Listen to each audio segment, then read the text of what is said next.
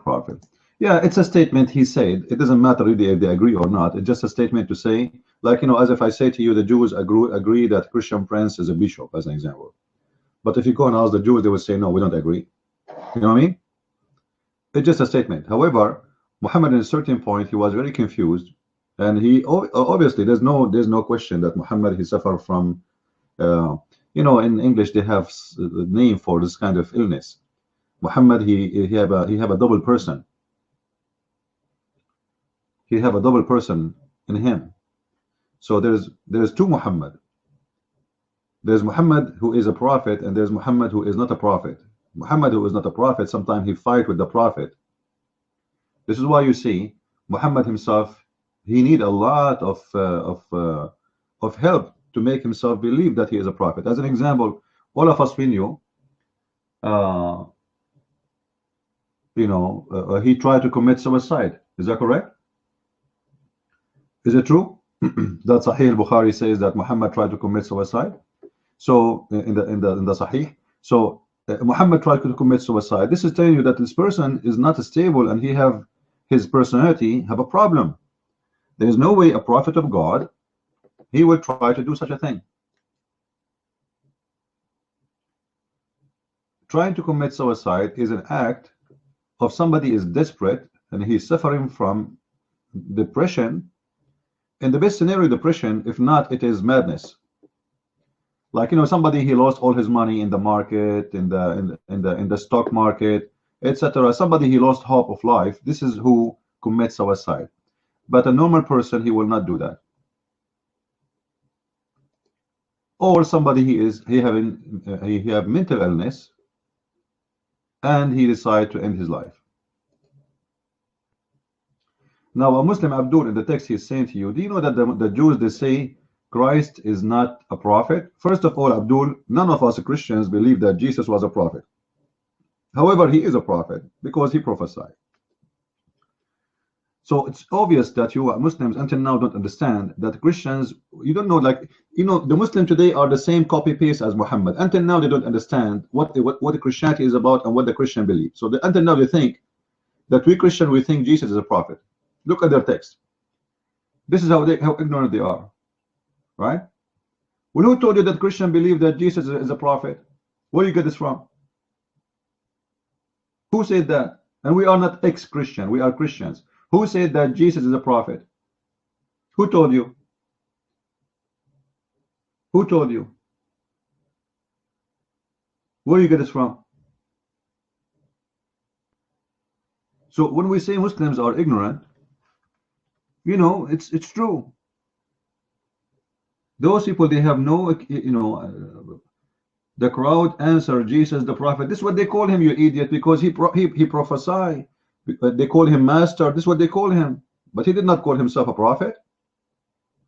However, God himself is the first prophet. Do you know that?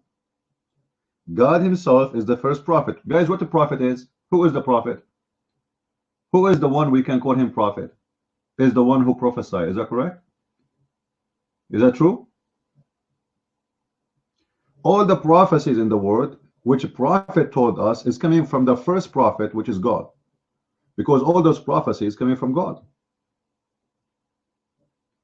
So a stupid Abdul, he don't understand. First of all, they called him master, and they called him God too. How come you quote only this one? So the Muslims are so desperate. And let me ask you a question. Let us talk about Jesus the prophet. You Muslims believe that Jesus is a prophet and Muhammad is a prophet. Can you tell me one prophecy Muhammad he gave? The Quran in front of me, I challenge you to show me one prophecy Muhammad he said in the Quran come to be true. Just one. Who there? Now you see the hypocrite Muslims. Jesus was killed by the Jews. I thought the Quran says no, they did not. So you see how hypocrite they want you to hate the Jews. When they want, they agree the Jews killed Jesus. So when they want, no, Jesus was not killed by the Jews. Jesus was killed by the Jews or not, Mr. Al-Awzam? Hypocrite. Yeah, but which one you take? Do you accept it? Do you accept that the Bible telling the truth over the Quran? Say the truth. If you accept that Jesus was killed by the Jews, then you speak as Jesus killed by the Jews. Otherwise, you are being a hypocrite.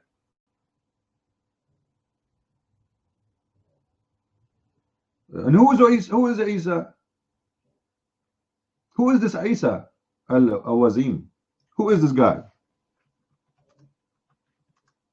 Who is Isa? How you can prove it? I want you to prove it. Isa in the Quran, he is the son of a woman, her Maryam, and her brother, his name is Harun. That would make Isa the nephew of Harun. Christians, Harun is the brother of Moses. Christians, is Jesus the nephew of Moses? Is Jesus the nephew of Moses? So it's not the same person. So the one who made the Quran is a stupid mental.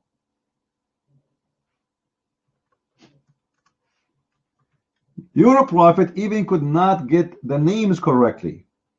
And when Ka'b al-Ahbar, he went to Aisha and he told her, Aisha, what I know that there is a couple of hundred of years between son of Mary, Jesus, and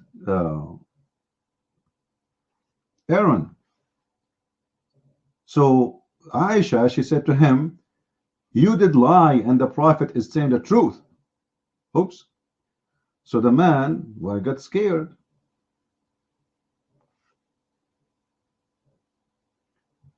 That is Islam, my friend. It's a collection of stupidity. Nothing there is right, and nothing have even one proof. Like, you know, all the stories about Jesus. Imagine, guys, the God of the Quran, he gave us tons of verses about the ant is smiling, the ant talking, the ant listening, the ant warning, the hudhud, the bird who look for women who have no hair in their legs, the flying carpet of Sulaiman, the genie who died for him, the genie who made himself Sulaiman.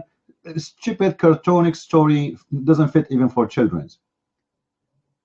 Tons of verses. And when it's come to Jesus speaking about resurrection, or sorry about crucifixion, the Quran have less than 10 words about it.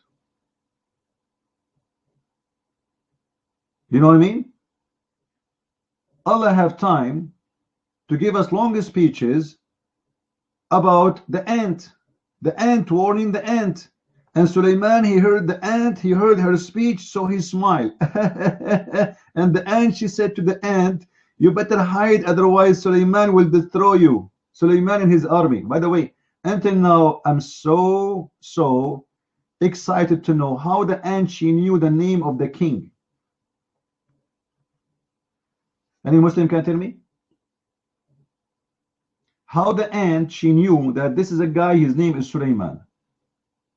Any Muslim can tell me?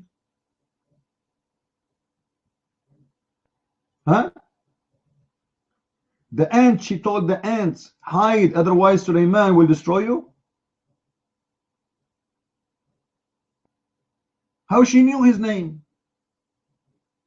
Okay, you want to tell me a story, an ant warning the other ant to hide because somebody is coming. That can be taken. But an ant warning the ants that Sulaiman army is coming? How she knew that this is Sulaiman? All those stories is a fabrication stories coming from the legions of the Jews. All those fabrication stories. It's for kids. The Jews, they tell those stories for their kids. Hold on. Awazam, are you against donkey? By the way, even the verse there, it's not the donkey talking. Read the verse carefully. However, I can show you your prophet is speaking to a donkey. And the first question, your prophet, he spoke to the donkey. What he said to him? Awazam, when your prophet spoke to the donkey, what was the first question? Anyone knows? What was the first question Muhammad he gave to the donkey? Do you like females? Even when he speaks to donkeys, he is thinking about sex. The Prophet of Allah, even when he is talking to a donkey, he is talking about sex. Right?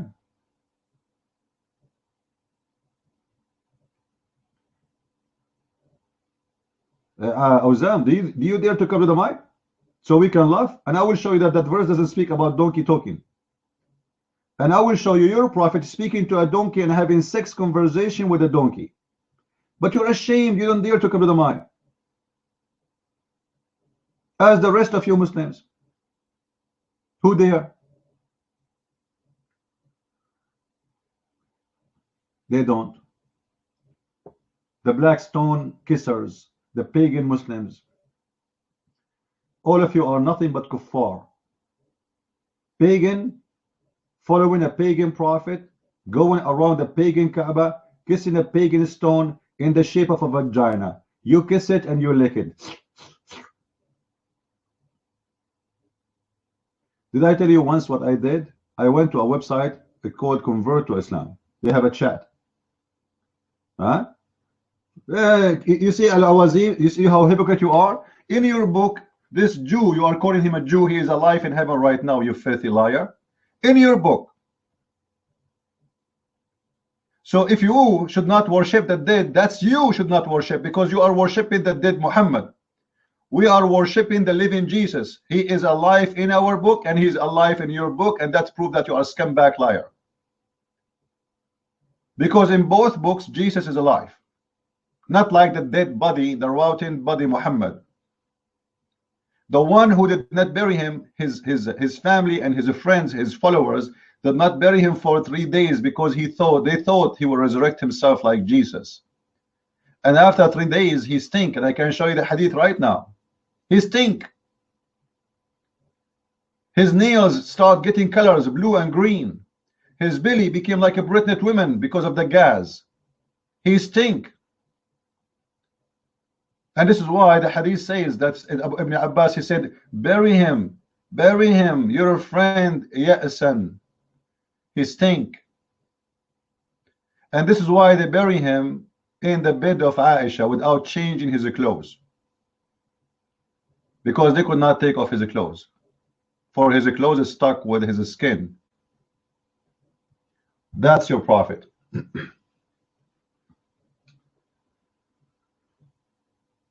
Yeah. Whoever eat my blood, yeah, we are zombie. The fact you Muslims are zombie. Do you want me to show you your prophet? One of his relatives, Khalid bin Walid, cooking a Muslim and eating him after he cooked him, and then he raped the wife. Do you want to see that? You Muslims are the zombie, and I can show you the fatwa that you Muslims are allowed to eat a human being. Do you dare? Sit like you don't dare to come to the mic. Look at you. You're a potato. Let us talk about who is the one who eat who.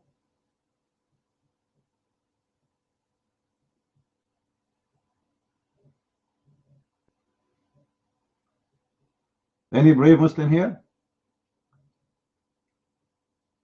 Anyone?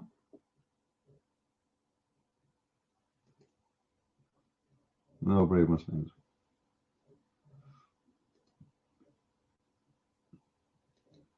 Each time, and let us make a challenge to the Muslims. Here we go. We have nightmare. Nightmare. I challenge you to open any page in the Quran and not to find a mistake in it. What do you think, guys? This is a good challenge? I challenge you to open any page in the Quran. Any page. And the challenge is we will not find a mistake in it. When I say any page, any surah. Your mic, Nightmare.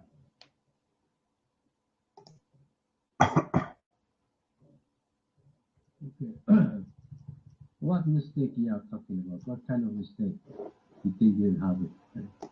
Your mic.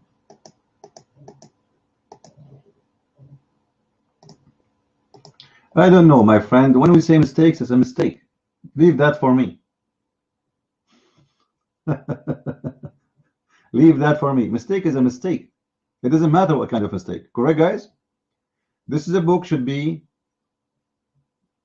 The Quran says if this book is not from God, you will find no problem. You will not find any, like if it's not from God, you will find problems in it. So according to your God, this book should be mistakes free. and it's written by God, word by word, not by scribe, not by master or prophet. It's written by God himself. Every word in the Quran, the Muslims believe, by the way, that every word in the Quran, it's coming from the mouth of Allah, not from the mouth of a prophet. So this is a pure words of God. Human beings have nothing to do with it. Therefore, mistakes there are not allowed. So choose for me any chapter you want, and let us see if it has mistakes or not. You're mine.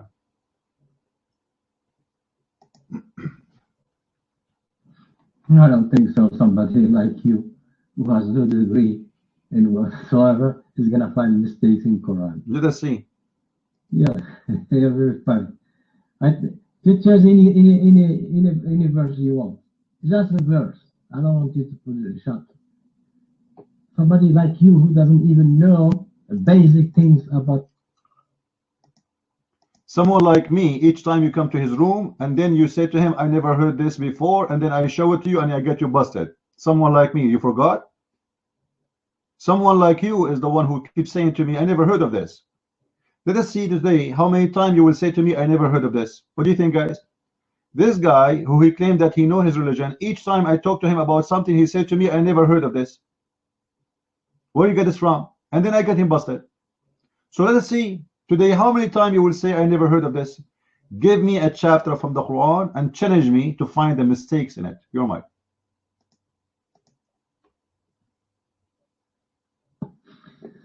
Listen, this thing that you have been talking about, those shubuhat, you picked it up from anti-Islamic website. You didn't find them from run by Arab. If that is from a website, my Mr. Abdul, I will not say to you, give me any chapter you want. Correct, guys? Because if I'm getting what I'm getting from a website, then I cannot say to you, get me any. Did you hear the word any? Any chapter of your choice. And the challenge is to find a mistake in it. You're mine.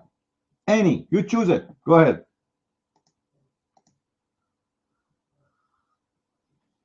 I give you just one verse. وَاعْبُدْ رَبَّكَ حَتَّى يَأْتِيكَ الْيَقِينُ. Explain this verse to me. You're mine. All right.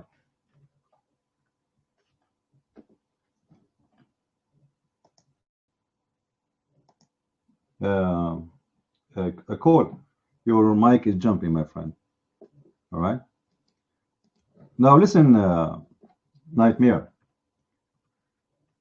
You want to give me only one verse, not a chapter? You are challenging me about a verse only, not a chapter? All right. This is in chapter 15, verse number 99. وَاعْبُدْ رَبُّكَ حَتَّى يَأْتِيكَ الْيَقِينُ. Al-yaqeen is the confirmation, the fact, the truth. So how we can say to someone, he is already worshiping God and he have the truth. Worship your God until the truth come to you. I thought the truth come already. I thought he have the truth already. So what Allah is saying to him, okay, worship your God until the truth come. I thought the truth is there. So that statement is a very stupid statement. He is telling him the truth will come. The Muslim, they will say to you, this will come in the judgment day. It doesn't matter. The yaqeen is there supposedly. Are you saying that your prophet, he is worshiping his God without being sure?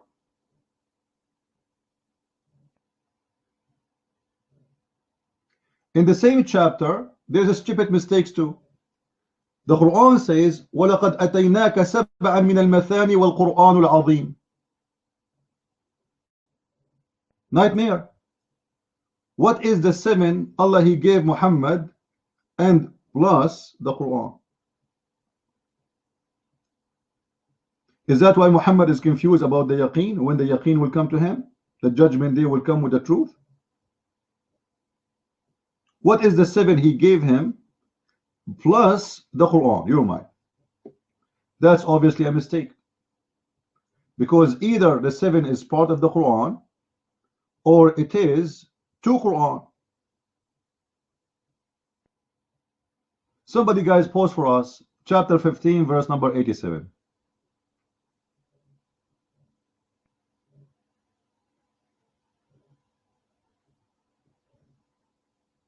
The mic is yours, Nightmare.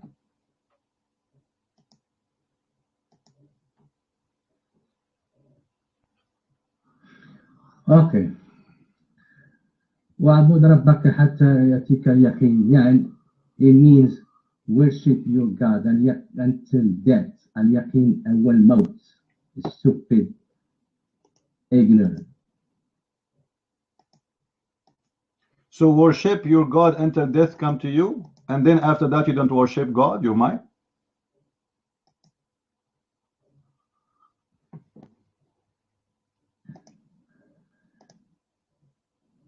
اليقين هو الموت. واعبد ربك حتى تموت.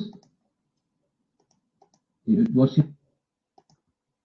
I say that this will come to you in the judgment day, because until you die, even in the grave, you Muslims are alive.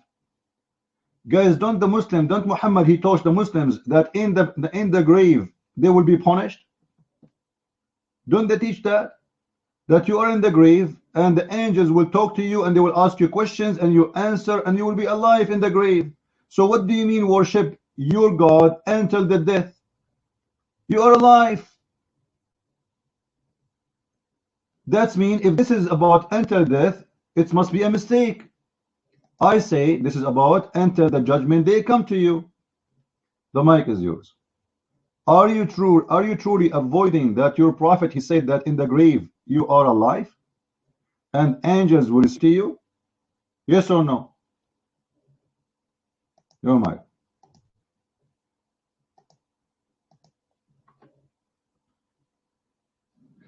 وَاعْبُدْ رَبَّكَ حَتَّى يَأْتِيَكَ الْيَقِينُ. It means worship your God until death, until you die. That's what it means. You know, but this is mean you will not worship him after. Is that correct? Your mic.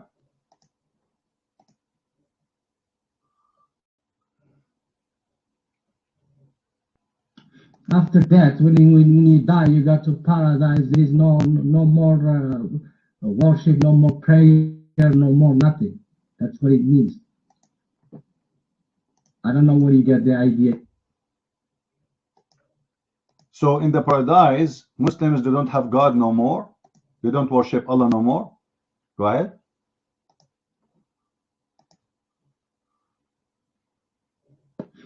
In paradise, there is no more worship, no more prayer, no more nothing.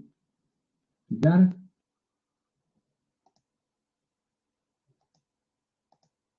But if you say the word Subhanallah, you are worshipping Allah.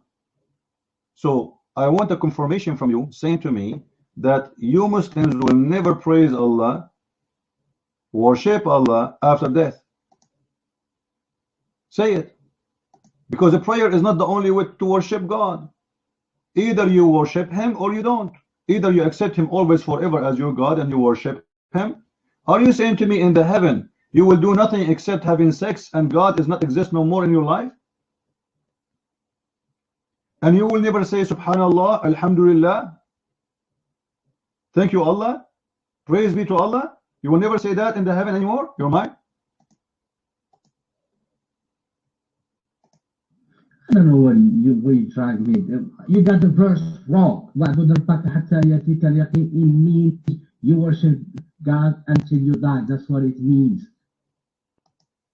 Hey, Abdul, you don't want to answer, right? And let me ask you, the statement you are saying to me is based in who?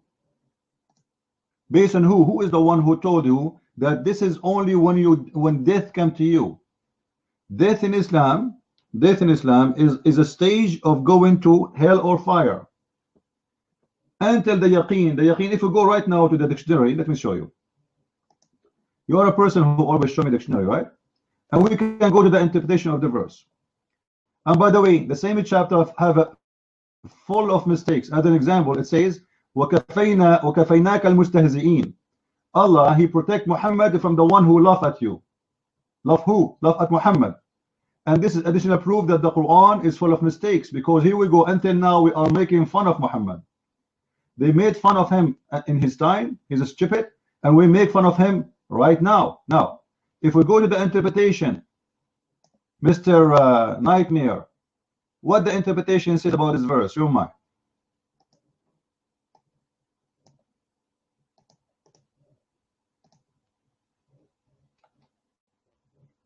Which verse you are talking about? You jump from one. Let's finish the word of the verse that I told you. Don't jump from one page to the other one, you know?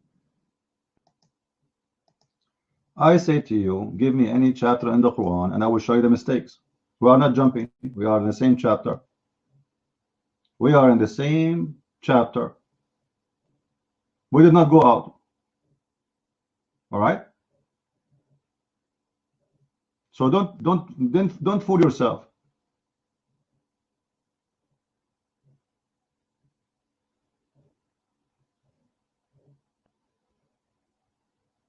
How Allah, he says, we protect you from people making fun of you, and then we are making fun of him.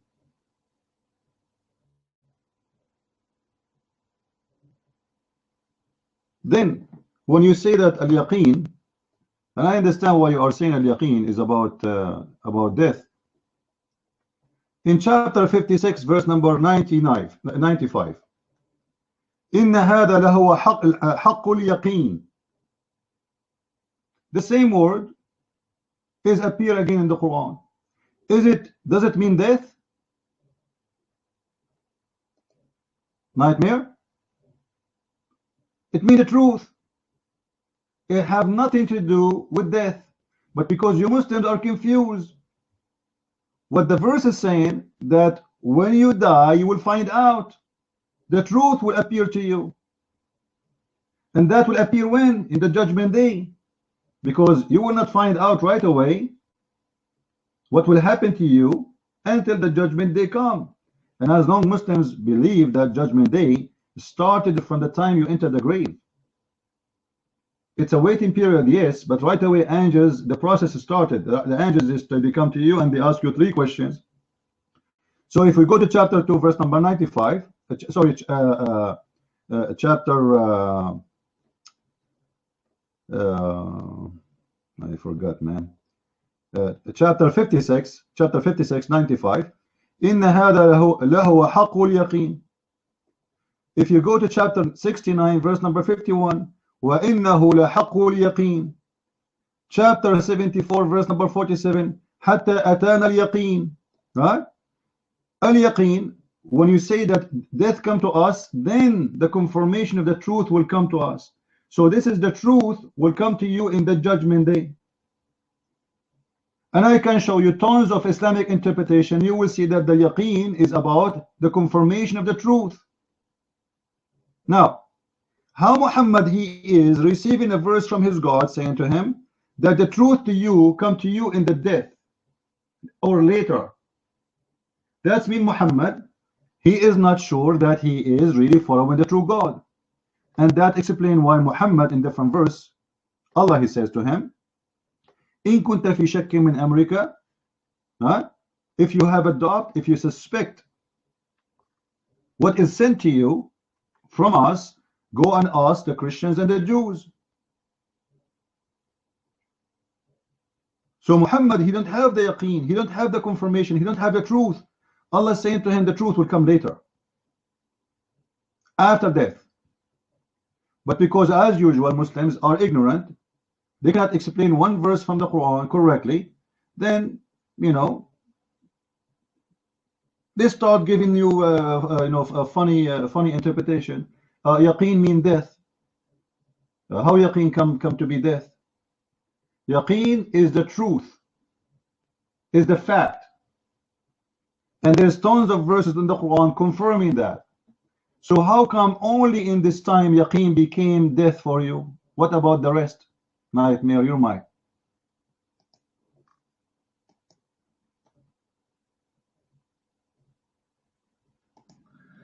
Okay, you're gonna put the verse. I'll go and see it because I don't want you to interpret.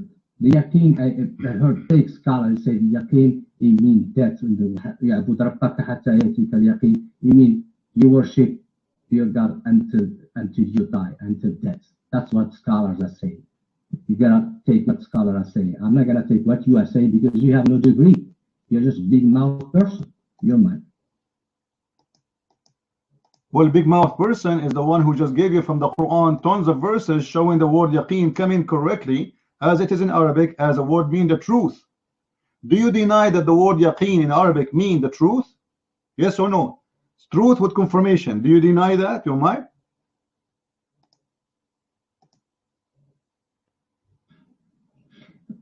Yaqeen, if you look at it in what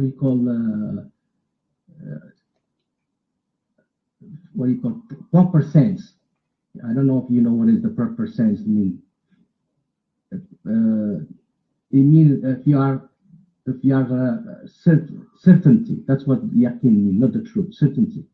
But in other sense, you know, it can mean that, it can mean something else. That's because you are stupid, my friend. You just say that, guys, yaqeen, a word, mean certainty. Huh? He said that. Okay, so when the certainty will come to you in death, that makes sense, but it's not death itself. It is the certainty, which means you will find out about who is the true God after you die. And this is why if you go and read with me chapter 4 verse 157, it says وَمَا قَتَلُوهُ يَقِينًا. Translate to us what the word yaqeen mean here. وَمَا قَتَلُوهُ يَقِينًا. Chapter 4 verse 157, what the word yaqeen mean, you might. Let us look at you.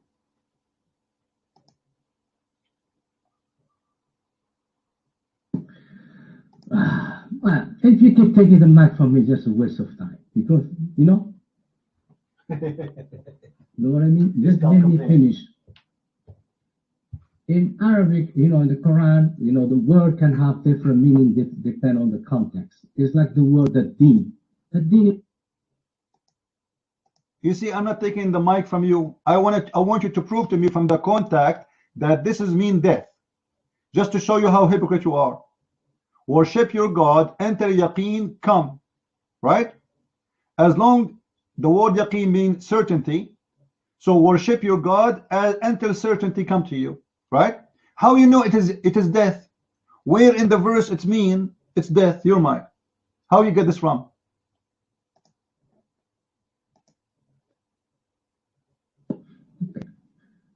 The scholar are saying the word yaqeen means death. Okay? And like, and the scholars, they get this based on what? You just said if you look at the context, right? The context doesn't say that. Where they get this from? They got that from the hadith. Do you agree? This is not from the Quran. Do you agree? Go ahead.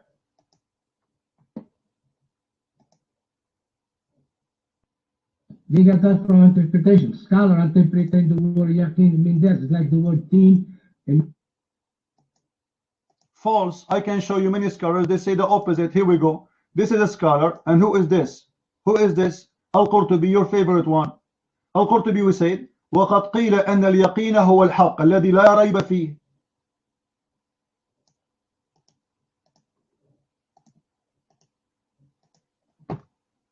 وهو قول مجاهد وقتادة والحسن. Who is left? Those are your top scholars.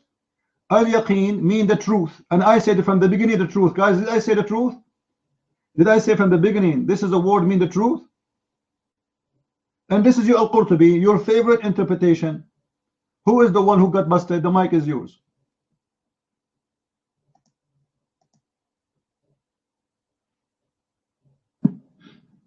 Okay. You gotta give me the link so I can go and see it, because I heard a scholar say the word yaqeen means death. You heard? You heard? What do you mean give me this link? You know, open Al-Qurtubi yourself. Don't tell me I heard. Are you guys who go by heard? You know, the logic is clear. The word yaqeen in Arabic word mean certainty of a truth. Al-haq, not only certainty, certainty of the truth. This is why in chapter 4 verse 157 it says وَمَا قَتَلُوهُ يَقِينًا. Because if the word yaqeen mean death, then how you say and they killed and they did not kill him death, that would be stupid. You repeat the word death twice. وَمَا قَتَلُوهُ يَقِينًا, which means they did not kill him for sure, with certainty. So it's stupid of you, Abdul. You are trying to examine my knowledge about Islam when you are the wrong. Now, as long we are in this chapter, I want to examine this chapter if you don't mind. And remember the challenge. Here we go. We just found a mistake right away from the verse you quote. However, we want to do more examination. Muhammad, he said, my God, he gave me, or the Quran saying, Allah, he gave him seven things, huh? And the Quran, what are they those seven?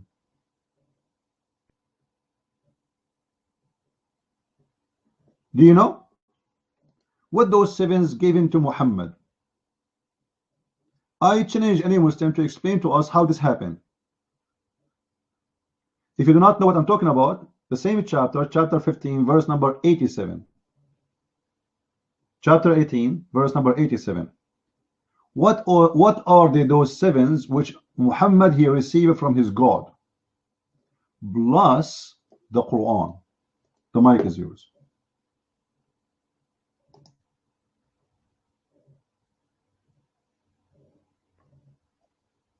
Man, you don't let me speak. That's, you know, that is what it bother me. You don't let me speak. Okay?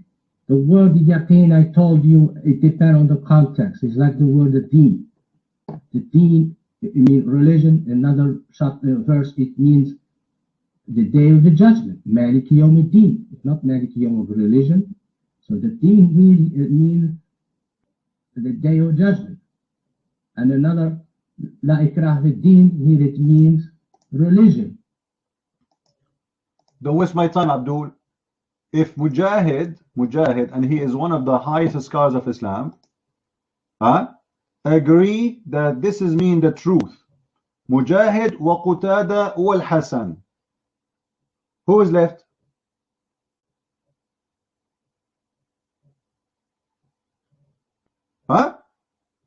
So are you going to teach Mujahid, your highest scholar, and Qutada, the companion of the Prophet, what this mean? So guys, the companion of the Prophet and Christian Prince, they are wrong about the meaning of the word. We are talking about those who they are first-hand experience with Islam, and those are the best. You listen, you learn Islam from them. I'm not quoting for you a Mickey Mouse magazine. So stop playing games. So they agree with me. And this is how it is. Al-Yaqeen is the truth. Now, as long as we got you busted, I want you to tell me, what is the seven your prophet he received plus the Quran? What is that? Remember, this is the chapter you choose to prove that it's full of mistakes and error. We found a mistake and error in that one, and now in the same chapter we have a problem. وَلَقَدْ أَتَيْنَاكَ سَبْعًا مِنَ الْمَثَانِ وَالْقُرْآنُ الْعَظِيمُ. What is the seven your prophet he received and plus the Quran? You're mine. Read what it says. وقد نقل الطبري في تفسيره عن كثير من السلف تأويل. Question Nightmare, forgive me please. Who is more accurate, you think, in his statement? At-Tabari, who is not a companion of your prophet, or Mujahid and Qutada? I want to be honest with me. Which one of you Muslims you consider higher when he speak? Is that fair, guys? Is that a fair question? Which one you think he is higher when he speak? Mujahid wa Qutada wal Hasan or At-Tabari? The mic is yours.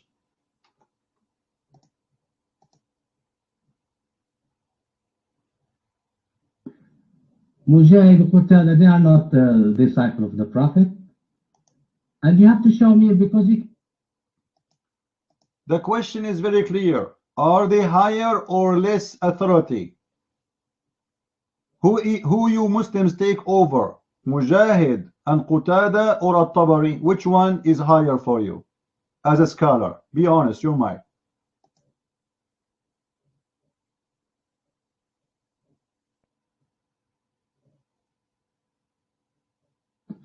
Yeah, the Tabari and Mujahid, they are good the interpreter. But what I'm saying, I want the answer. Which one is higher, Al-Qurtubi, sorry, Al-Tabari, or Mujahid and Qutada? Who? You might.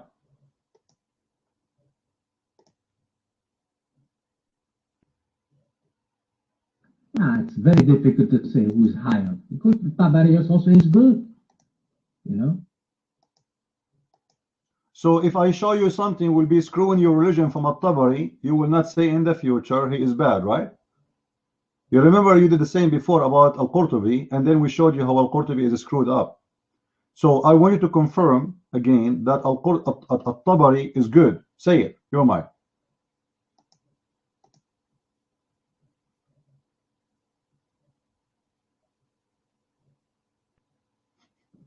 No, the Tabari is not bad. He's a good interpreter, you know. Qutada, Mujahid. So you accept everything At-Tabari he say? Do you accept his interpretation? So can we from now on use Al-Tabari to prove you're right or wrong? Can you say I do? I promise you might.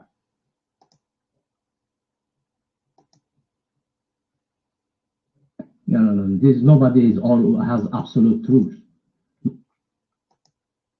As long nobody have absolute truth, then how you know that At-Tabari in this case is better than them?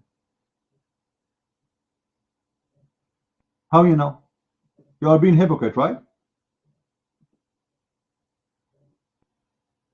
Al-Yaqeen in Arabic always mean the certainty of the truth. Not only certainty, certainty of a fact. And nowhere in the Quran it says that al-yaqeen mean death. And I changed to find me that. And the word yaqeen appear in the Quran many places. This is why the scholars agree with me that yes, al-yaqeen means certainty of truth. But because you Muslims, you are very confused and you have no idea what to do. It's a stupid book, very confusing, and you do not know what to say. I mean, where do you get this from? Just a scholar, he said to me. But the scholars always don't agree with the scholars. Like, can you find me one scholar agree with the other scholar about one verse in the Quran?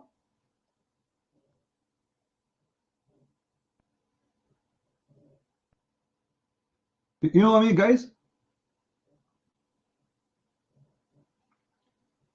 Why this book, the Muslim scholars cannot agree about one word meaning? Every word in the Quran causes a problem for the scholars to the point they differentiate in the meaning, in the interpretation. And none of them can give us a confirmation of what really the word means. So you have to use your own logic.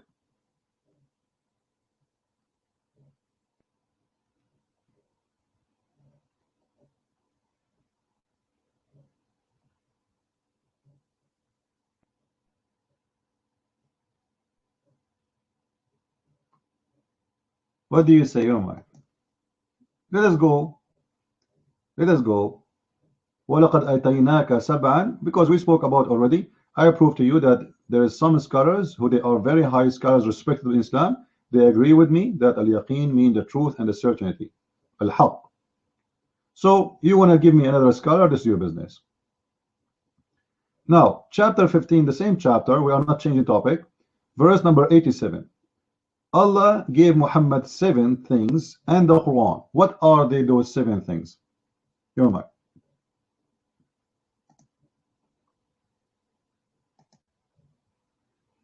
I'm not going to let you out of the hook. As-Salaf, you know what is a Salaf? Very early disciple of the Prophet. They interpret the verse as the text. That's what the Tabari says. Closed. Case closed. You're lost. And are you saying that Mujahid is not from the old Salaf? Is Mujahid a new guy? You're mine?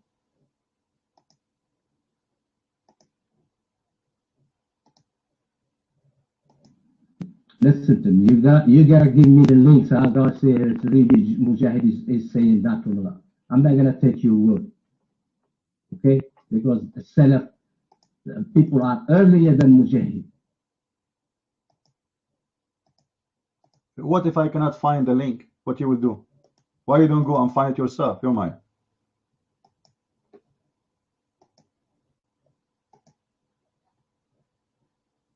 Why are you doing that? If you cannot find the link, from where did you copy that? Don't mind. From my memory. So what? You don't accept it? You're mine? No, you're a liar. You can't get that in your memory. You're a liar. You get it from a link. Show me the link so I can see the link. You are lying to me. So are you saying you have yaqeen that this is what Mujahid said? You have certainty that this is what Mujahid said? This is why you are saying to me, show me the link? You're mine?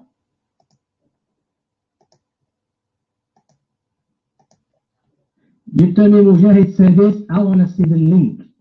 I don't want to get it from you. I want to see the link so I can verify whether Mujahid said that or not. Because Tabari is saying, Kathir min as-salaf, a lot, many of the salaf interpret that as a death. He didn't say except Mujahid and so on. So he said, Kathir, a lot of them, he said. You're mine.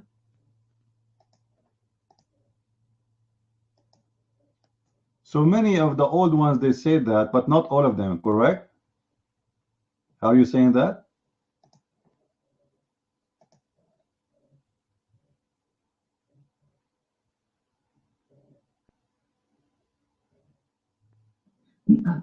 I'm not the one who's talking. Tabari. So don't tell me I am the one who's speaking. Tabari says, Kathir min as-salaf interpret that as a death.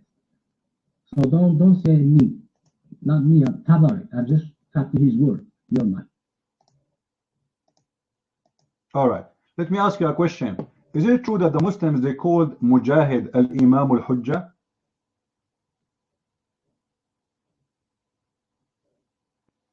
Is that correct? If this is true, what does that mean in your mind? No, I never heard about this. I know that about Ibn Abbas, Tarjum al-Quran, you see. But Mujahid, the first time I heard this about it, you're mine. Guys, do you remember when I opened the room, I said, let us see how many times Mr. Nightmare will say to me, this is the first time I hear this about him, about this. You remember? Each time he come here supposed to teach us, but each time he come here, he says, this is the first time, this is the first time I hear this. Here we go. This is the fatwa from Islam Web saying that he is al-Imam al-Hujjah, which means he is one of the, he is the highest al-Imam al-Hujjah. This is a title nobody have actually, right? And he is like, let us say, by saying that, you know, he is from Mecca, and he is a tabi'i from Atba', and he is al-Hujjah, and he is the highest scholar by this title. As I know that Ibn Abbas is higher than him for sure. However, this is the title they are giving him. All right? This is the title you Muslims are giving to him. And he is a Sahaba, he is a Tabi'i, and you said he is not a Sahaba. And he is, let us say, one of the first people who start giving interpretation for the Quran. And if Mujahid, you Muslims, you give him that title, that he is Al-Hujjah al-Imam, or Al-Imam al-Hujjah, which means the Imam of certainty. You see, we are talking about certainty. The Imam of the proofs. He is saying such a thing. Now, this is the link where Mujahid, he say that it's mean. Al-Yaqeen mean the truth. All right.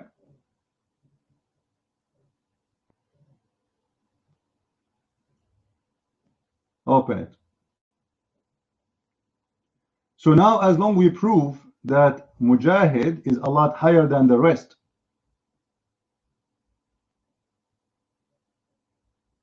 and Mujahid, he agree with me, then who are you to disagree? And who any other scholar to disagree?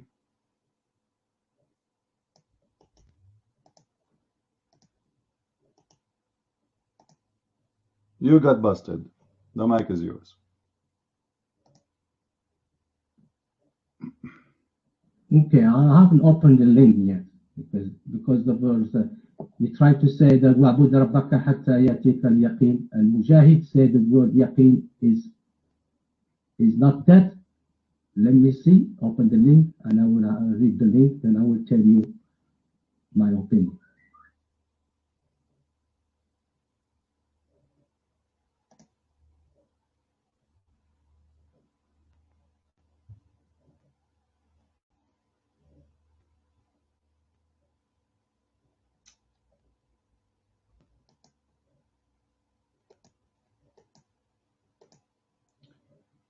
All right. Anyway, it's obvious that al-yaqeen is a word mean the truth and the certainty, and you Muslims are confused about what it's meant. You're my nightmare.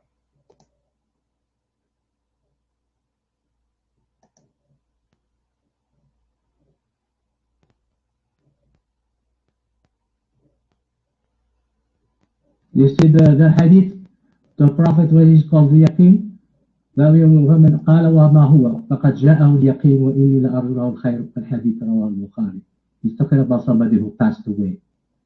فقد جاءه اليقين. Nightmare. You know, you showed me that some Muslims they say it's mean death. I showed you that some Muslims they say it is the certainty, and this is the accurate name in Arabic, the accurate meaning of the word in Arabic. So you can play with the meaning as much as you want, because as you see, you Muslims are confused about the meaning of the word itself. Let us move to something more important. Chapter 15, verse number 87. وَلَقَدْ أَتَيْنَاكَ سَبْعًا مِنَ الْمَثَانِ وَالْقُرْآنِ الْعَظِيمِ. What is the 7 Mathani which was given to Muhammad plus the Quran? Your mind.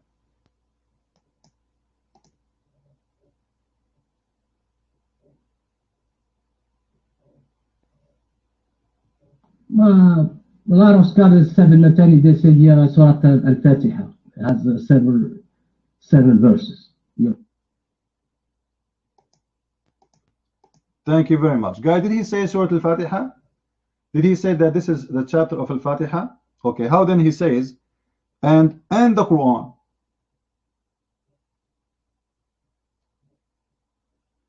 If Al-Fatiha is from the Quran, how he say to him, we gave you the Quran and 7? This is going to be right, because if the Fatiha is part of the Quran, then you cannot say we gave you 7 Mathani, whatever that means, and the Quran, but it is Quran.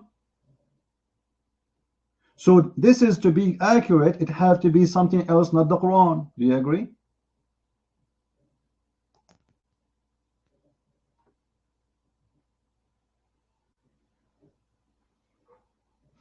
I don't know, that's what the scholars, they say 7 verses of Surah Al-Fatiha.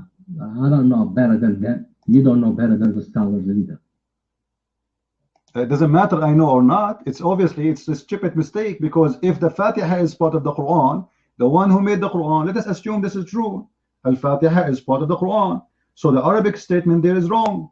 Guys, if I say to you, I gave you John chapter 1 verse number 2 and the Bible, that means John chapter 1 verse number 2 is not part of the Bible. You got my point? So he is saying I gave you 7 and the Quran, so it cannot be part of the Quran, it has to be something else. And because the Muslims are so confused about what this stupid Quran is saying, they have no idea.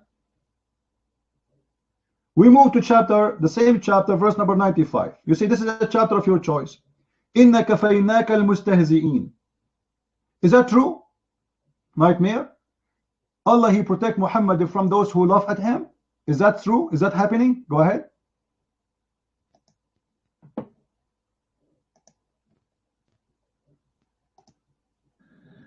Okay, you can check what the expert are saying. كَفَيْنَاكَ الْمُسْتَهْزِئِينَ. Did you check the expert or is your interpretation? Because you always interpret it wrong. Like the verse that you showed me now. You were wrong about it. No, my friend, I'm not wrong. However, what about you see At-Tabari, as long you like At-Tabari? What At-Tabari says? Huh? You like At-Tabari. إِنَّ كَفَيْنَاكَ الْمُسْتَهْزِئِينَ. What At-Tabari says about it? You might.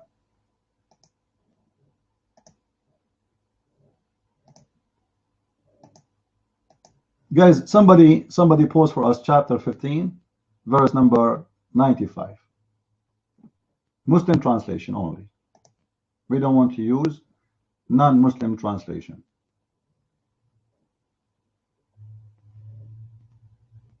Are you ready, Nightmare? How this happened? How the Quran says such a stupid statement? Allah, He protect Muhammad from those who laugh at him? So what we are doing right now?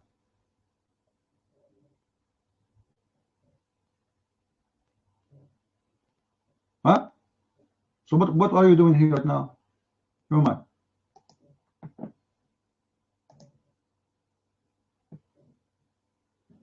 I tell you, give me the verse number so I can go on and see it by myself, you know. Because you already deal with this verses many times. Chapter 1595, 1595. What's wrong with people?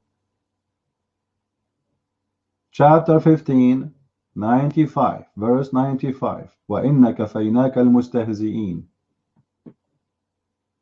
And we protect you, Muhammad, from those who make fun of you. Is that true? Is Muhammad protected from those who make fun of him?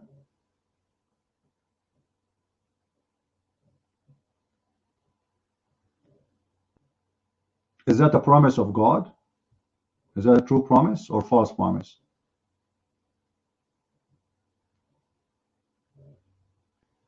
Yoma.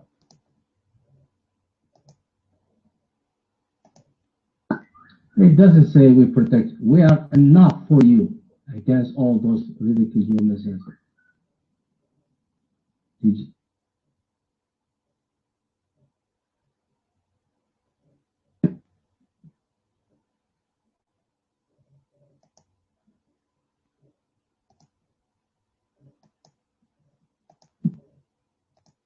كذبة, your mic is jumping, be careful. Listen, Abdul. قال ابن إسحاق فحدثني يزيد بن رومان etc etc etc. A guy he walked by the prophet, his name Al-Aswad ibn al-Muttalib, فرمى في وجهه بورقة خضراء, and he threw in the face of the prophet a green something green paper. فعمي sorry, they throw at this guy a green paper and then he became blind. huh? فأشار إلى بطنه فاستسقى بطنه فمات من حينه. This guy supposedly is a guy who make fun of your prophet, and Allah, He made him blind and He made him die in the spot.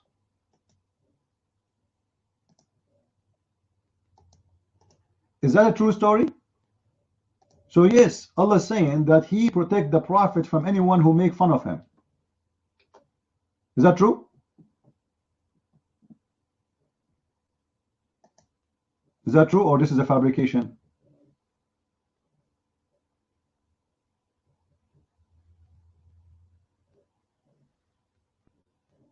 It's obviously a fabrication, right? A man who made fun of your prophet, he cursed him. He said, Allahumma, make him blind and make his children orphan. and the guy, he turned blind right away.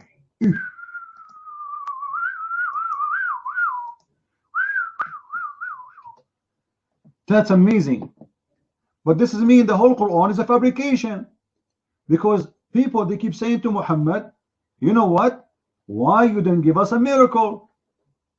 The whole Quran, they keep asking him, Muhammad, give us a miracle, and Allah says, I refrain from giving a miracle. Allah refrain. But here we go, Muhammad, he just say one word, the guy turned to be blind. So which one is accurate? The Quran is false. وَمَا مَنَعَنَا أَن نُرْسِلَ بِالْآيَاتِ. Chapter 17, verse number 59. Somebody pause it, guys. Chapter 15, verse number 59. Allah saying, I refrain from sending miracles to Muhammad because former generation, they did not believe in them. So he refrained. But here we go, the story saying Muhammad, he made a miracle. He cursed a guy. The guy came blind right away. He said, Allahumma, make him blind. So the verse here stating clearly, when this guy Abdul, he said to me, who told you that Allah saying he protected him from anyone to make fun of him? No, it says that, Abdul, inna kafaynaka al-mustahzi'in, we protect you from those who laugh at you, which means we kill them, we curse them, and they will be killed right away, immediately. He made fun of you right away, he died. The guy, he made fun of Muhammad, immediately the guy, he became blind and he died in the same day. I am making fun of Muhammad for at least 25 more, almost 30 years, since I became a little bit know how to talk. And your God Allah did not make me blind, and he did not kill me. For sure one day I would die. And then the Muslim, they will say, see, Allah, he punished him. So obviously this is a false prophecy. Correct, guys? Allah saying that he will punish anyone who make fun of you, and that will happen immediately. As you see the story saying that Muhammad, he cursed a man, the man became a blind right away. But this is obviously a false statement. It's not true, and it's a false fiction prophecy. Right?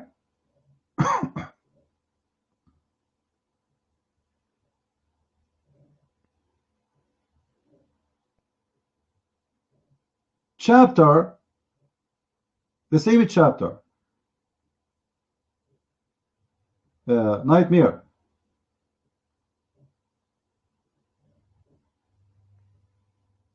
Ashabul Aika. Ashabul Aika. Who are they, those Ashabul Aika?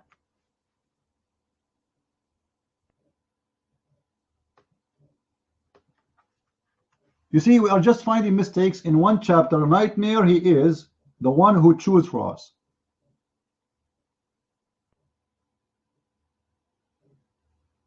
It's not my choice. He is the one who chooses it. Ashabul Aika. Are you there, Nightmare? Who are they, those? Verse number 78. Chapter 15, verse number 78. Who are they, those people who are called Ashabul Aika? Do you have an idea?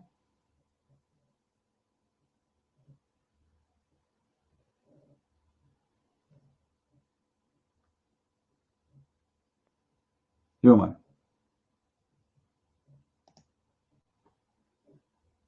Okay. Now, don't take the mic from me. You claim to know everything. You just told me Tabi'in you mean the Sahaba. No, you're wrong. Tabi'in is people who come after the Sahaba. So you learn something from me. At Ashab al-Aika. Let me ask you, Nightmare. Do Ibn Abbas know Mujahid? Do Ibn Abbas know Mujahid? Yes or no?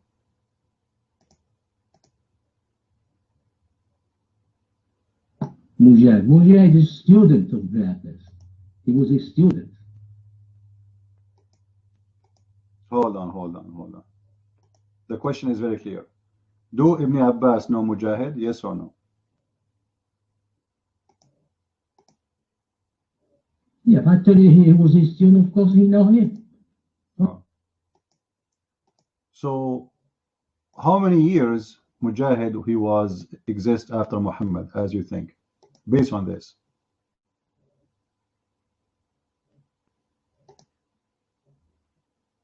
What do you think? Which year he was born?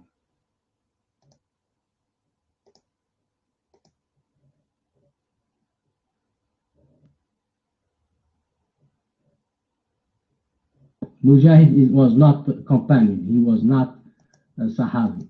But well, you know, the Sahaba, they have, let us say, the first-hand Sahaba and there is second-hand Sahaba, which means there's people who they accompany the Sahaba, like Umar, etc., and they are considered as the same as almost as Sahaba, and this is one of them. So he is from the first people who, first-hand Muslims, first generation of Muslims. Do you agree? He is from the first generation of Muslims, not like At-Tabari. Do you agree? You mind? He was not from the first generation. As-Sahaba mean the people who met the Prophet and they know the Prophet. Do he knew Umar ibn Khattab? Do this guy, he knew the Caliph, the companion of the Prophet? Do he knew them for real? Your mind?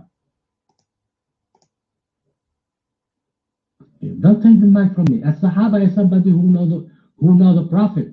He talked to the Prophet. That's what the Sahaba. No problem. I'm asking you, do he knew the people who live in the time of Muhammad and he spoke to him live in his lifetime? He knew them and he learned from them and he associated with them, yes or no?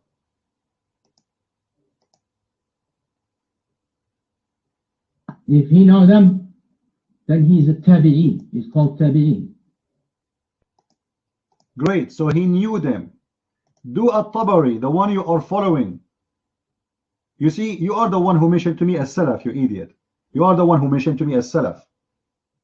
And as Salaf is the first generations of Islam. This is what they call themselves, Salafiyin. The one who Islam established on them. Those who live as Muhammad told them to live. This is a Salaf. So this is from a Salaf. You told me this guy isn't from a Salaf. You told me Mujahid is just a Mufassir. And he is not from a Salaf. So apologize for lying. He is from a Salaf. You're mine.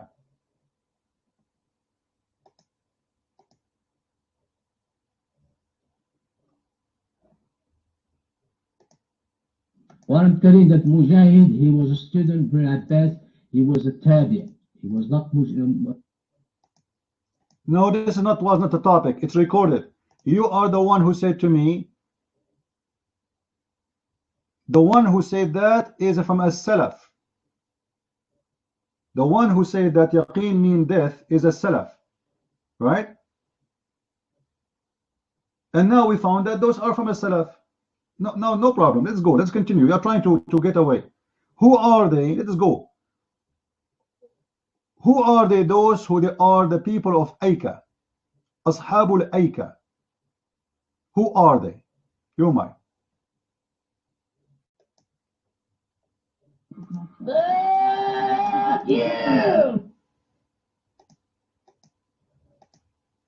You need a stable, my friend. I like horses, but not donkeys. Nightmare. Who are they? The people of the Aika. You might.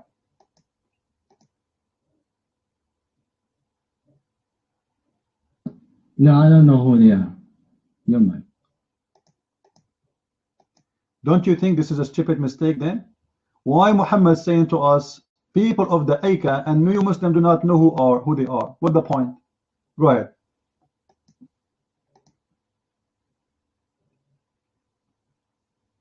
Maybe me, I don't know, but the expert certainly they know who they are.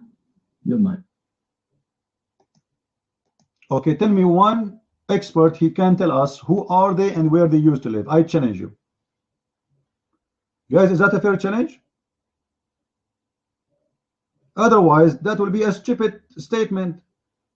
The Aika is a place where have many trees.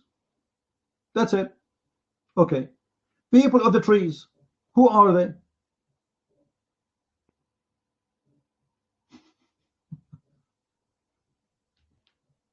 Who are they? Have you ever heard of a nation called people of the trees? Where we can find them?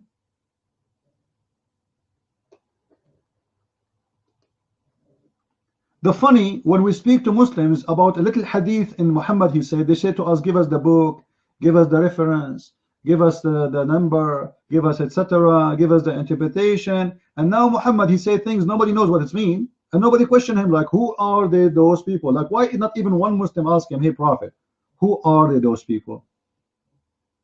And what is their story?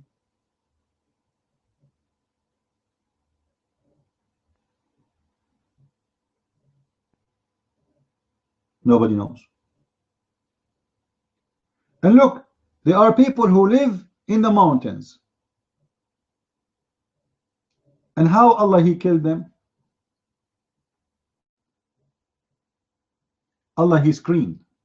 Like the stupid guy, Penny, the one who we got him. Who are they? And why Allah he killed him? And where they live? We have no answer. But my friend, this is how Islam is. Islam is a religion.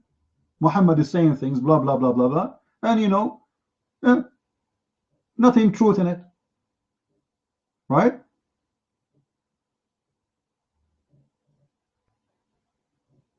Are you with me, Nightmare?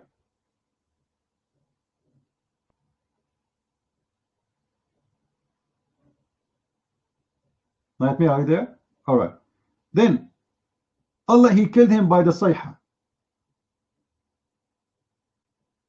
Right? فأخذتهم الصيحة. Do you agree that Allah he killed him by screaming? Do you agree that Allah he killed him by screaming? Your mind? No, what show me the verse. You just, I'm not the expert. I have everything in my mind. Why you not open this chapter in front of you? What's wrong with you, Abdul? We are reading the same chapter from the last 2 hours. Chapter 15. And read with me. Verse number, we are right now speaking about, you can go read in advance so you can get an idea, you know. I'm talking about verse number 73 specifically right now. فأخذتهم الصيحة. What is a sayha? What does that mean? What happened exactly? So we do not know who are those people. Allah is saying supposedly he killed them in a certain way. What is that way?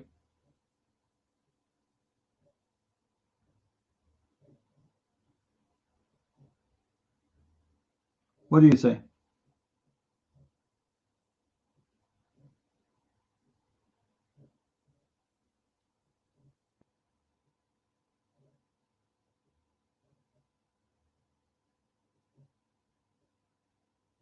If any Muslim would like to have this gentleman here, feel free. Any Muslim here, he knew who are those people and why Allah he killed them and how he killed them?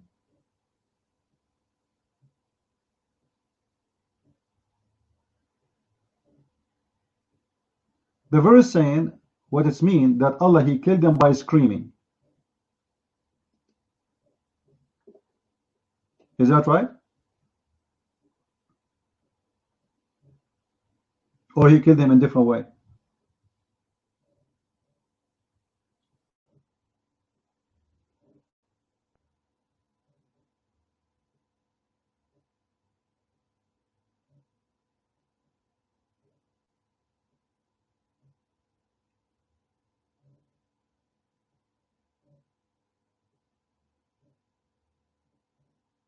Very confusing book, and Muslims are so confused to understand what. And by the way, you will notice in this Quran, the verses before have nothing to do with the verses after.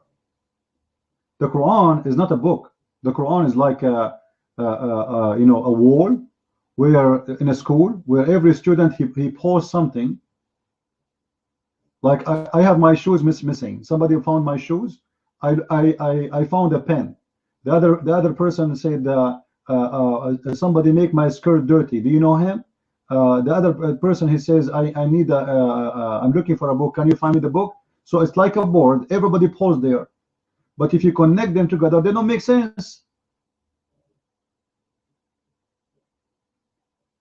And this is why the Muslims, if they want to understand their Quran, they go to the tafsir.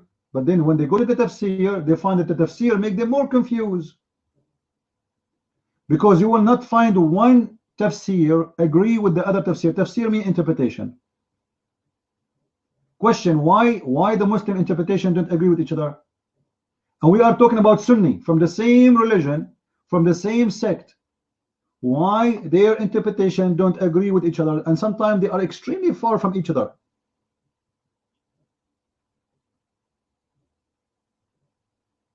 The verse are clear? Ibn Salih, put your hand up. Okay, put your hand up.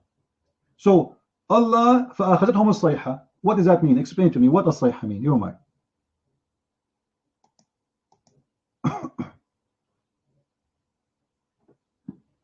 All the verses in the Quran are about a people. A prophet was sent to them. The people disobey. They are either destroyed or they are dispersed. All the Quran, As-Sayha, Madian, and what is the Aika, all the same story. Whether it is. Okay, what do you mean the same story? Who are they? I'm trying to find out, Ibn Salih. I give you the mic to tell me who are they. Who are they, those people? Who are they, those people? Do you know? Who are they, the people of the Aika? I'm trying to find them where they are, where we can locate them. You might.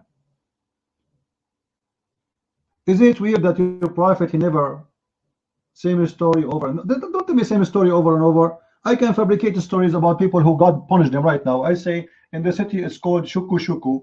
There's a people who used to be bad and do kuku kuku, and then God, he sent them a lot of fuku fuku and he screwed them all. But people need to ask me where the city is. So why this book never give any clear details of anything? We do not know who are those people. We do not know what they did. We do not know even their language. We do not know their name. We do not know their location. We don't know nothing about them. The Quran is the only book which come without any reference. Plain names. Where are they located? We don't know. When it happened, we do not know. Who are they? We don't know. So how we can be sure that this story is a true story? You're Mike, Ibn.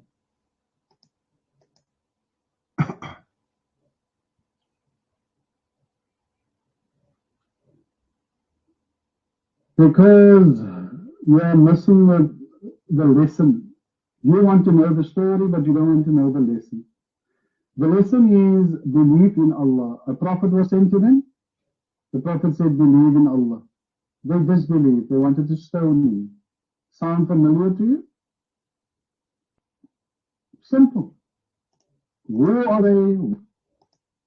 Simple. As I said, I can fabricate stories now about people who they are exist and God for attack them and kill them. But how come there is no reference of who they are? I mean, what your God Allah will lose if He tell us who they are, those people, what they did exactly, where they're located, which city, who is the prophet who came to them? I mean, there's nothing there. What happened? Why you are telling me if there is nothing about them? What the point? Because Muhammad, he have no confirmation. He's fabricating stories. He is carrying legions of other nations. There's a legion about a nation. There are legion about those. And in Muhammad, he makes shish kebab. He must make them a chapter, and he said, "This is what God he did." But who are they? He don't know. As an example, Ibn Salih, as long as your hand is up and you are here, huh?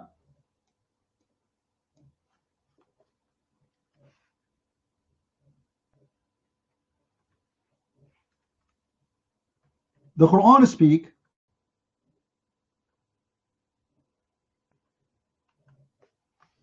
about people of the Kif.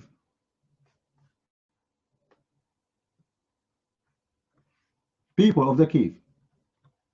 Who are the people of the Kif?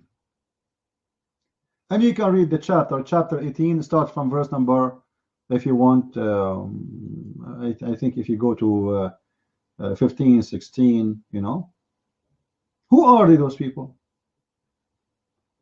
Who are the people of the cave? You might.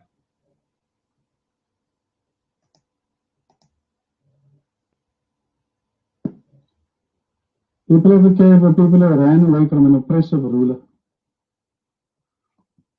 They were they were actually youth. They believed in Allah and they were in danger, and Allah subhanahu wa ta'ala saved them until the oppressive rule was over. This is what I get from the books of tafsir. This is what I get from my Shaykh. Why your prophet did not tell you who are they? You said it from the book of tafsir, right? Where your tafsir is coming from? Did your prophet tell us who are they, those people? No. Those are youth who run away from a ruler. Who is the ruler? Who are the youth? Which country? Do you know? What the language you speak? That's it? Plain voice? Plain statement? Is my voice clear, guys? Is my voice clear? All right. Ibn, the question is, why the Quran have no answer for anything? What the point of this story? Youth who they run away for a cave, and Allah, He made them sleep in the cave. And look at this disaster here with me, so we can laugh more. If you go there, you will see that Allah saying, some they say, somewhat, some they say they are 3 and their dog is number 4. Some they say they are 4 and their dog is number 5. Some they say they are 5 and their dog is number 6. Some they say they are 7. What? Some they say. Somebody, guys, post for us chapter 18 verse number 22.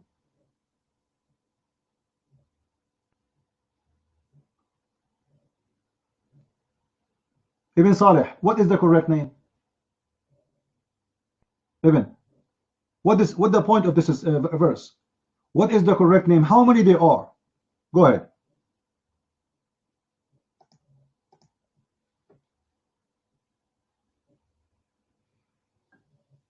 It's funny that you pick this verse, because in Surah Kahf, they say there will be people like you, people like Christian Prince. When you tell them something, they will say, how long did they sleep? 300 years, 310 years, 300. I did not say that. I did not. I believe God can make miracles. Correct, Christians? We believe in miracles. God can make me sleep for 10,000 years. That's not the question. Don't stop being stupid. Read the verse with me. It says, some they say they are 3 and their dog is number 4. Some they say they are 5. They are 5 and their dog is number 6. Huh? Do you see something they're missing? Even? Guys, pause the verse again. Do you see there is something missing, stupid in the story? Your mind?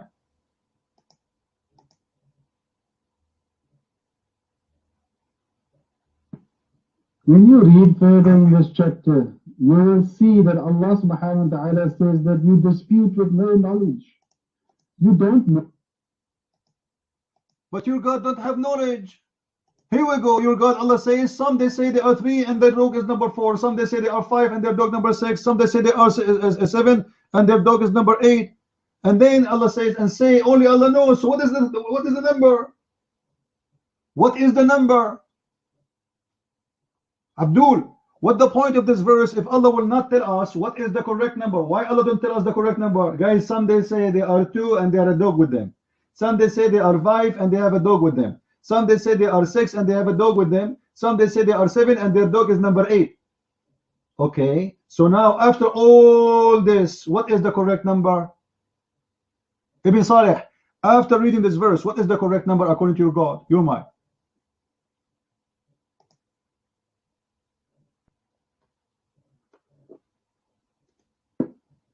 That the reason for Surah Kahf is to explain to you that you will not know everything. It is impossible for you to know everything. Abdul, it's your God who do not know. Here we go. He's saying some they say, some they say, some they say, but he did not tell us what the correct number. What is the correct number? Some they say they are 3 and their dog is number 4. Some they say they are 5 and their dog is number 6. Some they say there are 7 and their dog is number 8. Now, what is the correct number? Guys, don't you think this is stupid? Don't you think this is stupid? If you do not know the correct number, why you are saying some they say this number, some they say this number, some they say this number? So what's the correct number? It's very obvious that Allah himself, he do not know what is the correct number. What nightmare? What do you think? You're mine.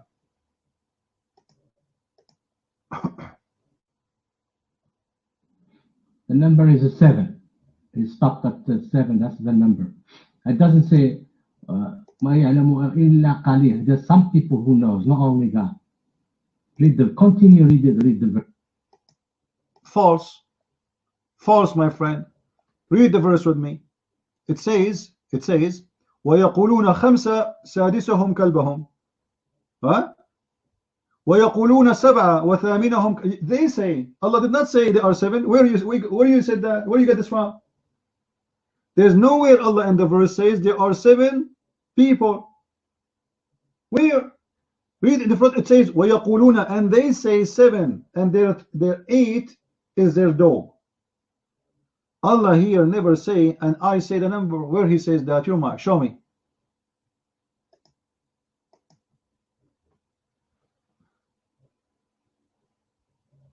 You don't understand English. It got stop at the number 7, and that's the number.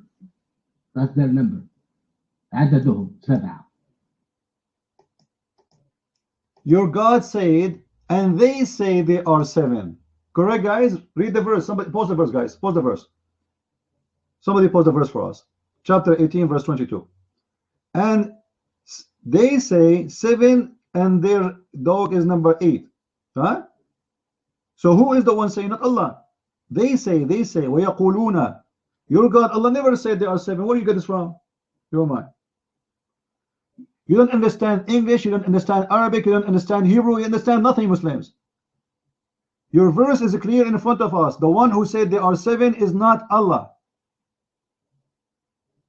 Your mic, Ibn Saleh.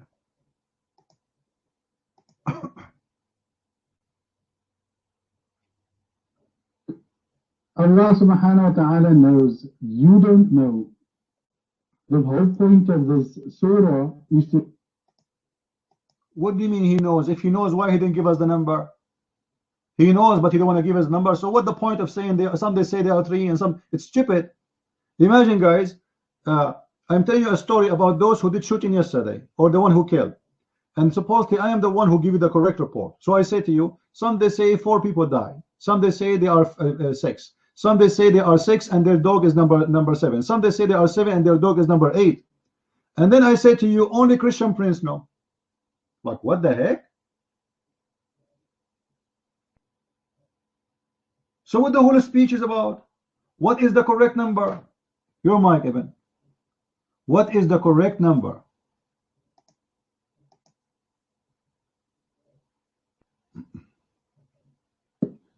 The point of the surah is that there will be people like you who will dispute. It doesn't matter what we tell you.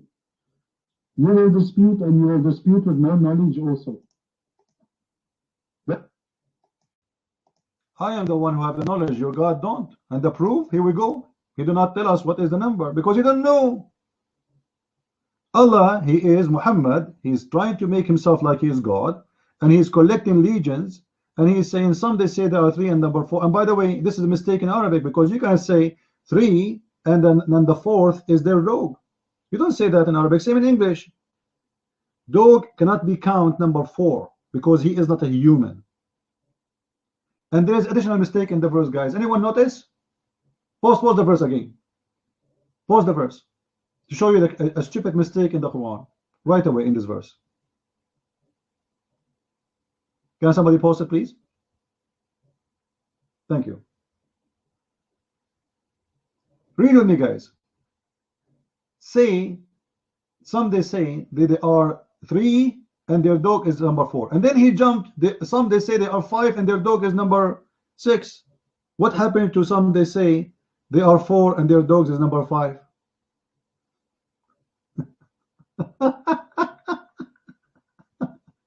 What happened? Huh? What happened? Now this is a story. Anyone knows where this story coming from? This is a story Muhammad he stole from a fictional story written by a Christian bishop about youth who they are 7 youth were discriminated by the Roman king, and he chased them to kill them, and the story is called the 7 sleepers. All of you right now, you can go to Google and you can search it and you will find the story written. It's a fictional story, has nothing to do with the truth in it. It's not a real miracle. It is a bishop writing a story to teach the Christians that don't fear discrimination, you will prevail. This is what the story is about. Muhammad, he took it, he put it in the Quran. The number is the same. They are a Christian. They are 7. And the story is called the 7 sleepers. It's exactly the same story. Muhammad, he stole it, he put it in the Quran, he make it coming from his God. So yes, we knew where this is coming from. And you Muslims are the stupid one who do not know. And this is why the story is coming very funny and very stupid.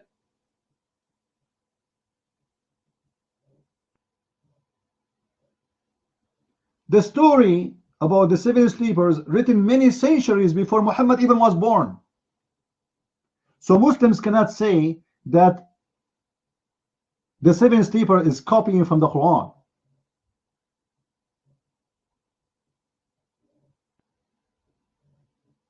They cannot say that. So what do you say about this, Abu Salih? Why your Quran is copying a fiction story written by Christians about 7 youth, and Muhammad he claimed that this is a story coming from his God? Isn't this is enough of proof that your prophet is a false prophet? Umar?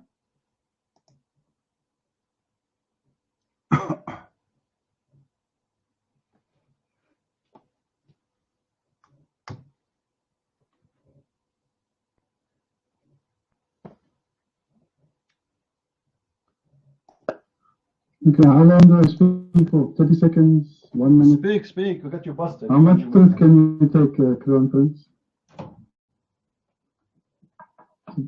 Can you hear me? Is there voice in the room? There was a dispute amongst the Christians. The Christians used to argue amongst themselves. Was it 300 years? Was it 320 years? Was it 310 years? Was it 309 years? Was it 5 youths? Was it 7 youths? These were the arguments. The story wasn't confirmed.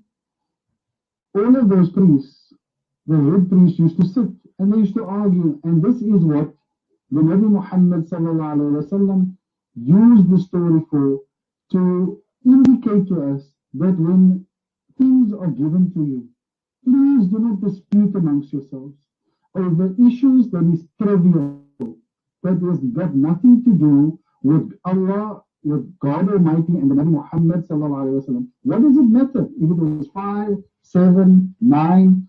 What does it matter if it was 300 years, 350 years, 350? Abdul, if it does not matter why Allah is mentioning some they say and some they say, correct guys? Obviously it matter. Correct guys? He can tell us the story without saying some they say they are 3 and some they say they are 4 and some they say they are 6 and some they say are 7. So what's the point of saying that? And he says, say only Allah knows what is their number. So that your stupid friend Nightmare, when he said to us that the number is 7, he is a stupid, he does not know how it's Quran. The verse saying, say only Allah knows what is their number, and only few they knew. Allah knows what is the true number, and a few they knew, which means in the whole numbers there, Allah is not confirming them that they are 6 or 7 or 5. Or what he's saying, he knows, and a few they knew. So what is the number? And why he is mentioning it? Same time, how do you explain to me that this is exactly the same story, word by word, about the 7 sleepers, which is written many centuries before Islam, which is a fiction story? How does happen? Who is copying from who, Ibn? Your mic.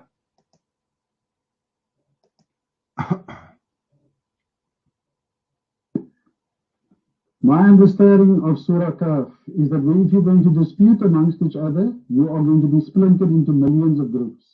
And that is what we are seeing today. Over trivial non-issues, you are arguing, especially in the Christian, amongst the Christians. It happens amongst the Muslims too. I see it every day. Let me talk about the Muslims rather. Let me not talk about the Christians. Even you are changing the topic. Why your prophet copying the story of the 7 sleepers, which written many centuries before him, claiming that this is a story from God when this is a fiction story? The question is so clear. Your prophet is a thief. He is a fake. He is violating the copyright, and he is a self-acclaimed prophet, copying stories of other people written before him, and those stories are not even real, and he thinks they are real. So he is a copycat, as somebody said in the text. Your prophet is not a prophet. If he is really a prophet, he will not copy a fiction story, putting it in his book as if a story happened for real from his God. You're mine.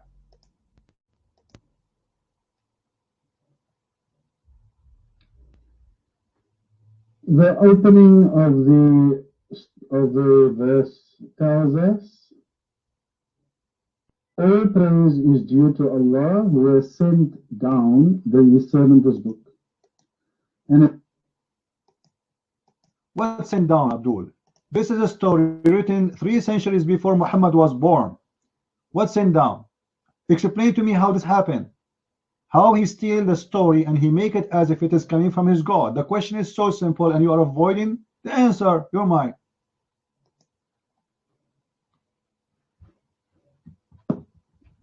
first of all, everything in the Quran came from before the time of the Nabi Muhammad sallallahu alaihi wasallam. Everything. The story of Nabi Musa, Nabi Isa, all the stories comes from before the time of the Nabi Muhammad sallallahu alaihi wasallam, and it's a confirmation of that which came before. You do not have ownership, so you cannot say you stole it from anyone. I don't know who owns it, because they are all from the Middle East. So I don't know what you're talking about, and they are all Semites. They are all Semitic people, even the Arabs. So please, let's get one thing straight here. You do not know what you are talking about. Secondly, the story that is related of the Kahf, of the cave, the use of the cave, is to tell people not to dispute on matters which they have no knowledge. That is the entire gist. That is the reason the Nabi Muhammad related the story, because the Christians were fighting amongst one another on a matter that did not concern them. They were fighting. How many youths were in the cave? Was it 5? Was it 7? Was it 9? They were fighting. Was the dog? Is the dog going to heaven? Is the dog not going to heaven? They were fighting over how long they slept. Did they sleep 300 years? Did they sleep 320 years? 309 years? Some of them said 307 years. So there was this whole argument. And what this argument was doing was breaking their society apart. It did not benefit them in the least. When you read through Surah Kahf, this is made abundantly clear.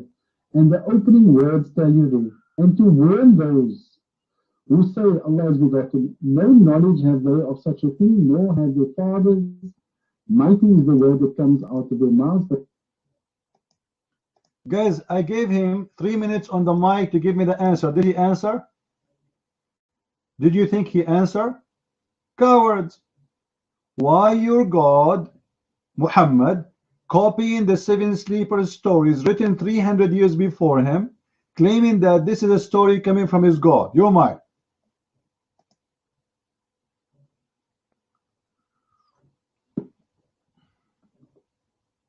The reason the story is told or copied, as you say, is because all the stories that the Nabi Muhammad sallallahu alaihi wasallam told us comes from before his time.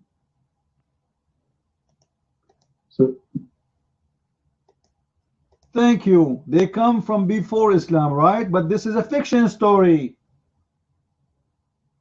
So how the fiction story, which is not a true story, your prophet, he claimed it's a true story, and this is his God doing the story. People, go right now, go search in Google, all of you, and you will see that this is a story. It's called the Seven Sleepers. It's exactly as Muhammad in the Quran. The only difference in the Quran, by the way, Muhammad, he says that they are like they were in the cave for 300 years, 309, I think.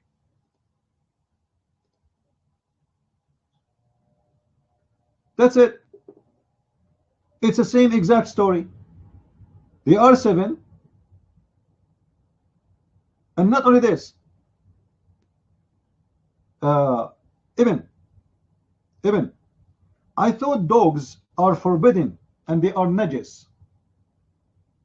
How those are good people and Allah, He make them alive and their dogs with them? Isn't it your Prophet who said that dogs are filthy najis? So how come those good ones, they have a dog with them? Your mind?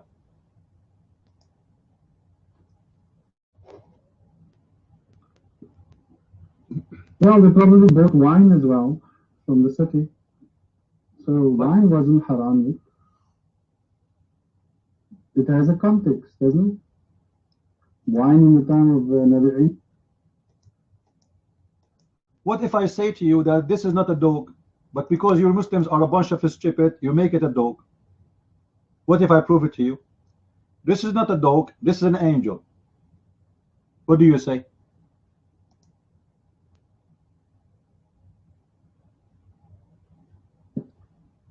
I would say that you are proving that the Nabi Muhammad sallallahu alaihi wasallam is 100% correct. You people. How is that? I'm showing you how stupid you Muslims. You made a word look like a dog because the Quran written without dots at that time, and when you inscribe it, it comes as a dog. But all of us, we knew that it's rejected in Islam for anyone to have a dog. Even Muhammad, he said, Allah will minus the deed of the one who have a dog for every day in his house. This is not a dog. This is an angel. And the word is Kali'ahum. Kali'ahum, which means the one who provide them. God, He provide them with an angel to protect them. Not a dog. So you Muslims, bunch of liars who stole the stories from the Christians, you make the angel, you make him a dog. Why? Because the word Kali'ahum is very close to the word Kalbahum. It's written in the old Arabic and you are confused, so you make it Kalbahum. So the dog became, the angel became a dog. And this is what happened when thieves, they stole a story, because the story is not their story. They are thieves. What do you say, Ibn? Nightmare, he flee. Your mind.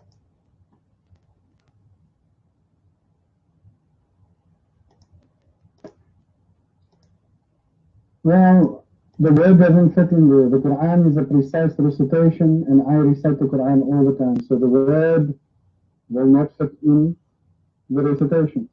So on that occasion, you are completely off it. Read and always you can't recite Quran. I forgot. I keep forgetting that you cannot recite Quran. You can read the Arabic, but you can't recite Quran. That's funny, by the way, because your prophet, he said he cannot recite Quran too. When the angel came to Muhammad, he said to him, read. He said, I cannot. How do you explain that to me? You're mine.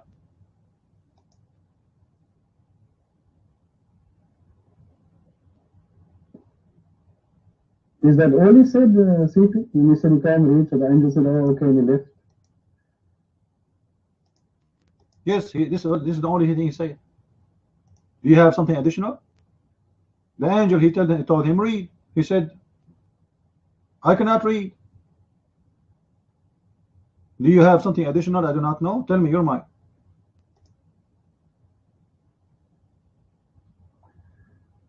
Yes, I do.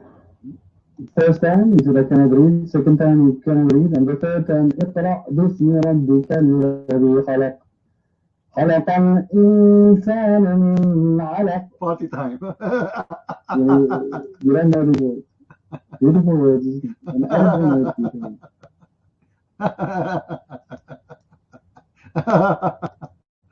Oh boy.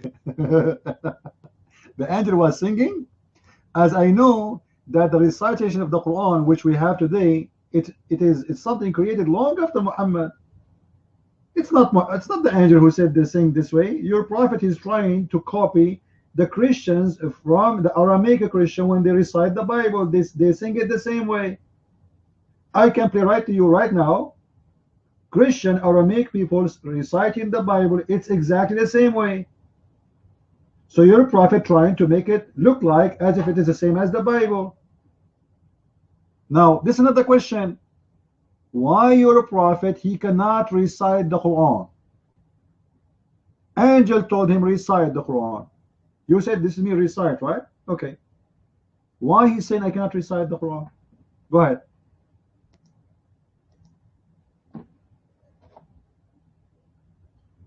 Because he had to be taught the Quran. Because he had to repeat after Jibreel alayhi salatu wassalam. I'm not sure how smart you are even. The guy, he just said to him repeat, and Muhammad, he says to you, he said to him, I cannot repeat. Who is the stupid here? By saying the word I cannot repeat, he said the word repeat. The angel, he just said to him repeat. Guys, are you listening?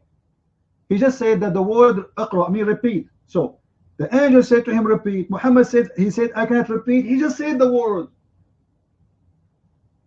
So who is the stupid in this story? You mind?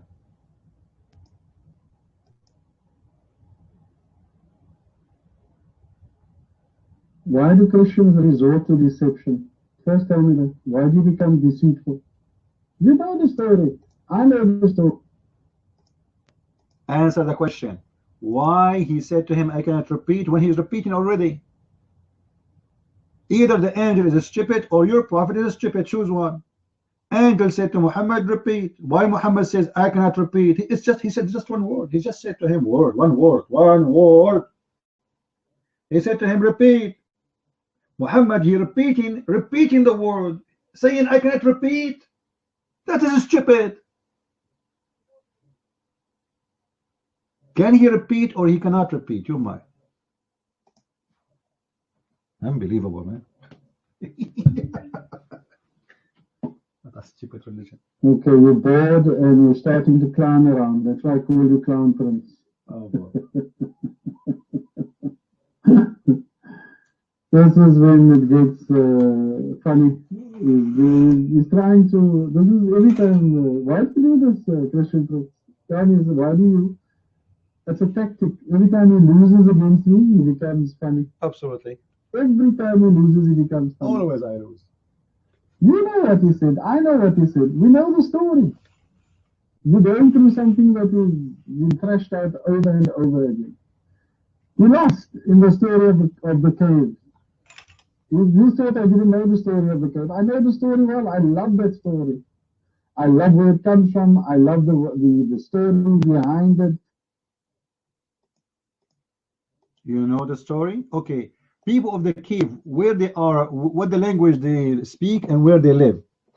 By the way, guys, I don't want to forget. Where is the guy? His name is Sissi Aqil. The Sissi girl Aqil, who said he wanted to debate me. He said next week I'm going to move out of my house, and that was a New Year evening. And now already we have 2 weeks after that. So where is the Sissi Aqil who want to debate me? And we agreed to debate in Skype, not in Paltalk, so he will not have an excuse.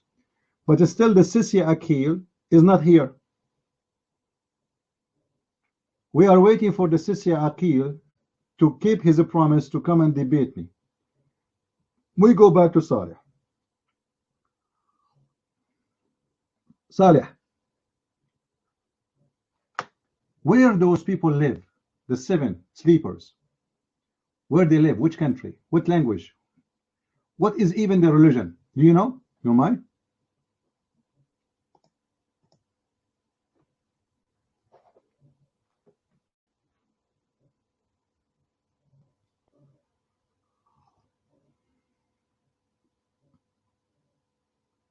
Well, those who disputed, all the Christians who told the story, they disputed amongst themselves. They didn't know. They really didn't know where, because when the youths, well, No, they knew. If you read the Seven Sleeper stories, it gives you the name of the city, it gives you the names of the people, the names of the guys, and the name of the ruler. No, we don't. We have the seven story right now, guys. Post anyone, search in Google the Seven Sleepers. The Seven Sleepers. There's names, there's city, there is kingdom, it's everything. Who are they, those? The Seven Sleepers. You know what, Ibn? I think we did beat you enough with this. Let us change the topic. I want you to take the mic, but don't sing for me. You know, I know you are very good in belly dancing, as all the Muslims. But we don't want to make it like an art competition right now. I want you to take the mic and show me one proof. You choose the best of your choice. What about we speak about science in the Quran? I heard that Quran have a science, and this is my challenge for you. You pick up any scientific discovery in the Quran, you Muslims, you claim, and my job is to get you busted. What do you say? Your mic. What do you say? Go ahead.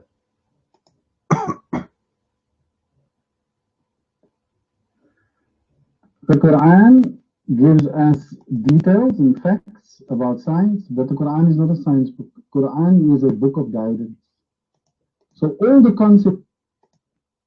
Okay, as long Quran speak about science, yes, Quran is not a book of science, as you said, but Quran speaks science. Can you show me one of the science? What do you think, guys? Can he show me? Can he? It's a challenge. I challenge you. I challenge you to show me one of the scientific teaching in the Quran. Challenge, you might.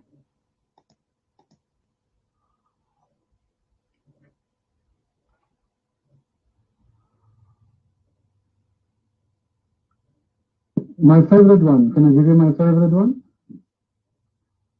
There is not who disbelieved consider that the heavens and the earth were a joined entity, and we separated them and made from water every living thing. Then will they not believe? This is in Surah Al-Anbiya, and this is ayat number 30. Surah Al-Anbiya. So we had the Big Bang, and we had everything was made in water. In other words, the start of creation. Yeah, Allah subhanahu wa ta'ala tells you exactly how things were created. So the question, sir, question, Mr. Scientist Ibn Saleh, the follower of Allah, the follower of Muhammad. First of all, my friend, not everything is created from water. As an example, bacteria, they have zero water. This is why if you freeze them for 10,000 years, they don't die. The only way to kill bacteria is by heat. Is that correct, guys? Because they have no water, you freeze them, nothing happened to them. They will not explode. If you freeze a human being, his cells will explode. He will be destroyed. His body will destroy it right away. This is why cold kills us, but doesn't kill bacteria. So this is number one mistake. Number two, the earth and the heaven, they used to be one entity and they are separated. What happened? And this is the Big Bang. Abdul, the Big Bang says that there was nothing, and then an explosion happened, and then there was everything. The Quran is saying that there was earth and heaven, and he separated them. So the Quran said the opposite. What do you say? Who's this guy? He is you went away from Skype debate. You filthy coward, Muslims. I am in Skype always. Here we go. Okay, right now, Potato. I will log right now in Skype. Do Aqil dare to come? Are you Aqil? Potato, are you Aqil? Are you Aqil? Do you dare to come right now? Potato, answer. Do you dare to do it right now? Come on, little girl. Don't you want to debate in Skype? Hello? Hello? Sissy girl. Come to the mic. Come to the mic. Tell me that you are Aqil and you want to debate me in Skype right now. You coward. You are a sissy girl. You are not a man. You might.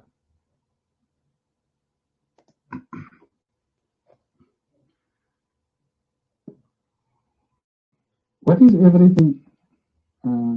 Christian Prince is everything. Wait, Saleh, wait. We have a little boy here. His name is Akil. Saleh, hit this way. Akil, are you man enough to debate me right now in Skype? We are waiting for you. I made a challenge for you 2 months ago, you coward. I made a challenge for you a year ago, you coward. And you, Potato, don't dare even to debate me. And we are here. We will do it in Skype right now. Put your hand up. Put your hand up. Say, I am Akil. I want to debate you right now in Skype. And we will do it immediately. And I accused you to be a sissy girl, and you have a red underwear. You're mine.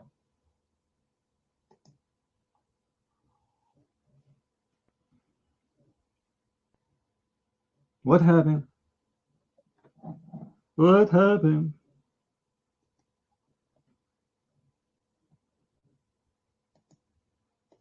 Six terrorists, cowards. Who want to debate me? I'm here. I'm not going to debate you in Paltalk because Paltalk will hurt your feeling. No problem. Skype right now. Cowards. Right now, not tomorrow. Not next year. Potato, potato, potato, potato, potato, potato, potato, potato, potato, potato, potato. When I play the song Potato for the Muslims, I have a reason. I have tons of reasons. They are potato. I fry them. I fry their prophet. I fry their God, and they fry them too. And then after that, let me tell you something. I don't use oil to fry them. I use gas. You see, this guy is just here. This guy is a kid. We are the ones running, you idiot, right? We are the ones running, huh?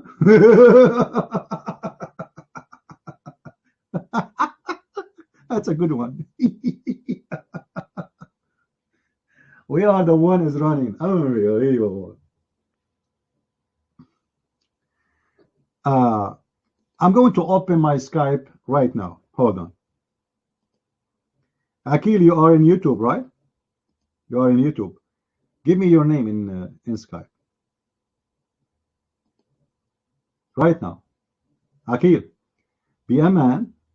Be a man. And let us do it right now.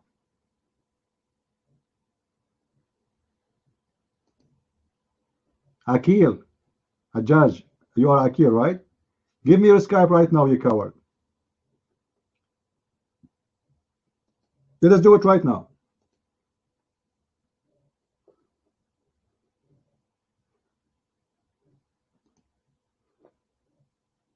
I am in Skype already.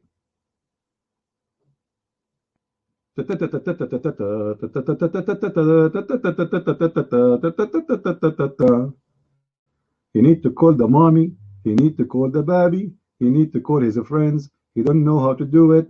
Like, come on, I'm waiting. Akil.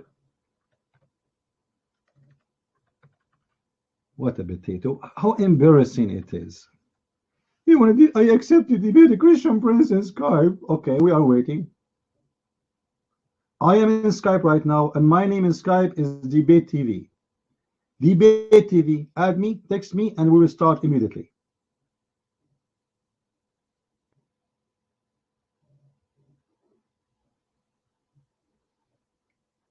Potato. This is my name in Skype. Let me type it for you in YouTube. Debate.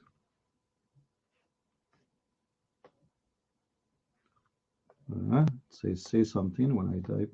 It doesn't say anything. What's happening here? Okay, here we go. Debate TV, one word. So Potato Akil, I'm waiting.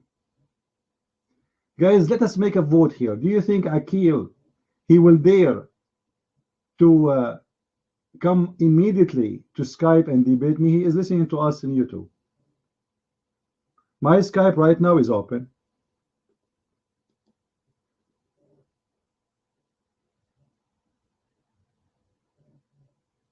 We are waiting, hey, hey, hey, we are waiting. your God Allah don't dare. Don't you see those people? You know the problem with those Abduls, they fear me more than they should. And I will tell you why they should not fear me, because Allah is in their side, my friend. Allah, the God who will give a long, endless penis. I mean, you can fight me with your penis alone. If Allah will give you endless penis, imagine, I will be like 2 kilometers away from you. You can hit me with your penis. You do not even need to come to debate me. Your penis will do it. MashaAllah. Or you can send one of your wives with 1 mile butt. You make her bend over, she fought in my direction, and I will die because of the gas.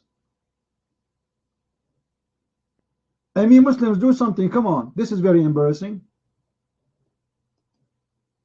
They want to debate me, but they don't dare to show up.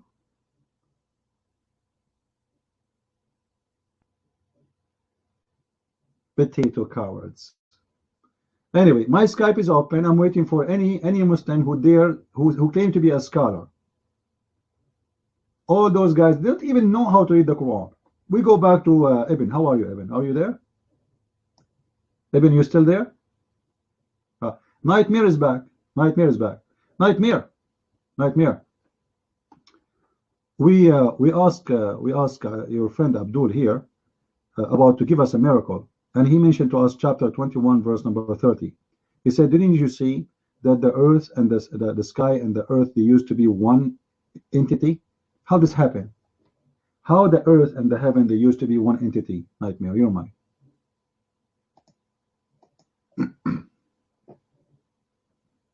Oh, probably he was talking about the Big Bang. The Big Bang, the creation is happened after the Big Bang. Bing bang. That's what he meant. Your mind. Yeah, but I'm asking you, it doesn't matter. I'm talking about the Quran. You want to make it about Big Bang, Bing Bong, Bonging? I don't care. How the Quran says that the earth and the sky used to be one entity. How this happened? Don't you think this is stupid? Your mind? The Quran, somebody post the verse. Chapter 21, verse number 30. Didn't the kuffar see that the sky and the earth used to be one unit and we ripped them off? They were stitches together. How this happened? Explain to us, Nightmare.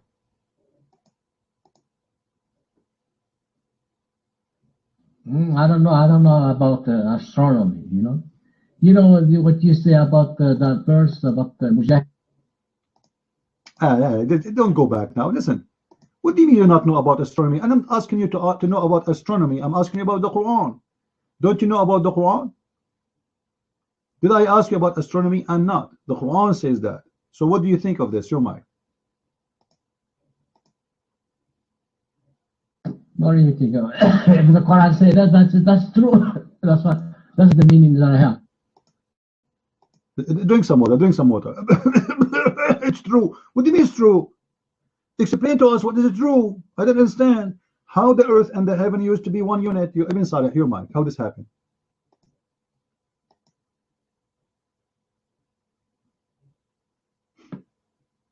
Everything that came out of the heavens and the earth was one unit. It was all joined together. Allah subhanahu wa ta'ala separated it. And when this happened? When they used to be one unit, and when it happened that became separated? Your mind.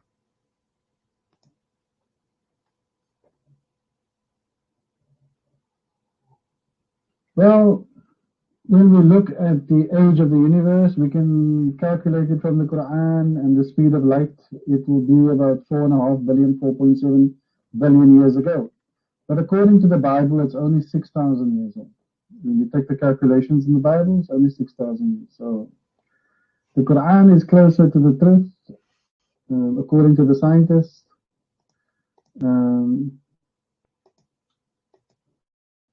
So you are saying the age of the creation, 6,000 years, is wrong. Make it clear, please. Are you saying this is scientifically wrong? Go ahead. Of course it's scientifically wrong. 6,000 years. But isn't it Allah who said He created the earth in 6 days, and every day is equal to 1,000 years of our count? Your mind?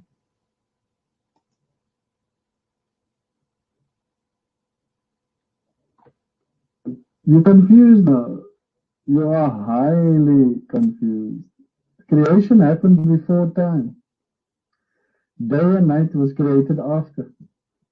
So a day in our time, in our period of time, is completely different from a day from 6 days by God.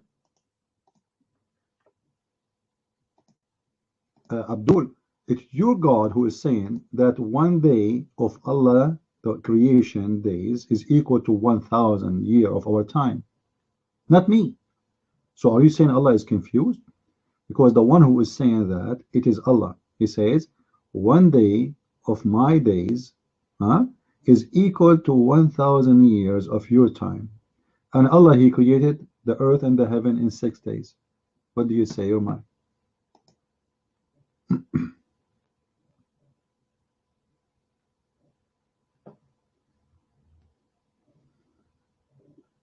Where does it say that one day is equal to 1,000 years? I don't know where you get that from, and how can you have that before the creation of the sun and the moon? Here we go. This is a second copy of Nightmare. He keeps saying to me, I never heard this before. Chapter 32, verse number 5. Somebody pause it for us, please. Chapter 32, verse number 5. Read it for us. Anyone is going to help us on post? Chapter 32, verse number 5. Your mic. Read it.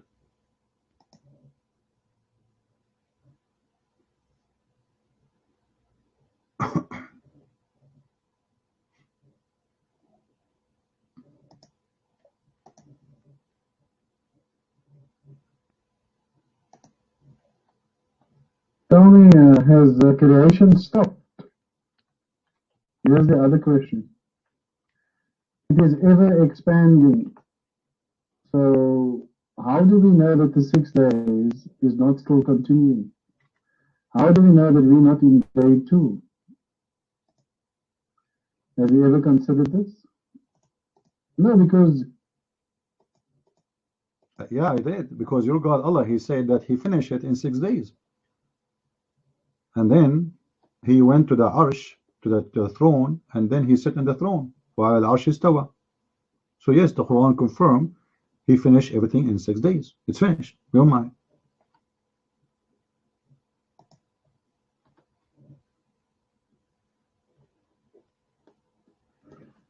Well, how do you know that this doesn't happen after everything is folded up? After the heavens and earth is folded up? Have you ever... What? What do you mean? Show me the proof. What are you talking about? How you know by know? What do you mean? Allah, He created the earth in 6 days, and then He left to the throne, and that's it. There's no more creation to do. He's done. This is why He went to the throne. And the Quran says that one day of Allah is equal to 1,000 years of our time. So Allah, He created the earth in 6 days, 6,000 years. And you are the one who said that this is a stupid mistake. Aren't you the one who said that? Nightmare, you have something to add. Your mic, Nightmare. Okay. Is the creation took 6 days, which you said like 6,000. Not He created the earth and 6,000 years ago. You know what I mean? The creation took 6,000 years, not that He created the earth and everything 6,000.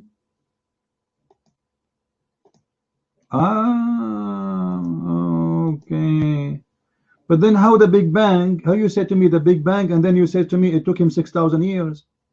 Because the Big Bang is something happening right away, immediately. Did not take the Big Bang 6,000 years.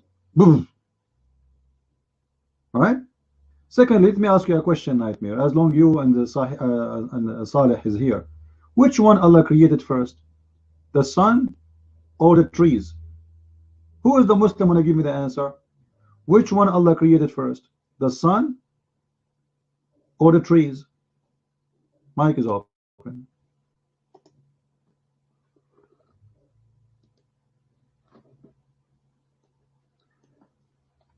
You don't know. You cannot know. Allah says it was created in 6 days. It was created as one entity, one unit, then separated. But that's false, my friend, because the Quran says, okay, let me show you what the Quran. Let me show you what the Quran says.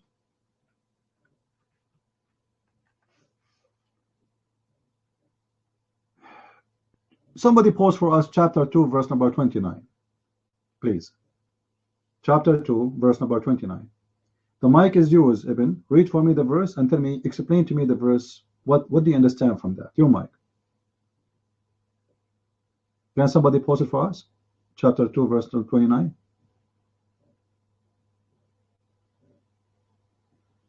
Here we go. The mic is yours, Ibn. Please go ahead and read.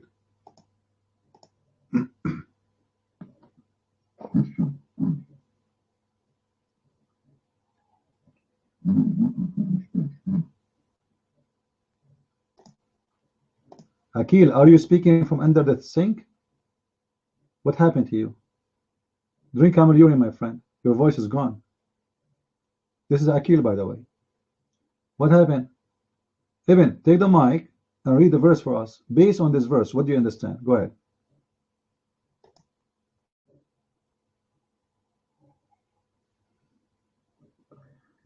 Well, the word heaven there means sama. It means the sky. It is He created for you all that is in the earth, then turned He to the heaven and fashioned it as 7 heavens. He is the knower of all things. Still doesn't give me a timeline. So all of that was created and then it was expanded. It was one unit and then it was expanded. Hold on. What do you mean doesn't give me a time? It says that Allah, He created everything in the earth first, and then He went to the heaven and made them heaven. Everything in the earth is created first. The verse is so clear. هو الذي خلق لكم ما في الأرض جميعا. So He finished the earth first. Do you agree with that? That He finished the earth first, and then He created the heavens, and He made them 7 heavens. Your mind?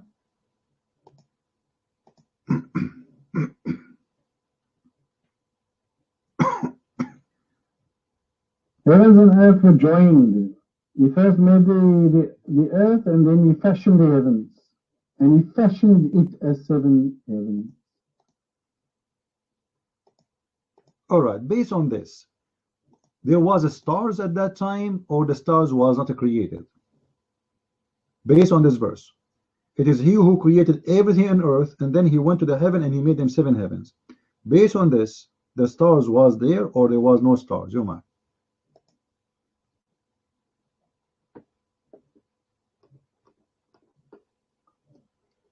And He placed lanterns therein. The stars were created afterwards. The stars was a byproduct of this creation. A byproduct of the creation of the heavens, of the sama. Alright, so the stars was created after the earth. Is that what you are saying? The stars was created after the earth. You know mine?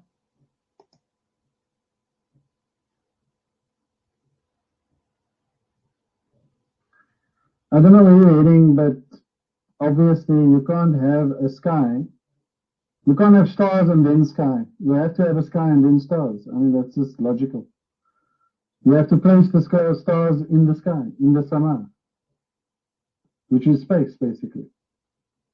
So I don't know how you're following your logic. When you think about it carefully, God said in the beginning He created the heavens and the earth. One entity, heavens and earth, one entity. Allah subhanahu wa ta'ala, how is that different to the story that we're giving you here? One entity. Then it was said. But this is very stupid, because we are still one entity. We are part of the universe. We are not separated. Guys, are we? We are not even a little dust inside the space. Who said what we are separated? We are swimming inside the space. All the earth is the same as a spaceship. Guys, do we agree? All the earth is the same as a spaceship is swimming in the universe. So we are not separated. This is stupid of you to say. How we can say that? As if you are saying a fish is separated from the ocean or the water. We are not. We are in the water. So that is a stupid mistake. This is number one. Number two, I'm asking you a very simple question. The earth was created first or the stars?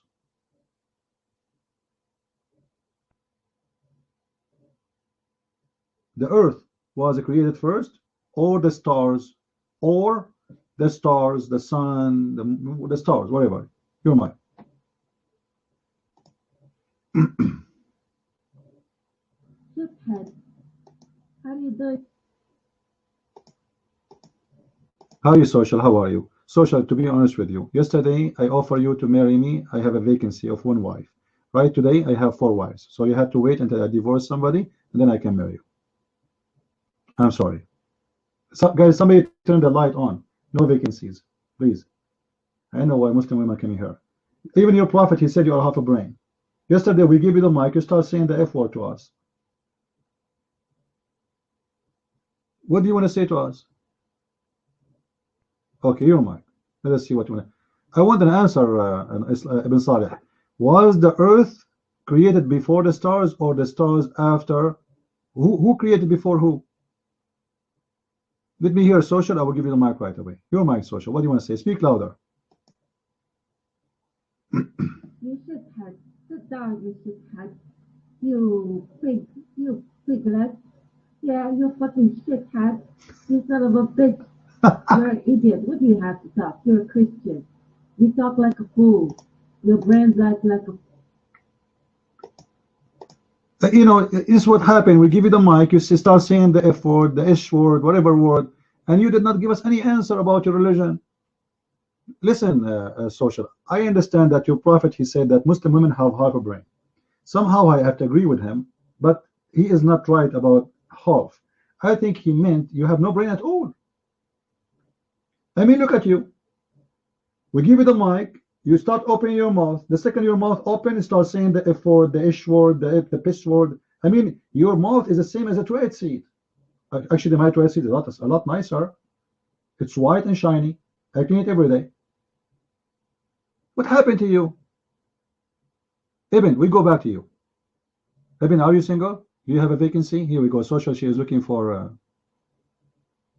you know, muta. So Ibn, which one Allah created first? The stars or the earth? Your mic.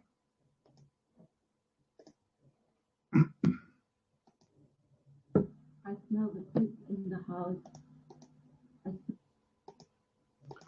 No, you are not smelling the pig, but because you are so short. Take the mic. Take the mic. This woman, she is a horny Muslim trying to get some attention. So some Muslims will add her and they will chat with her in the camera. Go ahead, Ibn. Which one created first?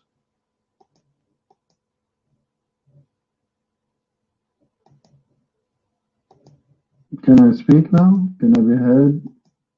Mic check. The earth was obviously created before the stars were placed in the sky. Thank you. Guys, did you hear what he said?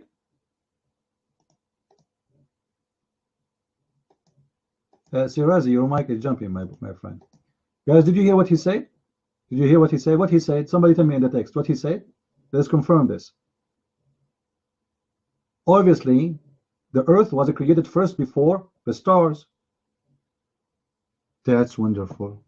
I mean, this is amazing. But this is a contradiction. The Quran says that Allah created in different verse the stars first and the earth after. What do you say of this, Ibn? If I show you, everybody heard you saying, obviously, Allah created the stars first. Sorry, the earth first, and then the stars. What if I show you right now from the Quran a verse saying that Allah created the stars first and then the earth. You mind?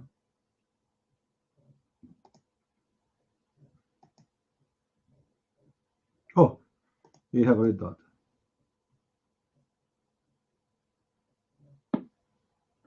I can be wrong.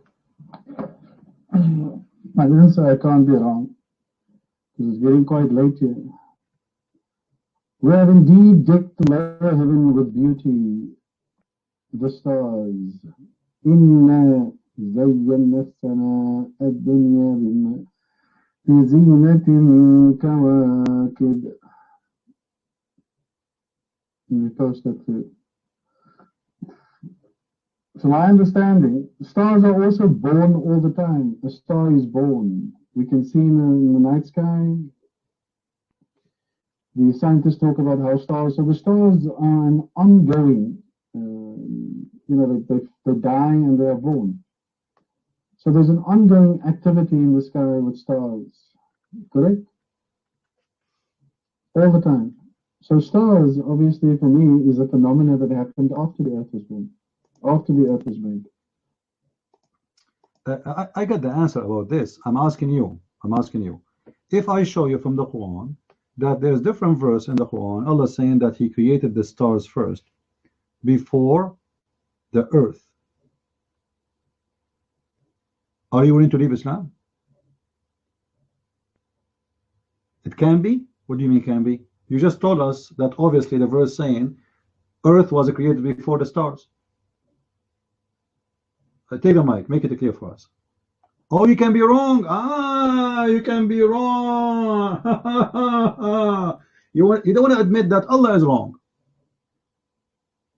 You want to blame it in yourself right now, but you are the one who said the verse saying that. Guys, is the verse we gave him clearly saying that Allah created everything in the earth first? And actually there's other verse too supporting what you said, saying it clearly that the earth was created first. This is not the only verse. As an example, if you go to chapter 41, verse number 11, you can read from verse number 9, verse number etc. All right, you will see that Allah is saying He created everything in the earth. Verse, somebody pause for us, guys. Chapter 41. Oh, I'm losing connection. Even don't jump. Just wait. Am I heard, guys? Am I heard? All right. Chapter 41, verse number 9. Allah saying He created the earth in 2 days. And then He made mountains in verse number 10. And He made the blessing of everything substance in 4 days. And then in verse number 11 He says, then He went to the sky and it was a smoke.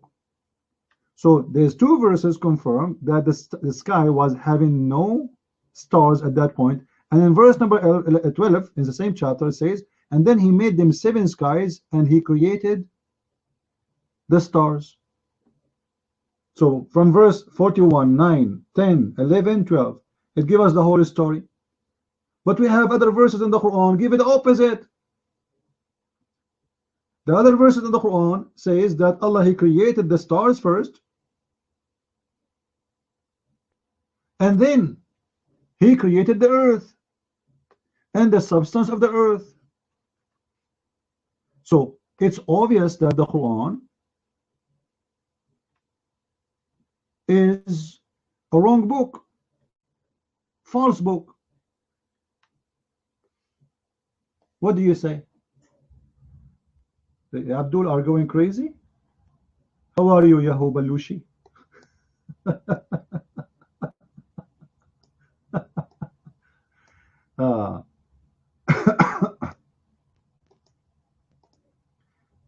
Let us see. Get out of here. There you go.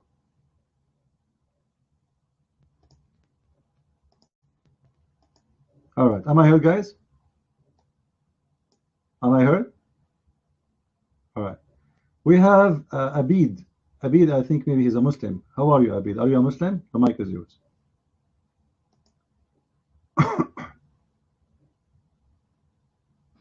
Alhamdulillah. I am a Muslim wa la ilaha illa ant subhanaka inni kuntu minal. Okay. Some Christian Prince. Okay. Why God needs the rest on the seventh day? Does God need rest? Eh? Mike is free. Absolutely, you don't. Who said he need to rest? The Bible speak about rest, which means everything is complete. It's not about God resting. Rest, you know what the word rest? This is the first an Aramaic word, a Hebrew word, which means everything is a stop of construction. However, if God do not need rest as you claim, and I agree, God do not need to rest, why your God Allah, he sit on the chair in the seventh day, he is tired? Why he sit in the chair? Go ahead.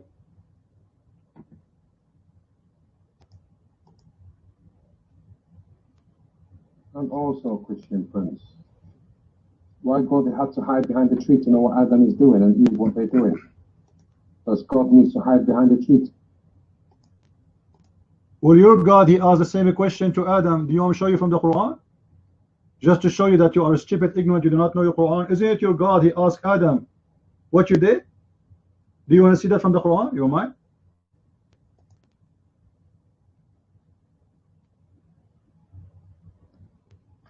The Quran is far superior than any book you will have in your hand, Mike. Don't change topic, you are getting busted. How come you make fun of the Bible asking Adam, God asking Adam what you did, when you have the same story in the Quran? Suddenly it's not a funny story for you, it's okay? Suddenly it's a superior? Oh, I will tell you what happened. You do not know what the Quran is saying, you mind.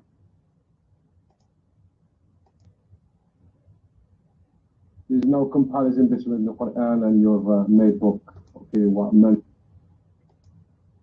I agree. The Quran says that the sperm of the man is coming from the backbone, and women, they have a sperm coming from their ribs, and this is stupid. What do you say of that, your mind?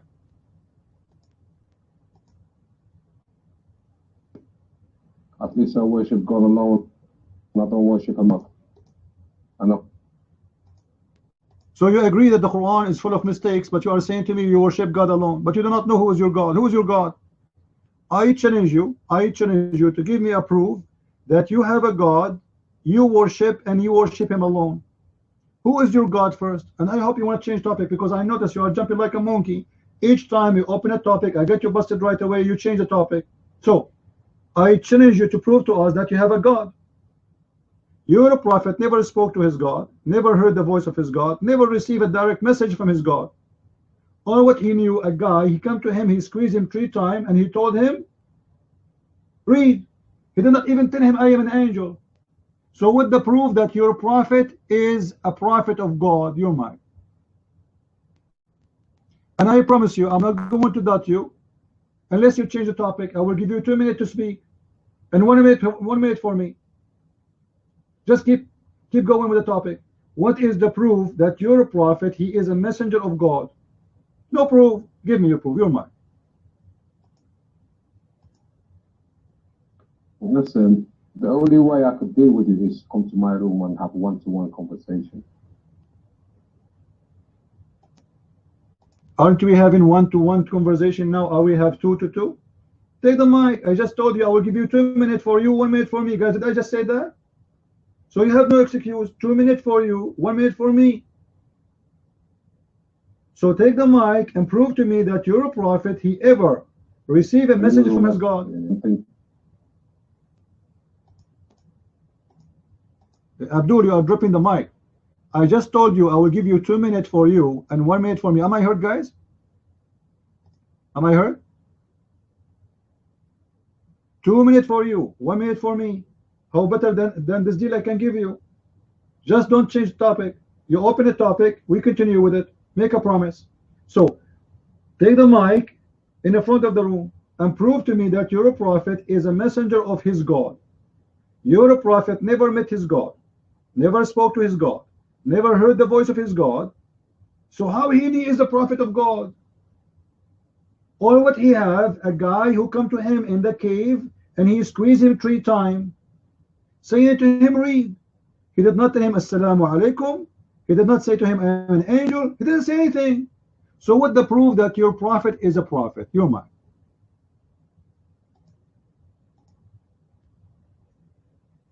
Like I said, come to my room, we'll have one-to-one conversation.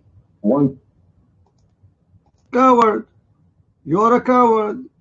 As I said, come to my room. You notice that you cannot make it, right? So here we go. I'm giving you 2 minutes. I promise. 2 minutes on the mic. But you said you don't want to answer because you have the answer. Not even one Muslim can give us a proof that Muhammad is a prophet. The only prophet who have no witnesses of anything he did. He went to the seventh sky in the top of a flying mule. If there is witnesses? No. He saw an angel. The angel squeezed him in the cave. There is witnesses? No. What do you say, Abid? What is the proof that your prophet is a prophet of your God, your mind? Explain to me the Trinity, my man. Explain to me the Trinity. No problem. I will explain to you after you answer my question. I promise. The coward is the one who ran from the topic. We finish this topic and right away I will explain to you the Trinity. The mic is yours.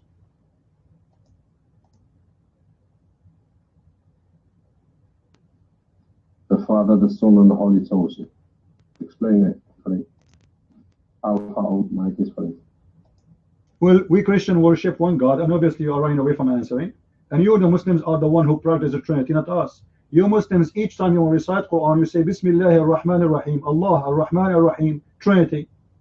You're a prophet, he said your God names is 99. 99, which is 3, x33, the age of Jesus. That is 99. Even the names of your God is the multiply of number 3. You're a prophet, he told you how to do ablution. Each time you want to wash your hand, your face, you have to do it 3 times. Even your prophet, when he say Assalamu alaikum, he said 3 times. Why? Are you deaf? When you divorce your wife, the divorce is only final and accepted to be final only if it is a 3 times. Then the women, she have to go and sleep with someone else to go back to you. So everything in Islam is based on number 3. How come you Muslims, you rejected Trinity, but yet you practice it? Your mind.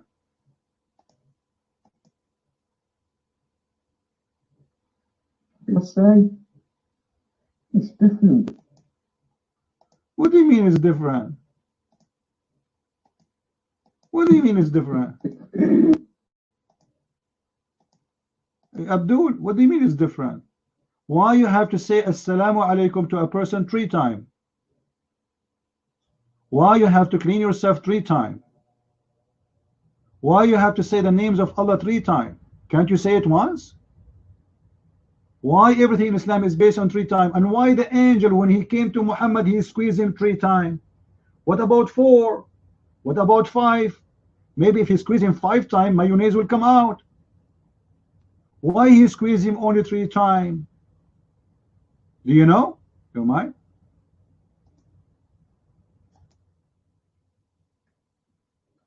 Like I said, you come to my room and educate you about your Christianity. You obey. Okay, I'm coming to your room. Take off your clothes. You're acting like a little girl. They come to my room. They come to my room. Are you a gay? What's wrong with you? You opened the topic and now you are retreating. Guys, is it him who opened the topic of the Trinity? Is it him? Each time those cowards, they open a topic, they find it's embarrassing. You're a prophet. He used to say that the rocks, guys, rocks. He said Assalamu alaikum, rocks 3 times. What? They are rocks.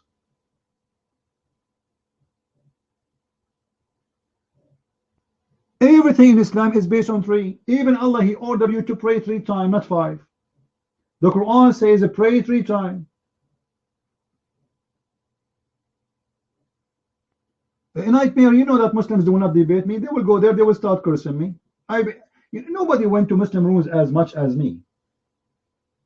Ask everybody. I have thousands of videos recorded in YouTube, me going to the Muslim rooms. So the Trinity is the major practice of Islam. And not only this, the Muslims, they say to us that we are against the Trinity. Now let me repeat the question again. Who is the Muslim he have the courage to prove to us that Muhammad is a prophet of God? Muhammad has no witnesses. He never spoke to his God. He never received a message from his God. Never. He received a message from a guy, a man. His name unknown. All what he knew that he is he have the look of a guy, his name is Dihya al-Kalbi, and obviously this is the boyfriend of Muhammad.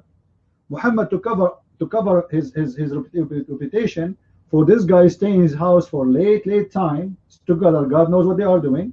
So he starts saying that the Jibreel, the angel Jibreel, come to me in the look of Dihya al-Kalbi. There's no witnesses, there's no miracles, there's nothing. What do you say, Abid? You might.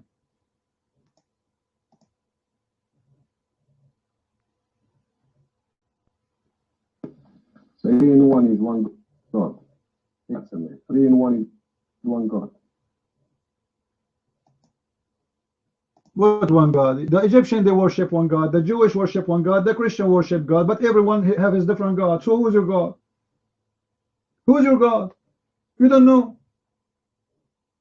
Muslims do not know who is their God. Who is your God? As I know about your God, he is a shin. Can you explain to me why your God Allah have a shin? Mr. Abid? Is your God Allah is going to play football in the heaven? Why he have a shin? Why he is a shin? You might.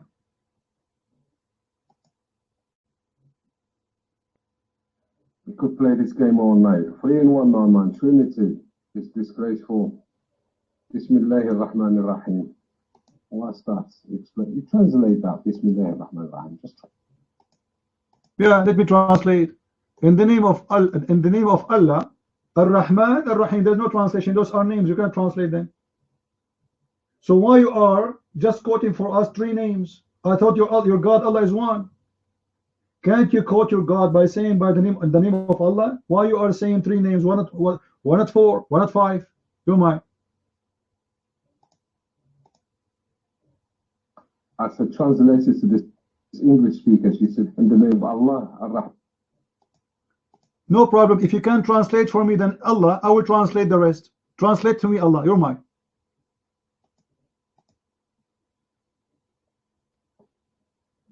The creator, the heaven and whatever is in between. Abdul, you said you insist you want me to translate. Why you don't translate to me Allah? What Allah? I want you to start. Translate to me Allah. What Allah? What Allah mean? Go ahead. Ask you Malaysian Christians why they have to worship Allah. Ask you Egyptians. We don't. We don't. Those people, they are forced to use this word after the Muslim occupation. That's all. Don't you see I'm here to expose your Allah? Now answer. Guys, what's wrong with this guy? Is it him who insists he wants us to translate Bismillahir Rahmanir Rahim? Now he don't want to translate because he doesn't know who's Allah. Yeah. What Allah mean? Abid, don't tell me you are a Muslim. You worship someone, his name is Allah, but yet you do not know what Allah mean. What Allah mean? You're mine. I just told you, ask your Coptic Christians, say to them, why do you have to write? Let me ask them. I will call Zakir Naik, he's a Coptic Christian. Tadadun, tadadun, tadadun, tadadun. Assalamu alaikum. Brother Zakir Naik, we have a question here. What Allah mean? Yes, yes. There's a question here. There's a guy, his name is a Christian Prince, asking what Allah mean. Put me please in the microphone. In the speaker. I'm in the speaker now. Okay, thank you. First of all, if you go to chapter 13, verse 13, it says that Allah is the creator of the world. Brother Zakir Naik, we are asking what Allah mean. We're not asking what he do. Just wait. Allah is the creator of the world, and this means everything you have in Home Depot, everything you have in Home Depot, like windows, stores, doors, everything is made by Allah. Brother, I'm not asking you what He made. I'm asking you who is Allah, what Allah mean. Brother Sitter, listen carefully. There are some questions, they are meant to confuse you. First of all, nobody knows who's Allah except Allah. Thank you very much. Thank you very much. Bye-bye. Who's Allah? Can you translate to me what the word Allah mean? You cannot, because this is a name of the moon god from the Aramaic people. You took it from them. This is why you do not know what the word mean. Otherwise, I challenge you to tell me what Allah mean. You might.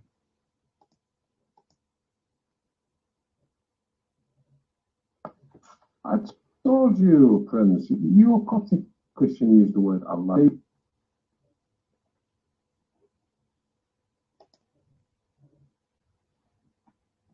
religions Christianity use. Every Christian Arab thing they use Allah.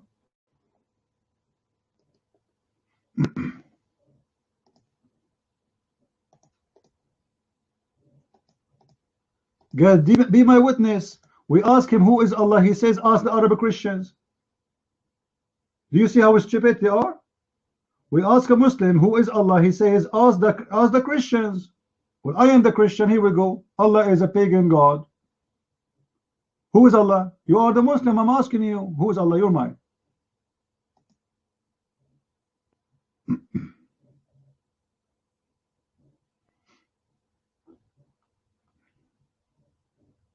Why the Christian before Muhammad were using the word Allah? Explain that to me. Okay.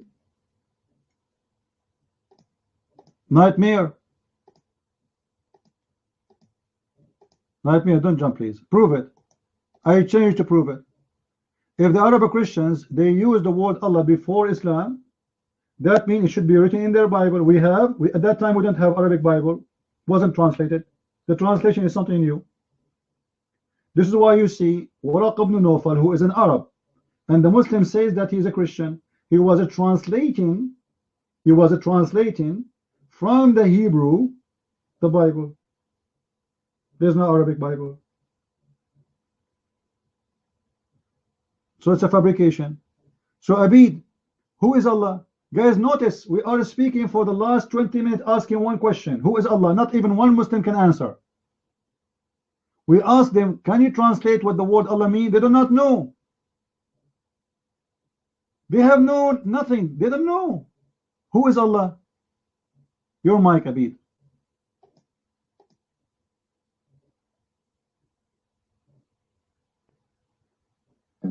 And for the last time I'm telling you why your Christian brothers have to use the name of Allah. And I told you, as an example, when the Muslims they enter Egypt, as long as you are mentioning the Coptic Christians, they force them, even if they use one word of their language, they will cut their tongue. So they force them to speak the Arabic, and they force them to say words, certain words, otherwise they will be killed. Now, tell me what Allah means. Translate to me Allah. What that word mean? You might.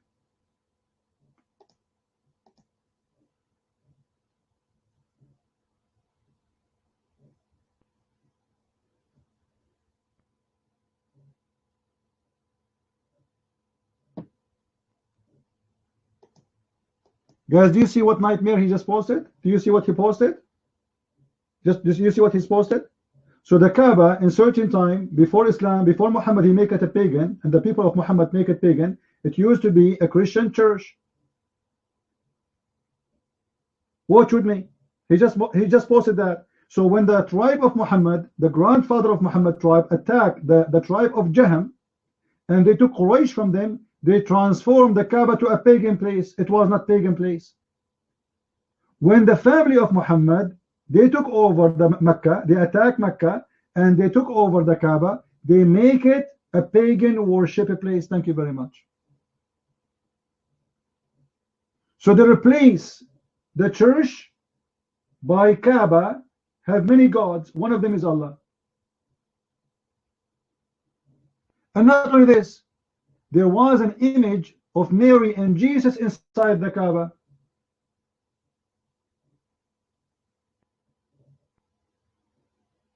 So you Muslims, pagans, and the family of Muhammad, the pagans, you fought the Christians, you took the Kaaba from them, and then you claim that this Kaaba is built by Abraham.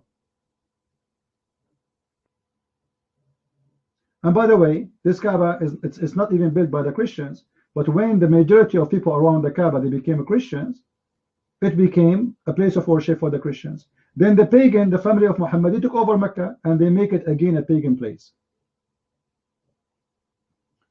Am I heard, guys? Is my voice clear? Now, we go back from zero. Who is the Muslim want to give us the answer? We have Zanjabil here. I think Zanjabil is a Muslim, so I'm going to give him the mic. How are you, Mr. Zanjabil? Do you hear me, Zanjabil?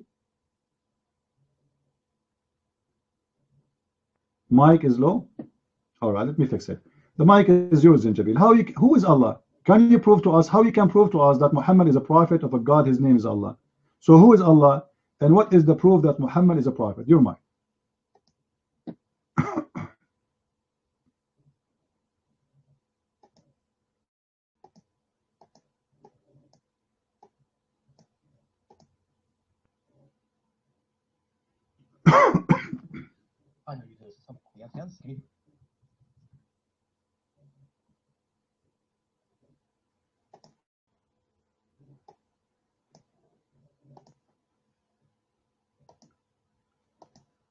Look like Zanjabil, he lost connection. I hope he will be back.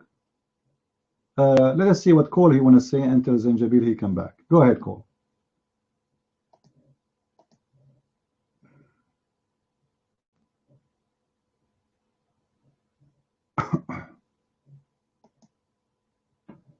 Can I be heard? I actually wasn't expecting the mic. I can ask my question, but it will change the topic a bit. CP, if you don't want me to change the topic, say something in the text.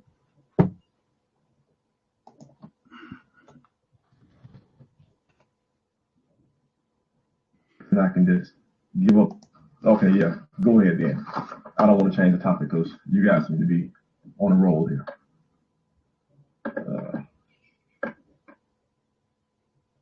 All right, thank you. We're going to change the topic because we are trying to find who's Allah. You know, Nate Mir, stop being stupid. Don't tell me that Allah mentioned, Allah mentioned. Are you saying to me you are copying others without knowing who is Allah? Allah is your God. I'm asking you, who is Allah? What the word Allah mean? It's very stupid that you are worshipping a God, you call him a name, and you do not know what the name means. You're mine.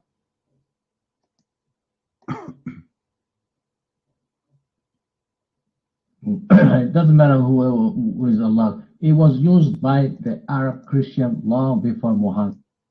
False. There is no proof of that. No proof of that. That's a lie. Now, regardless if it was used or not, I'm asking you, you as a Muslim, what do you mean doesn't matter? What if those Christians, they have a fabricated name? Correct, guys? You take it blindly? Who is Allah? Our Bible, our book, in the manuscript, in Aramaic, in Hebrew, in Greek, in Coptic language, in Ethiopian language, we do not have anything is called Allah. So I'm asking you, who is Allah and what Allah mean? You're mine.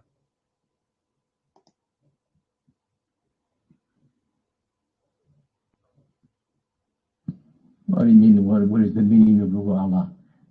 Allah is the God who created the universe. I'm not asking you what you do. Guys, what's wrong with us, with Muslims? You see, they don't know. Did I ask you what you do for living? If I say to you, what is the chef? What the chef do? You say to me, he is the cook. He cook for us. He is the one who makes salad for us. That makes sense. I'm not asking you what you do. What the word Allah mean?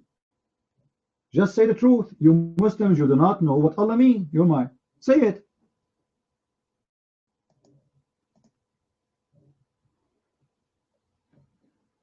Allahu la ilaha illahu. Allah has described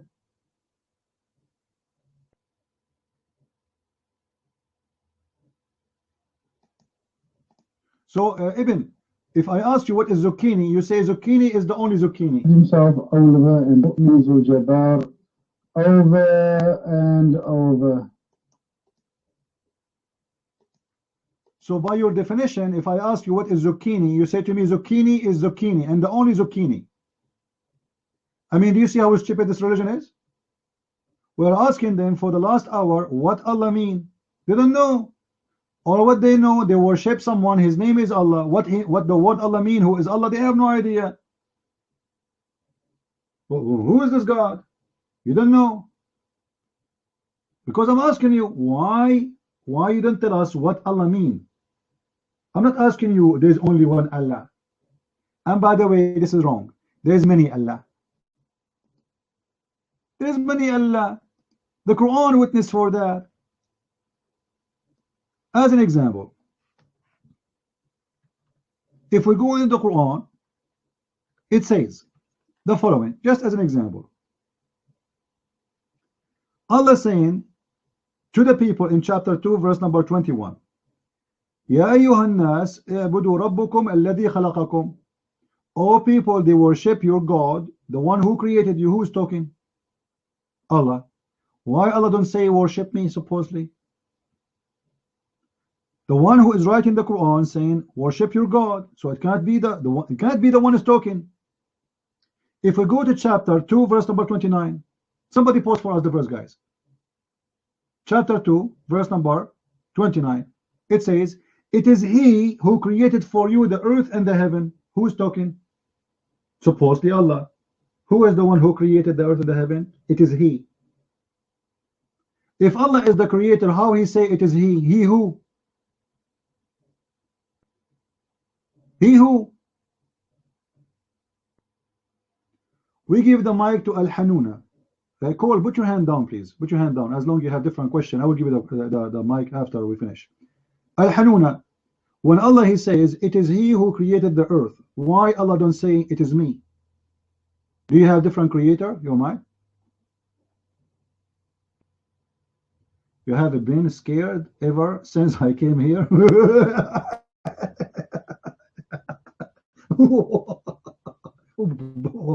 I'm shaking.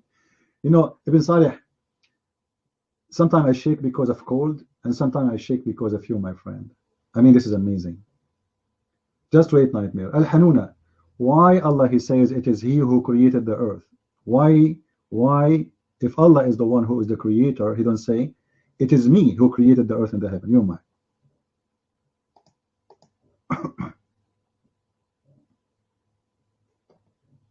Okay, I begin by saying Assalamu alaikum to the guided one, and hello to the non-believer, mushrikeen and kafirin. Now, to answer your question, CP, sometime he said. Hold on, correction. The mushrikeen is the one who associate the name of God with the name of a man, and that's you Muslims. You Muslim, when you say Shahada, you put the name of Muhammad next to the name of Allah. So you are the mushrikeen. We are not. For us, Jesus is the God. You Muslims, you associate a man with your God, and you say Islam is not exist without the Shahada. And what the Shahada is? Allah and Muhammad. So who is the mushrik? It's you. No one.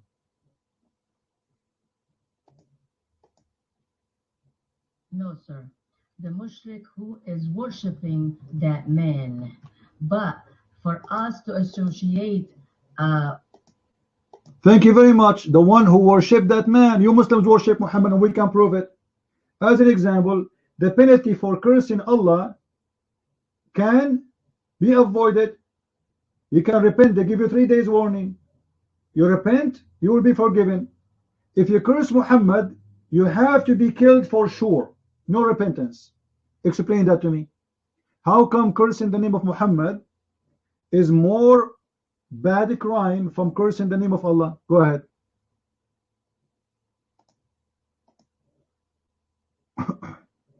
Why don't you listen to the last of my phrase instead of red dot me? Answer. And why you don't answer? Why, if we curse Muhammad, we should be killed? Just listen there.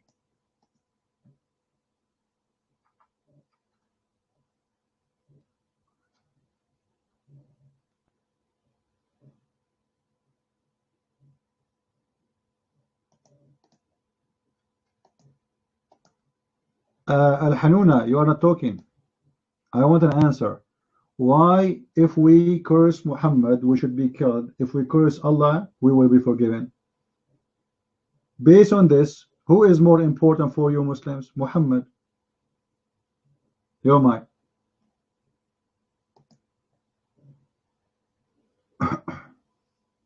You are absolutely wrong. You will be, if you cuss Allah, that's even worse than cussing Muhammad. Then even worse. Prove it to me. Prove it to me. Show me a fatwa that if somebody curse Muhammad, he will not be killed, and if you curse Allah, you will be killed. Otherwise, I can show you the opposite. You're mine.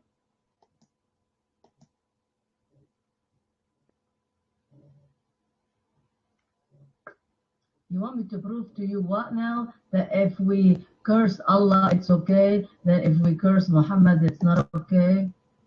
We don't curse either one, and we don't even. I didn't say it's okay to curse Allah. I said if you curse Allah, they give you 3 days warning to repent. If you curse Muhammad, there's no repentance. You have to be killed. Is that true? Your mind?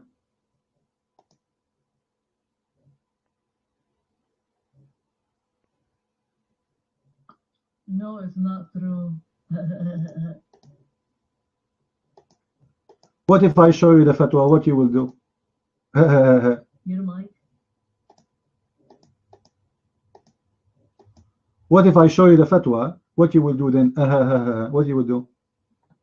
You will admit that you are stupid? Your mind?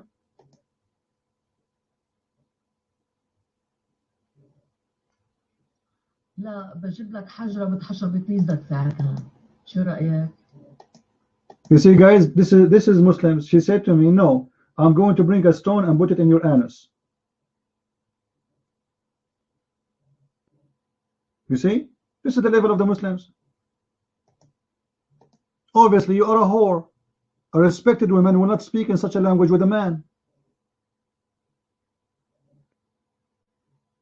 It's obvious. Absolutely. What kind of a woman? She said to a man, a strange man, I'm going to push a stone in your anus. Is that the language you use in your house with your children? Is that how you speak to your husband? Huh? What kind of manner Islam teach you? Obviously, you have no manner like Muhammad. By the way, your prophet, he said to a man, he came to him.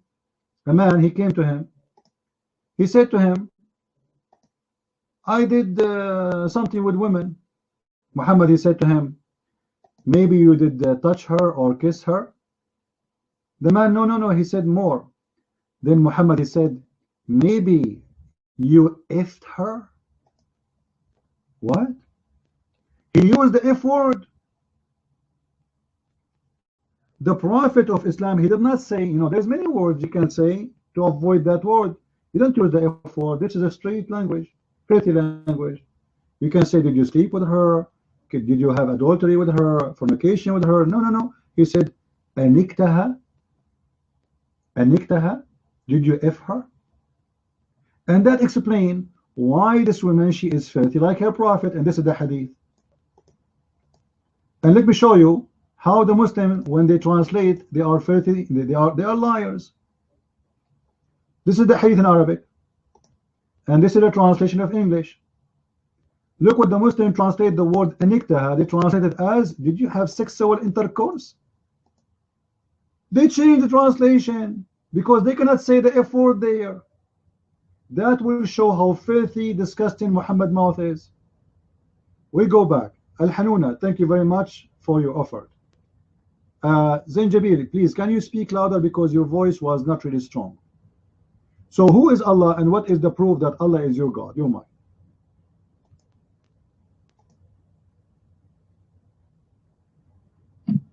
Well, thank you. Guys, am I audible, please? That's great. First of all, just a question, Christian. Do you speak Arabic? Because what I would like to point to you is just Arabic. It cannot be translated, by the way. Okay. With all my respect to you guys, but it's going to be just a few phrases in Arabic. And we should just, if someone can translate it. Allah, it's a name. It's a name contained of ال التعريف. هو اسم مكون من ال التعريف زائد اسم آخر. ال التعريف حينما توضع أو الاسم الذي يحتوي على أي التعريف حينما يسبق بلي أو لام الجر تحذف. مثال تحذف الألف. مثال المتقين تصبح للمتقين. فالإله فلو كانت فحينما تقول لله درك حذفت لام فلو كانت هذه اللام جزء من الكلمة لما حذفت. فلذلك فالله هي إله. أتمنى قراءة المطالعة باللغة العربية رجاء. هي إله. اللهم وجدت هذه المفردة لتعظيم الذات الإلهية بذلك الوقت. It doesn't matter. It doesn't matter. It doesn't matter. But that's why. Zanjabil, why you want to translate? What about you translate, please? Go ahead. I heard you in Arabic. Please translate to them. I think your English is even better than mine. Guys, what do you think? His English is good, right? So there's no reason for me to translate. You translate to them. Go ahead. Take your time. I'm listening.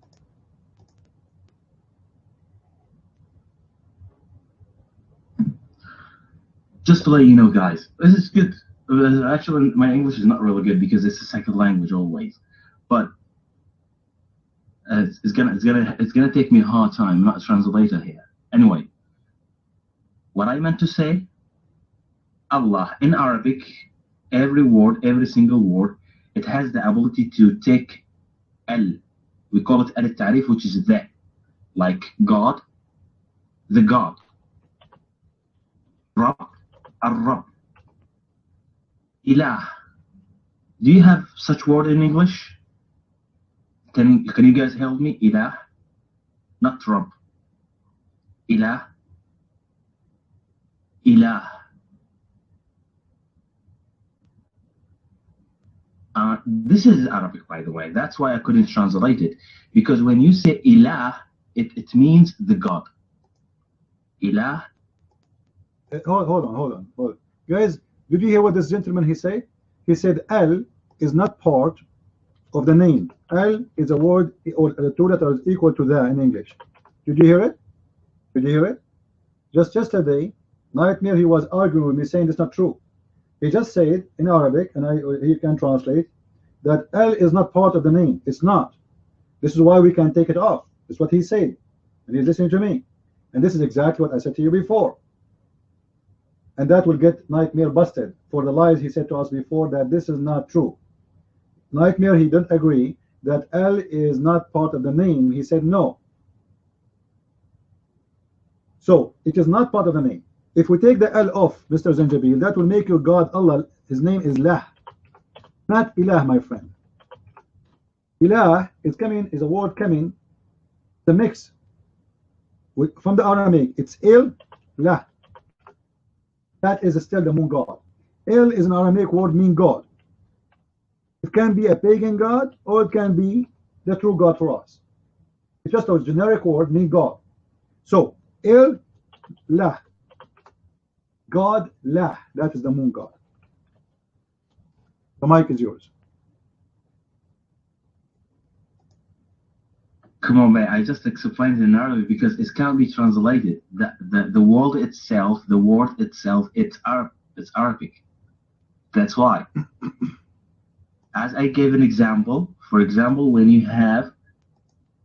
My friend, this is not an Arabic word. Have nothing to do with the Arabic. This is an Aramaic, pure Aramaic word. Where you got this from, that this is Arabic? Il, La. Il is a word meaning God. You can go right now and search in Google. The Christians, they say one of the names of Jesus is what? Emmanuel, which means God is with us. Correct, guys? Emmanuel. Okay. What about Israel? Same. The people who struggle with Israel. Jibreel. Gabriel. The angel is Gibra or Jibra, and he is the angel of the God El. Mikael, Israel, Ishmael. So all of them belong to El. So El is not even an Arabic word, but because the Muslims are ignorant, they think that this is Arabic, but it's not. This is a pure Aramaic. You Muslims took it from other languages and you use it in your language. However, this is not a problem. But El, La.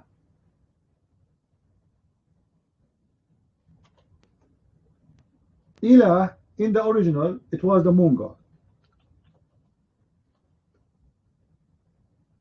After some time, people who worship whatever god, they use it for the word mean God. And your God name is La, not Ilah.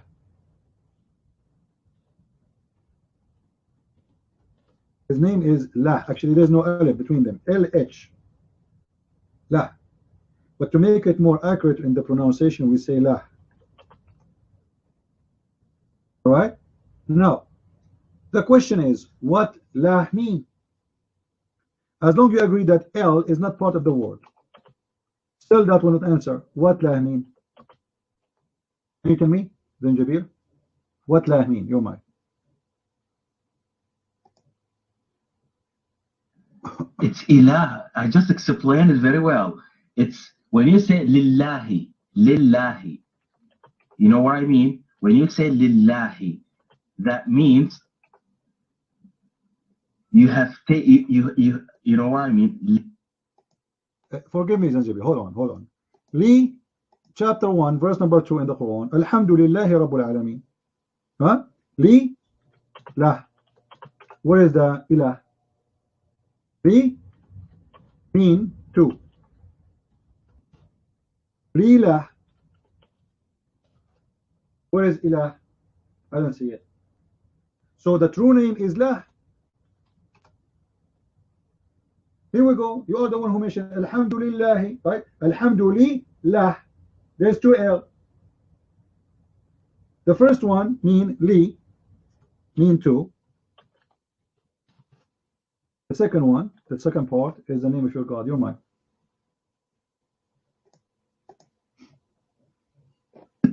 No, unfortunately, I can't keep going. Just if you can search it, please. You are a truth seeker, as I suppose, or you are a believer. Just you know, seek that, search for it, because you will not give me a chance to continue. Look for it in Google. Learn from Arabic more and more, because it. Who said I'm not letting you continue? I'm just talking to you. Why you are running away? Why you want to leave, Mr. Janjabil? I like to talking to you. Why you want to go? Now let us say, so are you, if you are saying the name of Allah is Ilah, that is a generic name. That is not a name. Ilah is not a name. Ilah is a word meaning God, and this is the word used in the Quran. Don't you agree? So it cannot be a name. So what the name of your God? If the word Allah means Ilah.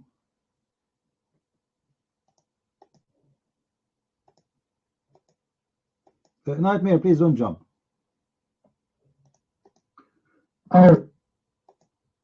Guys, please don't jump. Don't jump. Ibn, hold on. I'm talking to Zanjabil. Hold your horses. Zanjabil, if the word Allah coming from Ilah, and this means it's not a name. So what's the name of your God? What is the name of your God, Zanjabil? You're mine.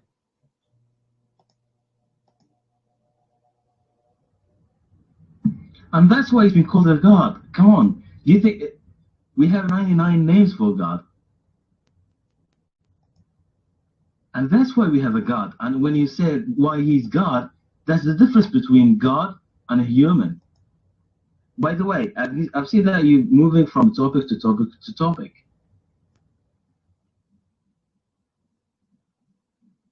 I'm running away, as you said. I'm not moving from topic. You are the one who came, took the mic. We are talking about something else, and then you just telling me about what is part of Allah, and you told me that L is not part of Allah, which is I agree, which is La. But now you are saying to me you don't have a name, because 99 names you are talking about, those are not real names. Those are description of God, but none of them is a name. So what is the name of your God? If the word Allah is a word meaning God, it's not a name, then where is the 99 names? All of them, they are description. So you are saying to me that you Muslims, you don't have a God name for your God. You don't have a name for your God. Now, Zanjabil, let me give you the mic again. Can you prove to me in any way, in any mean, feel free, that Allah is a true God and Muhammad is a true prophet? Because all our topic here is about what? Is about to prove if Muhammad is a prophet or not. How we can be assuring everybody who think of Islam as a religion, how we can be sure that Allah is not a fabrication and Muhammad is a false prophet? Do you have any way you can prove it to us, your mind?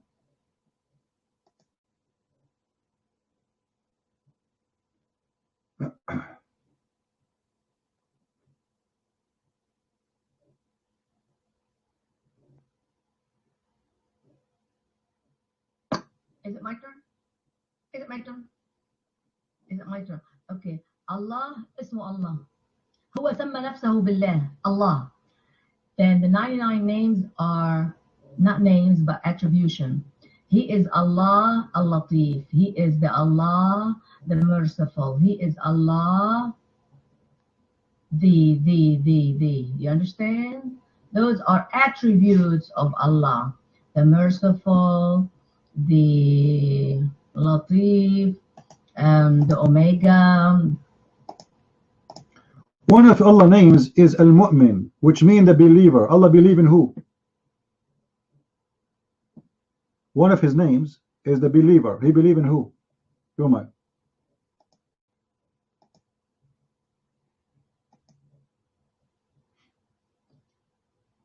أعتقد he doesn't have to believe in you, but he's a believer للإيمان.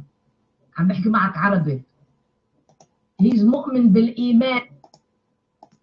Speak English, guys. She's speaking English right now. He is mu'min bil iman. What does that mean? Speak English. What do you mean? He believe and believe? That's amazing. He believe and believe. I'm asking you, he believe in what? Your mind.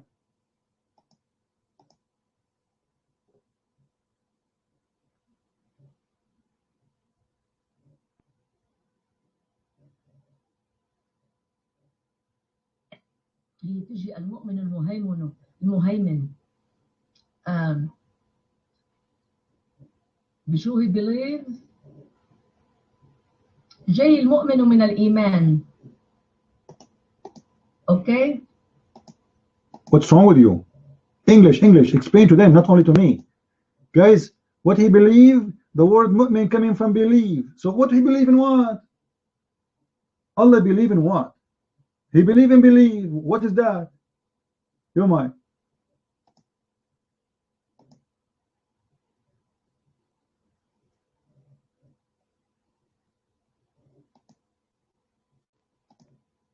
Where? That he created you. He believes that he created you and created Al-Kawn. He believe in his creation, so he worship us? What does that mean? That's funny. Allah, he believed that he created me? This is what he believed? So this is just a belief. Belief does not mean certainty. Correct, guys? It's a belief. Belief is something and certainty is something else. I believe that I'm right. But doesn't mean I'm right. It's a belief. Let's give the mic to Ibn Salih. Ibn Salih, your God, Allah, one of his names is the believer. He believe in what? Your mic.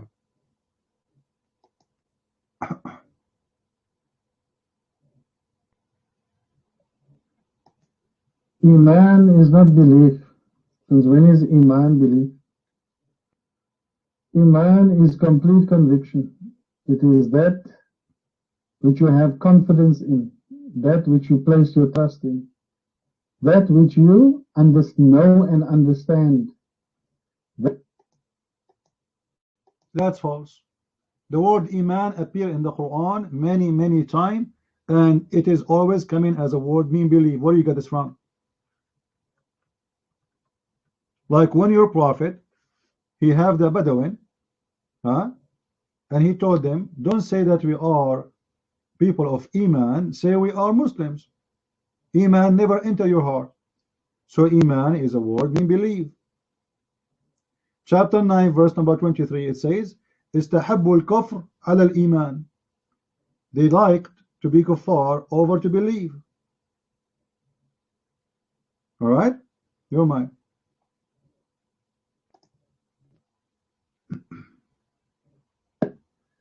Well, Iman is a motivating factor. It is a verb, a maf'ul. You understand? It is a doing. It is something that motivates you.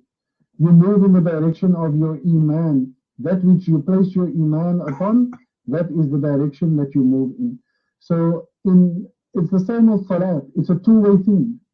Allah subhanahu wa ta'ala brings Iman with the angels. When the angel says, are you going to create something that is going to make mischief on the earth? Allah subhanahu wa ta'ala believes that we will worship Allah subhanahu wa ta'ala, because Allah says to the angels, you do not know what I know.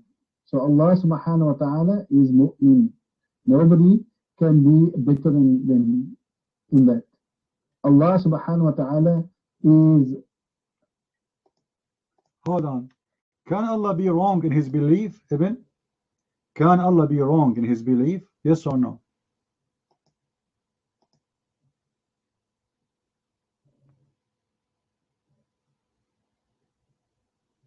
No, Allah says he's the greatest of believers, the al-mu'min.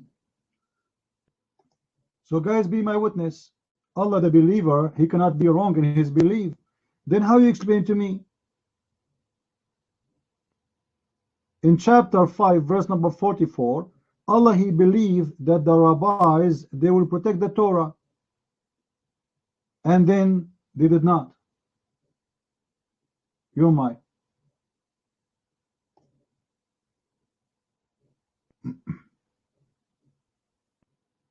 You have been given a choice, and Allah subhanahu wa ta'ala has given this task to the Bani Israel. I don't think... No, it does not say a task. It says we entrusted. Guys, read the translation. We gave the priests and the rabbis, and they were entrusted. Entrusted by who? By Allah.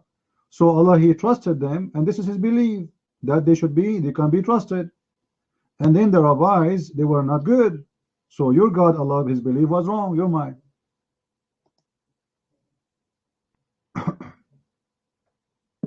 Yeah, you just refuted yourself. They were entrusted with you entrusted with something. So that Allah... That's mean your God, he got wrong trust. When you say I trust you, it's mean I believe you are good, correct guys? Trust is coming from believing that someone is good. This is why we trust him. So your God, he trusted them, but they are not good. So he made a wrong decision. So his belief was wrong, your mind.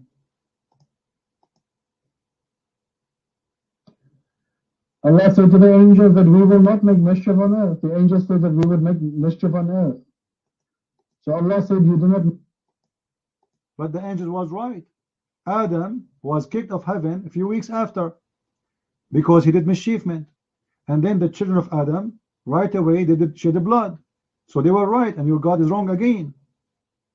Don't change the topic. Your God, Allah, he trusted the rabbis over the Torah. How he trust if he knew the future? Guys, any one of you trust someone he knew that he is a bad person? Nobody would do that, right? The word trust is based on believing that this person, I give you my trust, it's mean I trust you really, for I think you are a good person. You don't trust a bad person. So your God, Allah, when he entrusted the Jews, he was doing a wrong action, which is trusting the wrong one. Because the verse is stating that those rabbis, they are not good. After Allah, he trusted them, they betray his trust. He didn't say he gave him a task. No. He said, you are the one who posted saying he gave them a task in trusting them. So it was a task with a trust. So the trust of Allah was a wrong decision. Admit your mind. Do you know about Qada and Qadr? Do you know anything about Qada and Qadr? The Qada of Allah subhanahu wa ta'ala and the Qadr of Allah subhanahu wa ta'ala. That which Allah subhanahu wa ta'ala has decreed and the power of Allah subhanahu wa ta'ala. Tell you, okay, Allah subhanahu wa ta'ala has decreed everything. But Allah subhanahu wa ta'ala gave you a choice. Allah entrusted you with a choice. All of us are entrusted with a choice. What is that choice? Believe in Allah or disbelieve in Allah. That's the only choice you have in life. You don't have any other choice in life. Is committing a sin, is it by a choice or by a decision of Allah? Committing sin, is it by a choice or by the decision of Allah? Your mind. Choice? Are you sure? Are you sure? Okay, well, this is mean. You just told us that Allah, he trusted the Jews, and the Jews have a choice to commit sin. And this is mean Allah have no knowledge of their sin in the future, This is why he trusted them, so he made the wrong decision, you mind.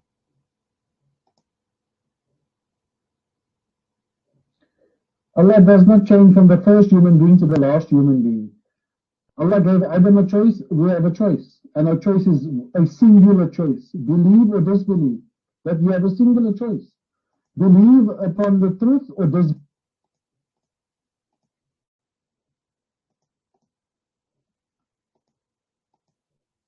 Carol, you are jumping, please. Evan, listen, Evan. Don't go to Adam right now. We will go back to Adam in a second.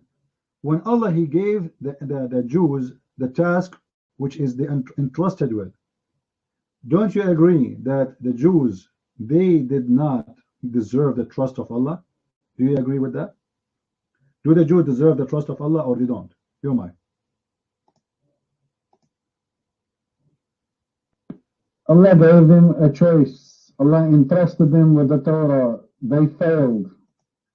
As we know, this is mean Allah do not know that those people, they are not trustworthy. He entrusted them based on ignorance. You might.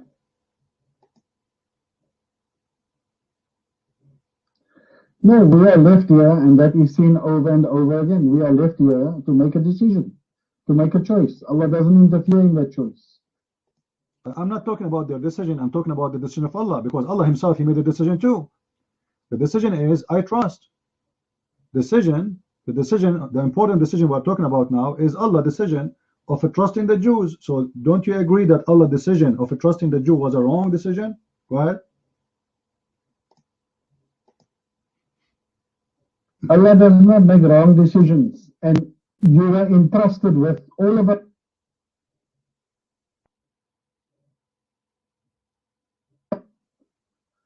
All of us are entrusted. Every single one of us is entrusted. Hold on. Entrusted based on stupidity or what? If you know that the Jews are not going to protect the Torah, why you say I trust them? He just said I trusted you. Obviously it's a mistake. You should not say I trust you. Trust you is a belief. Do you want to show you from the dictionary what trust means? Trust is a full belief, positive belief, that the one you trust or the thing you trust is not going to do the opposite of what you think. So if I trust you, if I give you the keys of my house, it's mean I am making a decision that you are trustworthy to have the keys of my house. Here we go. Allah, he gave the Jews the keys of his house, and he said I entrust you, and he mean it. So this is mean Allah, he have no future knowledge that the Jews are going not to be trustworthy. Oh my.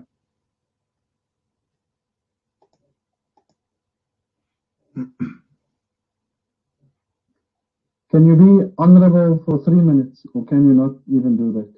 Because you say what you want to say, but you do not allow anyone else to say what they want to say. That is correct. That's CP, seriously.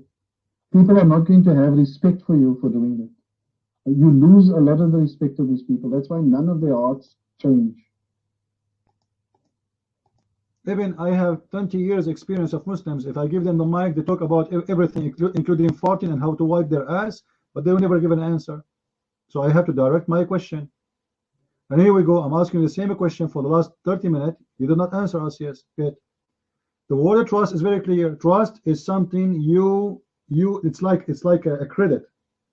It's like a credit company, credit cards.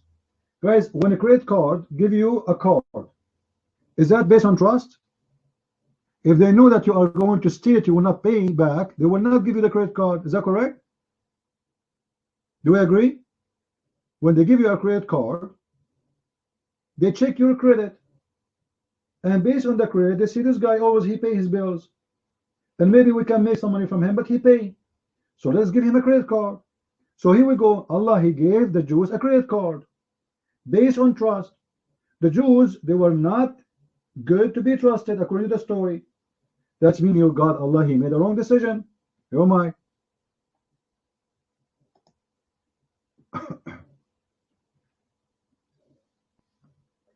You read the verse, post the verse again. It says that Allah entrusted them. That Allah believed that they would do the right thing.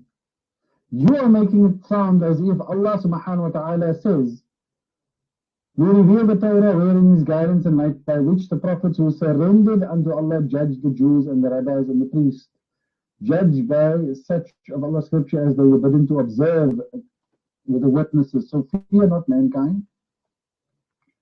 Fear me and my revelations for a little gain, whoso judge me. It was we who revealed the law, right?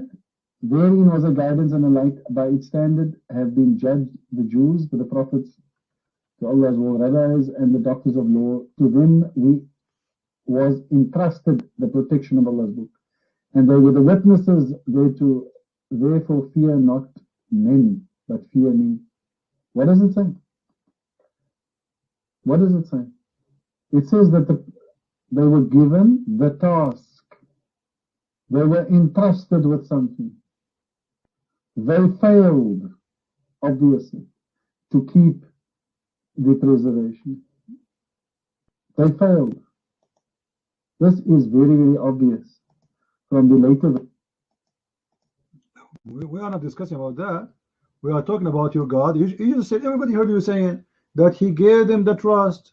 He trusted them to protect the Torah. So your God, Allah, assuming by this trust they will protect the Torah, and then He found out, He got busted. Those Jews are not good to be trusted. And this is a clear proof that Allah cannot be God. Now, let me ask you a question. Who is the one should be? Can we trust Allah? As long the word trust, we are talking about right now. Ibn, can we trust Allah? What do you think?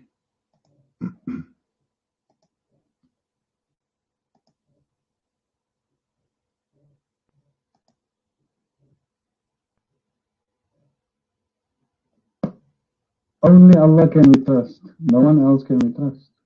Who can you place your trust in? You can't place your trust in anyone but Allah. I mean, that is just, how can you ask the question like that? There is no God besides Allah subhanahu. Did Adam made sin by choice, or Allah betray him and make him sin? Did Adam, according to Islam, made sin by choice, or it was a decision of Allah? Your mind.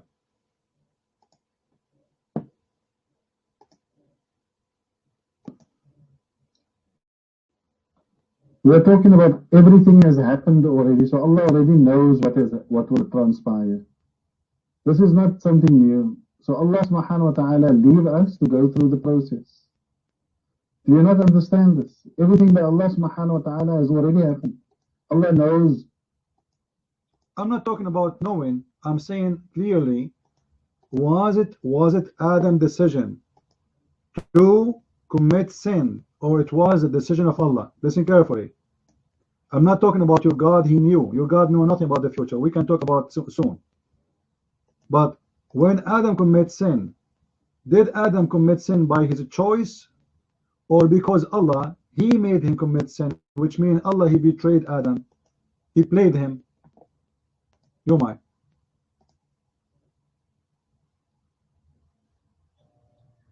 Do you not understand God Almighty? God Almighty created you with everything. Anything that you do comes from God Almighty. Anything that Nabi Adam does comes from God Almighty. There's no deception. I asked you, do we commit sin by choice? You said yes. So it was a choice of Allah or my choice to commit sin? The mic is yours.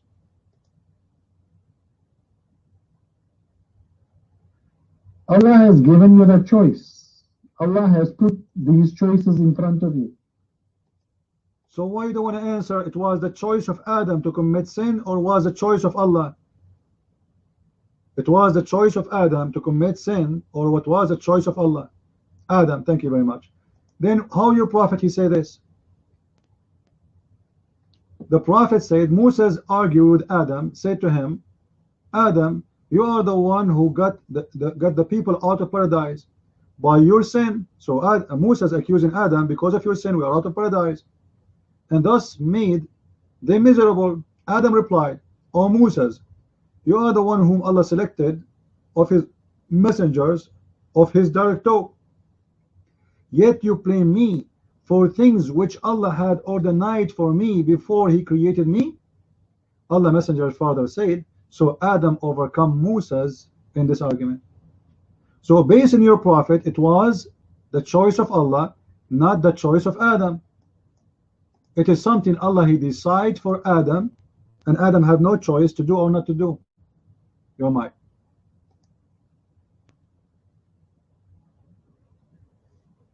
It is ordained for everybody. This is a matter ordained before.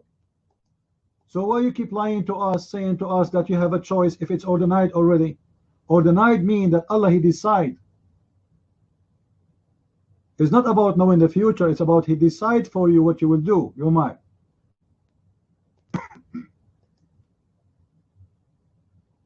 No, you are wrong. You cannot blame Allah subhanahu wa ta'ala. Allah has ordained. Listen, Adam is showing Moses, you cannot blame me. Why he cannot blame him? Explain to us. What the reason he cannot blame him? Because he is not the one who chose to commit sin. Read with me. Are you blaming me? So you cannot blame Adam, for it is not his choice. Your mic.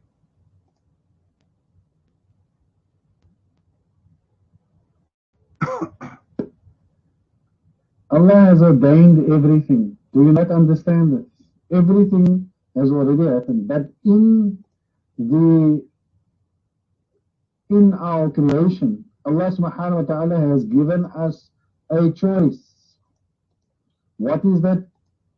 So why your prophet agreed that Adam he won the debate, and Adam saying you cannot blame me for the sin? Actually, different hadith it says that Allah he ordained this for me 40 years before my creation. Allah decide what to Adam to do in his life 40 years before his creation. So why Adam saying you cannot blame me if he have a choice to do sin or not? Why we cannot blame him? Your mic.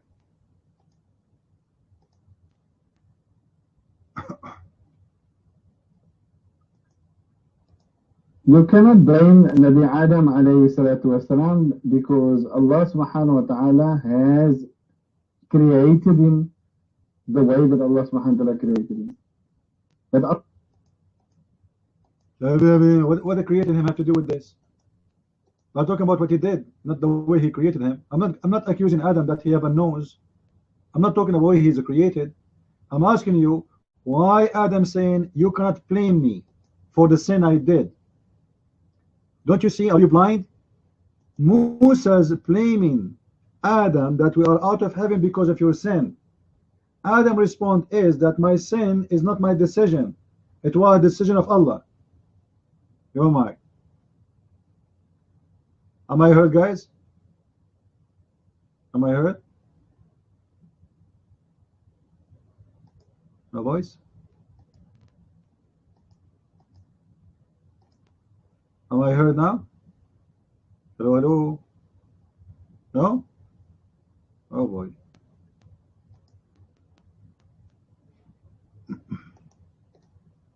Let us see how we can fix it. What about now? You hear me now? Am I heard now? do you want to know? Don't want actually one day can I do?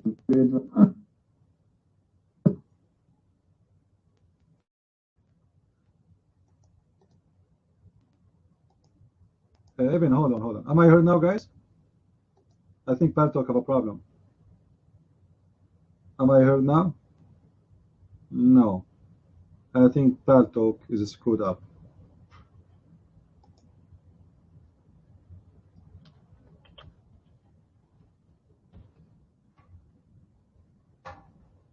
Take the mic, Evan.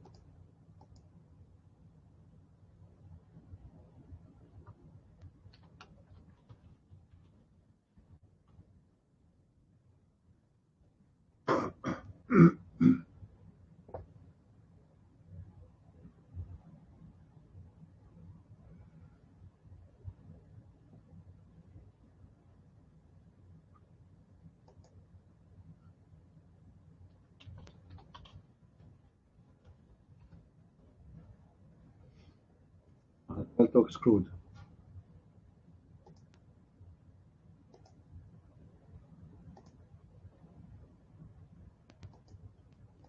Let us see now. Am I heard now? 111. No sound? No sound. I don't know what to do.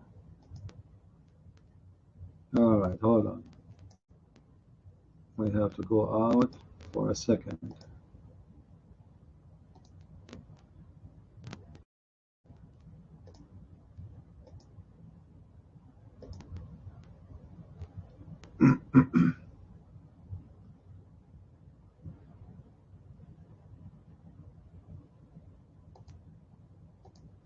All right, am I heard now? Am I heard? All right, okay.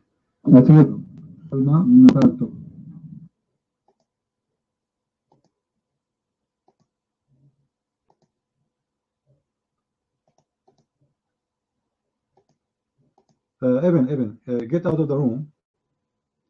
Get out of the room and come back, and I think that will fix it. Get out and come back. You hear me, guys? You hear me? All right. Get out of the room, Ibn, and come back. That will fix your microphone. Nightmare. So why Adam, he won the argument when they accuse him that you are the reason of our sin, and Adam, he said, it's not me. It was Allah, he made me sin. You're mine.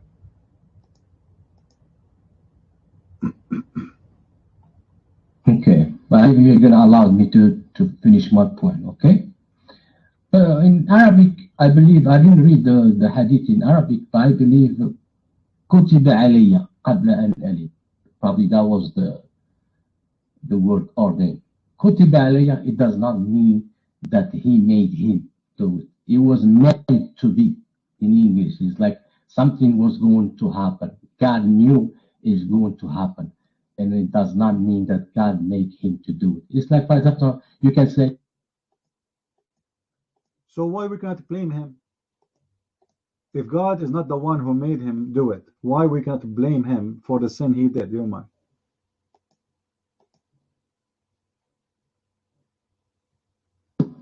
Who told you we cannot blame him? It's, you know, he did. Adam, he said that. He said that. Are you blind? He said, are you blaming me? Are you blaming me? So he said, yes, you can't blame me. You're mine.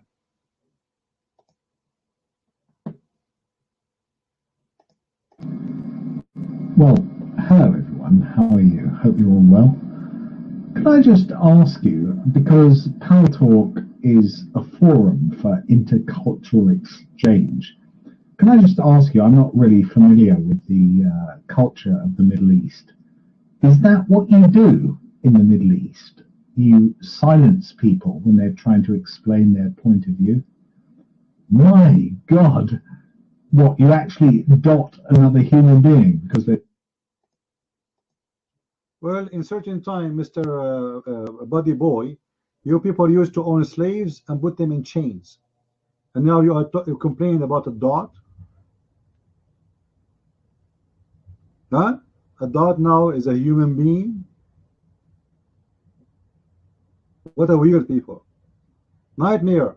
The hadith in front of you. It says, Atalumani. Atalumani. So do you blame me? You're mine.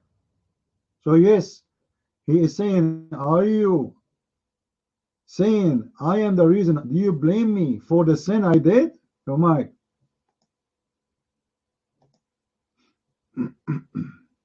Okay, well, that's what Adam thinks about himself, but God blamed him. That's what.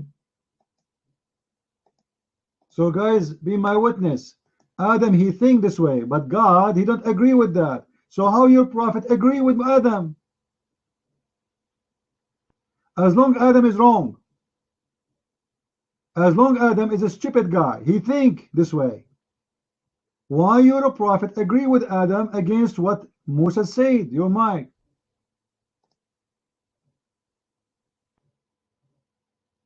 He agreed that it was a kutibat alayhi. You know what I mean? That's what what he meant. Yes, he agreed that you can't blame me for the sin I did. For this is something was written for me before my creation. It was the sin of Allah, not my sin. You're mine.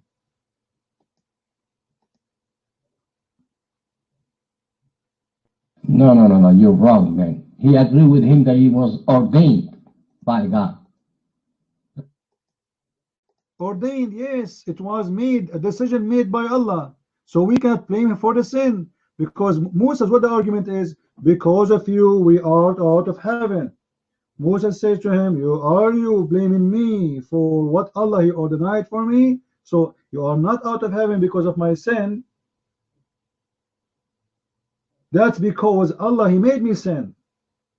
So it was the fault of Allah, not my fault. You're mine. No. You misunderstood what it means, the word kutiba. Kutiba is not your fault. I mean, it's not God's fault. For example, kutiba alaykum marad. Did I choose for myself to get sick? No, God made me. You know?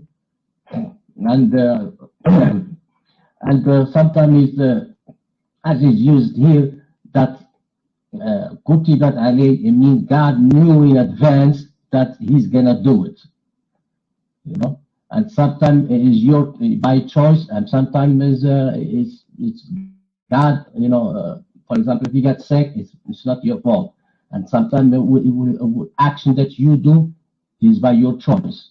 So only God knows that you are going to do it, and he write it down. You know, it does not mean that he made you do it. That was your choice. All right, let's get you busted from the mouth of your prophet. Your prophet, he said that a human being, a good believer, he will act as people of heaven until there's a distance between him, a distance of a cubit between him and heaven. And then what is written by Allah will take over, and he start acting like people of hellfire, and he will enter hellfire. So you are acting by choice as a good believer, and you are almost in the heaven, and then what is written by Allah will take over. Read it.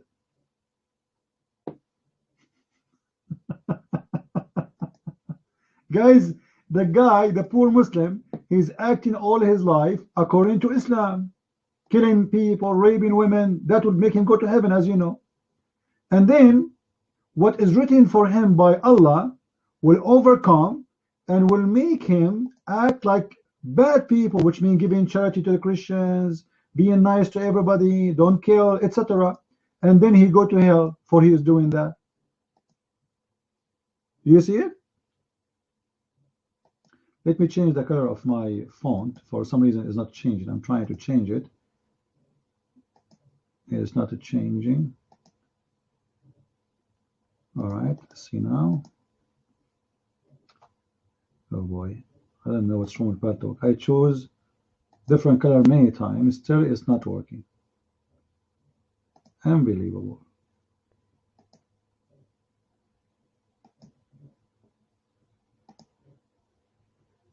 So do you see it, guys? Do you see it? Look, in Paltalk I choose blue, the color come red. Unbelievable, unbelievable, it's a miracle. Anyway, look, those people, they are acting as Muslims, good Muslims, until there's a distance of like 1 meter away from the door of the heaven. And then what is written by Allah will take over, and they will start acting as people of hellfire, and they will go to hell. That is destiny, my friend. So Islam believes in destiny, which is made by Allah. It's not what you do. It's not your decision. It's not your act. It's a stupid belief. It's a stupid religion. Imagine the guy, he is acting as people of heaven. He is almost in heaven. He is a meter away from heaven. And then what is written by Allah will take over. And he start acting like people of hellfire, and he go to hellfire. So all the religion of Islam is nothing but a scam. It's a lie. and your deed, you're not deed, you do good, you pray, it doesn't matter, because at the end of the day, what is written for you by Allah will happen to you and you will do. The mic is yours, Evan. Read and explain.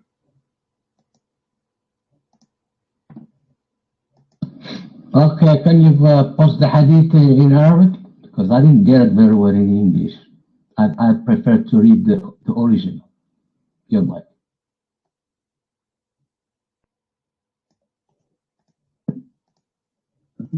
Mic check, can I speak? Okay, mic check, 1, 2, 3, thank you very much.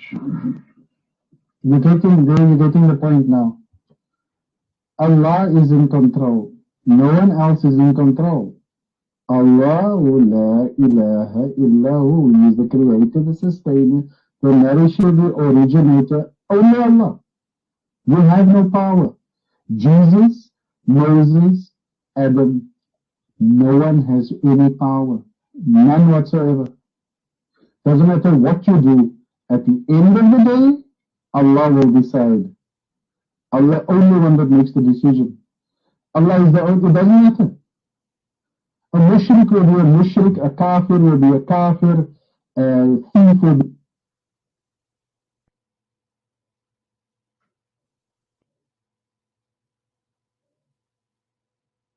a thief, truth. The truth at the end of the day is none of you have any control, power over anything. You did not choose your mother or father. You did not choose your features. You did not choose anything. You do not have a choice in even dying. You do not have any, only Allah. Allah has control over everything. And I'm glad that Christian Prince has brought, yes, really. At the end of the day, when you look at it, there is no control. You do not have, all you can decide is the direction of your heart. What direction is your heart? You can be whatever you want to be, Edwin Aylan. You can try your luck all you want to. You can think of yourself as high and mighty as you want to. At the end of the day, you are going to land up in your grave. And a decision will be made upon you. That decision will be based upon the direction of your heart. We're all going to die. Even stop drinking camel urine. The hadith says the opposite. It says it doesn't matter how much you pray. It says how much you are a good Muslim. It doesn't matter. It's what is written for you will take over. Are you dumb? So this means all of Islam is wrong. That means you convert to Islam or not, it doesn't matter. You pray to Allah or not, it doesn't matter. You pay you pay zakat or not, it doesn't matter, because what is written for you is going to take over. None of your choices will matter. Allah, He ordained for you, you will be bad or good, and that will control you at the end. Read it. And that means Allah is a scumbag liar and Islam is a fake religion. So why the Quran says those who do good deeds, they will go to heaven? Huh? That's mean all the promises of the good deed. Those who do good deed and pray to Allah and worship Allah, they will go to heaven. This story here says the opposite. You pray to Allah, you do good deeds, you fight for Allah, you do jihad, and then it's not really you. Allah wrote for you already before He created you, your destination. And then you will start acting the opposite. What written by Allah will overcome your program. You are like a computer now. So your computer was going in direction. Decide to do things, and you will see the opposite direction too. You will see a guy who is going to go to hell, which means he's a bad person. Supposedly. He's a criminal. He's a rapist, whatever. And then he is almost in the door of the heaven. And then what is written by Allah will take over. And he will start acting, not bear his... You see, the first one is his choice. To be good or bad is his choice. Then what is written by Allah will take over. That's not your choice. And that is what is going to decide where you will go. And that means Islam is a very stupid, naive religion. Correct, guys? Isn't the story is clear? The first choice is yours. Then your choice is not the one who will make you go to heaven. It's not you pray or you worship Allah. Or no. As you see, the guy, he's worshiping Allah. He's doing the act of Allah all his life. And then suddenly what is written by Allah will overcome, and he will act opposite because it's written by Allah. He cannot resist it. That is the decision of Allah to make him act wrongly. So what Allah do? He play us. He made us act wrong when we don't want to do wrong. He make us do good when we don't want to do good. And then based on that, what he written, not in our action, he sent us to hell and to heaven. And that means Islam is a scam. It's a stupid, and everything in it is a joke. And for those who want to save the reference, who want the reference for this? Who want the reference? You find this hadith in my book, The Session of Allah. And by the way, this is from Sahih Bukhari. All right, we can get it from Sahih Bukhari too. The same hadith. Your mic, Nightmare.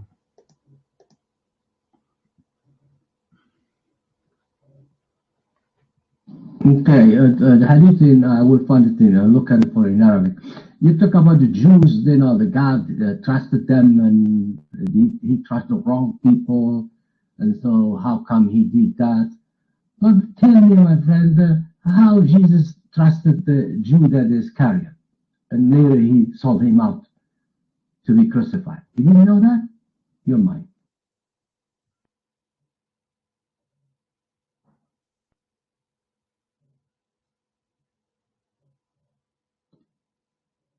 Okay. You don't want to accept that Allah is in charge. Don't you want to accept it? You don't want to accept that Allah is in complete control of everything. Is that not what you want to accept? The God Almighty, Allah subhanahu wa ta'ala, don't you want to accept it? Christian Prince? Type yes or no. You don't want to accept that God Almighty is in charge of everything. Don't you want to accept it? No, you don't. So God Almighty, it doesn't matter what anybody says to you about God, you don't accept that God is in control of everything. Hold on. First of all, the Quran proves that Allah is not in control. When your God Allah, he promised the Muslim that 100 of you will fight against 1,000. They went to war, they lost. And then he changed it and he said, oh, okay, you know what? I found a weakness on you. So 100 of you can fight 200. So don't tell me he's in control. The God of the Jews is in control. When he said to them, you will have a victory, they have victory. Now, the idiot Nightmare, he said, how Jesus he trusted Judah? Who said he trusted him? Guys, is it Jesus who said before he was arrested, before he was captured, before he was taken to the cross, who is the one who is going to betray him? Did he say that? Is that true? So Jesus, he knew who is going to betray him. So he is not the same as your God. He knew your God is doing the opposite. Your God is making people act in the wrong direction, even though they don't want to be good. He made them act good to go to heaven. And the one who's acting good, he make him act bad, so he go to hell. And this means everything in Islam is a deception, because the promises in the Quran, those who worship Allah and do good deeds, they have go to heaven and they have no fear. And then we find that you do a good deed, you don't good deed, who care? You are going to go to hell anyway.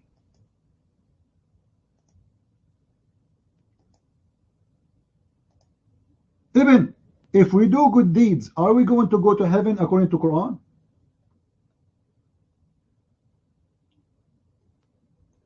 If we do good deeds,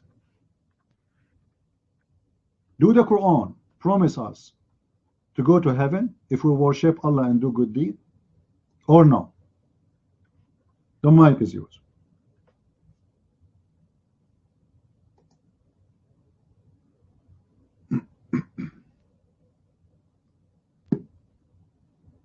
You live between hope and fear. You do good deeds, Allah will definitely look favorably upon you. And Allah will look at your heart. What is in your heart? Yeah, look at my heart, right. The answer is, if we do good deed and we believe, are we going to go to heaven? Yes or no? Stop telling me you will look at your heart, you will look at your wallet. This is not the question. If we do good deed and believe in Allah, are we going to go to heaven? Yes or no?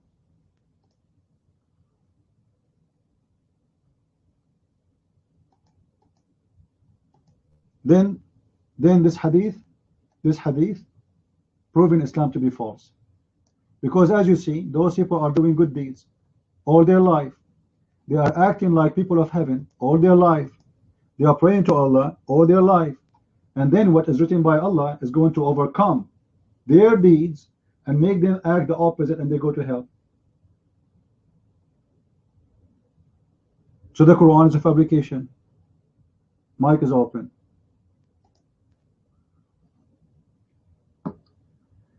Allah will send an angel who breathes life into it, and the angel is commanded to record 4 things about it. 4 things: provision, term of life, its conduct, and whether it will be happy or miserable. By the one who decides whom there is no true God, verily one of you would perform the actions of the dwellers of Jannah until there is only 1 cubit between him and Jannah. Then what is foreordained would come to pass, and he would perform the actions of the inmates of hell until they enter it. And one of you perform the actions of the inmates of hell until there is 1 cubit between him and hell, then he would perform the acts of the dwellers of Jannah. Now, all of this can only happen on earth. This cannot happen when you die. Unbelievable. I mean, just look at the intelligence, guys. This can happen only before you die.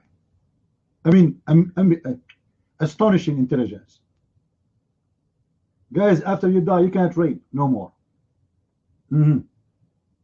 Even after reading for 5 minutes, he come to the conclusion this has happened before you die. Abdul, for sure before you die. Are you stupid? That's deep. But this is mean the promises of the Quran is false. The Quran in many places, as an example, in like chapter 2 verse 25, the same, it says that those who do good deeds and believe, Allah will send him to heaven. Same in chapter 2 verse number 82, same in chapter 2 verse 27, 277. So just in one chapter, the Quran say many times that if you do good deeds, Allah promise you heaven. If you do good deed and you believe in Allah, you go to heaven. And then we find that it's not true. Your mic, Nightmare. If we do good deeds, Nightmare, and we believe in Allah, is that enough to go to heaven? Your mic? As you see the Quran in front of you. I wanted to talk about first about the Judas Iscariot. You told me that Jesus knew that. When did he know? 3 days before his crucifixion? The guy was hanging around with Jesus for 3 years. Who said he did not know even before even he was created? He told them 3 days before that. Is it enough? 3 days. The one who knows before 3 days, it's mean he knows 3,000 years ago. Because if you can know a second before what happened, it's mean you know. As simple as that. 3 days will not make any difference. But 3 days, because it's time to tell them that between us there is somebody, he will betray me. And how he knew? So look how silly you are. And instead of saying that Jesus, he knew, not like Allah. Allah, he told the Muslims, one of you can fight 10. The Muslims, they go to war, they get beaten badly, and they lost. And Allah, he says, I found a weakness of you. So one of you can fight 2. From 1 to 10 to 1 to 2. What kind of God this God is? Why he accepted him as a disciple? He accepted all of us as disciple. He accepted all of us as disciple. He said, go and teach and preach. And now each one of us, he will give his fruits. This is why Jesus, he said, not everyone says to me, Lord, Lord, will enter the kingdom of my Father, but the one who do his will. So all of us are welcome to be his disciple. We can betray him. We can be good to him. We can be whatever we want. But your God, he accepted the rabbis to be his disciple. He entrusted them with the Torah. And then the rabbis, they gave him a finger. They said, we will not protect the Torah. And then Allah, he got screwed. And until now, we cannot find the correct Torah. Do you know where is the correct Torah? Can we find it? Where, Ibn Salih? Where? Your mind.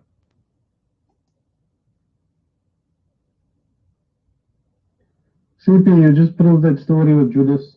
Judas was a believer all the time and then suddenly became a traitor. So what is that so difficult to believe? That a believer can... Yeah, that's based on his choice. Not like your Quran saying to us, your Prophet saying, that you act like the people of heaven all your life and then what is written by Allah. Guys, the angel will come inside the mother when she gets pregnant, and he will write the destiny of the child. He will write for him his religion. Allah, he choose for you what you will be, a Muslim, a Christian, and that will take over at the end. It's not what you decide.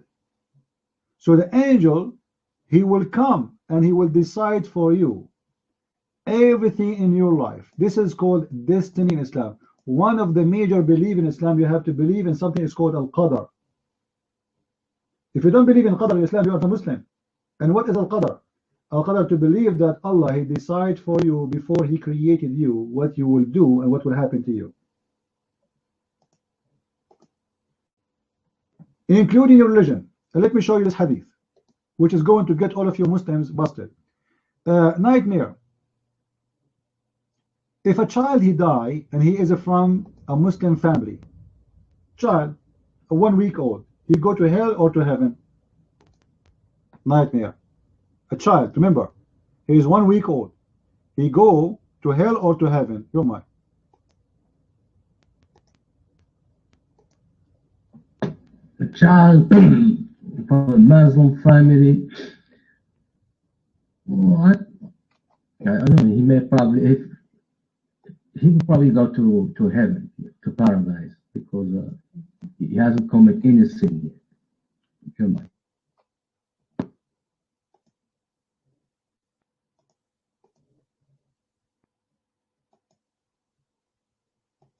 All right. So the logic for a child to go to heaven is not committing a sin, correct, Nightmare?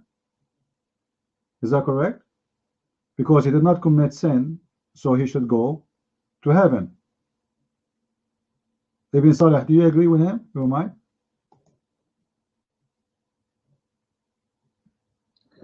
The child is, obviously, if it's a child, he died prematurely, he didn't live out his whole life, so he's going to go to Jannah. He has no blame on him. They call it ma'asum. You know it's called, he hasn't any, you can't blame, he's not held accountable, because he hasn't reached an age of responsibility. So any child, doesn't matter who he is, what nation, what nationality, what religion, he goes to Jannah. Every child is ma'asum. Even a mad person, Edwin. So to make it clear, the child who died who is 1 day old, he will go to heaven or he will go to hell? Make it clear for us.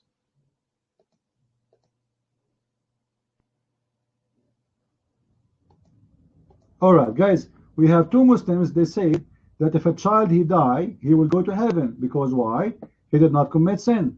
Be my witness. This is not what Muhammad teach. Muhammad teach that Allah, he created them. Before he created them, he decided where they will go. It doesn't matter what sin you do. It doesn't matter what bad you do. Look what happened. Aisha, she said to Muhammad after they attended the funeral of a Muslim child, there is happiness for this child who is a bird from amongst the birds of paradise. Who is talking, Aisha? Thereupon Allah Messenger said, don't you know Allah created the paradise and he created the hell and he created the dwellers of the paradise and the denizens of this hell? Which means, Aisha, you are wrong. He will not go to heaven. He might go to hell, because Allah, before he created him, he created people who they are made for heaven, and he created people who will go to heaven or will go to hell. Which means before they are created, look, he is a child. Let me show you the hadith in different location, which is going to be more clear. Look at this. The same story. Allah messengers, Aisha, she said, Allah messenger, there is happiness for this child, who is a bird from the bird of paradise, for it commit no sin. It what? Commit no sin, nor has reached the age when one can commit sin. So this person have no sin. Muhammad, he answered, he said, Aisha, their adventure, it may be otherwise, because God created for paradise those who are fit for it while they were in their father lions. You see, guys?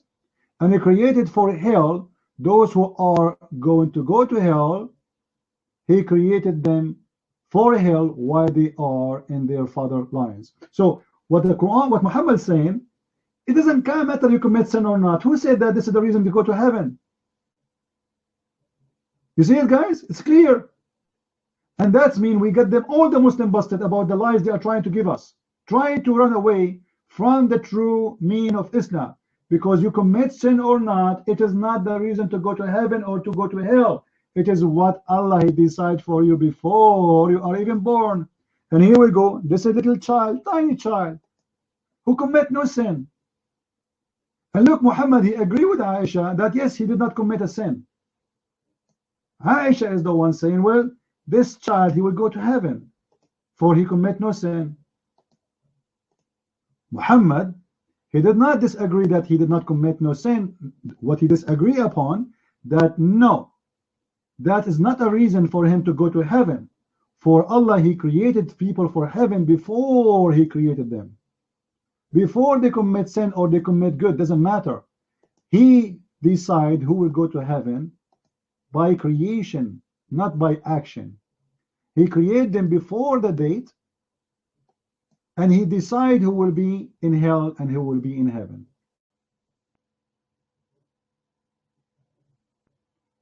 A nightmare. I don't care what you post from in Arabic. Your prophet is so clear and the hadith is so clear. Correct, guys? Muhammad make it so clear that you as a child, you are 1 day old, it doesn't matter. You commit sin or not, it doesn't matter. Allah, He created people for heaven, which means He made a decision when He created you. This guy will go to heaven, this guy will go to hell, this guy will go to hell, this guy will go to heaven, when you are even not born yet. And now we have a child who is from a Muslim family, to the point Muhammad himself is going to the funeral. Muhammad himself is going to the funeral, and Aisha. And yet those two going to the funeral is not enough for this child to go to heaven, even though he commit no sin, and he never reached the age of committing sin. But yet, it is based in what Allah decided for him before He created him, which means your sin does not matter. You see it, guys? Your sin does not matter. It is what Allah He decided for you. If you are lucky, Allah He created you for hell fire. You are unlucky. If Allah He created you for heaven, it's luck. It's based on luck, not based on sin you do. Your mic, even.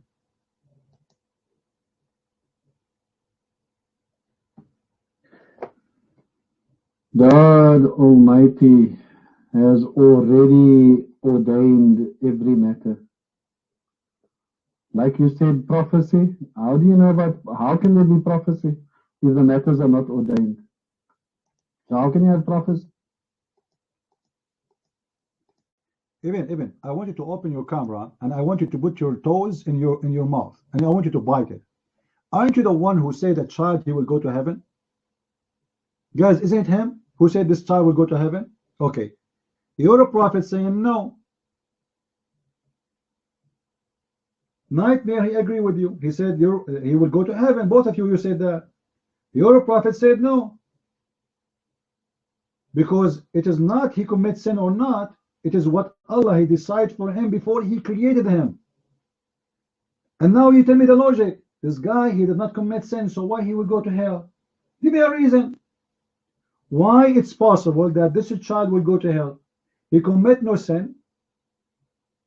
He killed no one. He had no adultery. He did not steal the food of somebody. He is little tiny piece of meat, a baby. If you put dirt in front of him, he eat it. You put in front of him a knife, he swallow it. So give me a reason for this little tiny creature to go to hell, what he did. Why your prophet disagree with you when you said he will go to heaven? Your prophet is arguing with Aisha, saying, no, Aisha, this is not a reason to go to heaven. Allah created for heaven, people of heaven, before he created them. So it is based in where Allah he decide before this baby is born, where he will go. So it's not his action. You're mine.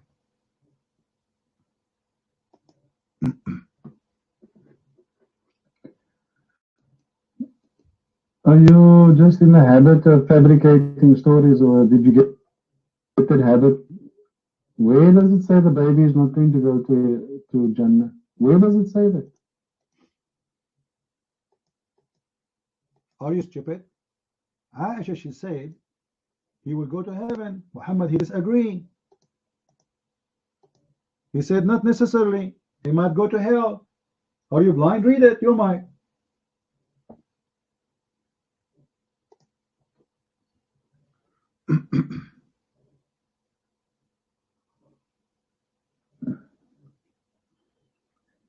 I don't see him disagreeing with Aisha. But eventually, maybe otherwise, because God created for paradise those who are fit for it, while they were yet in their father's loins and created for hell. Abdul, stop drinking camel urine. When your prophet, Aisha, she said he will go to heaven. Muhammad, he said it might be otherwise. What does that mean? What it might be otherwise? Translate for me. Go ahead.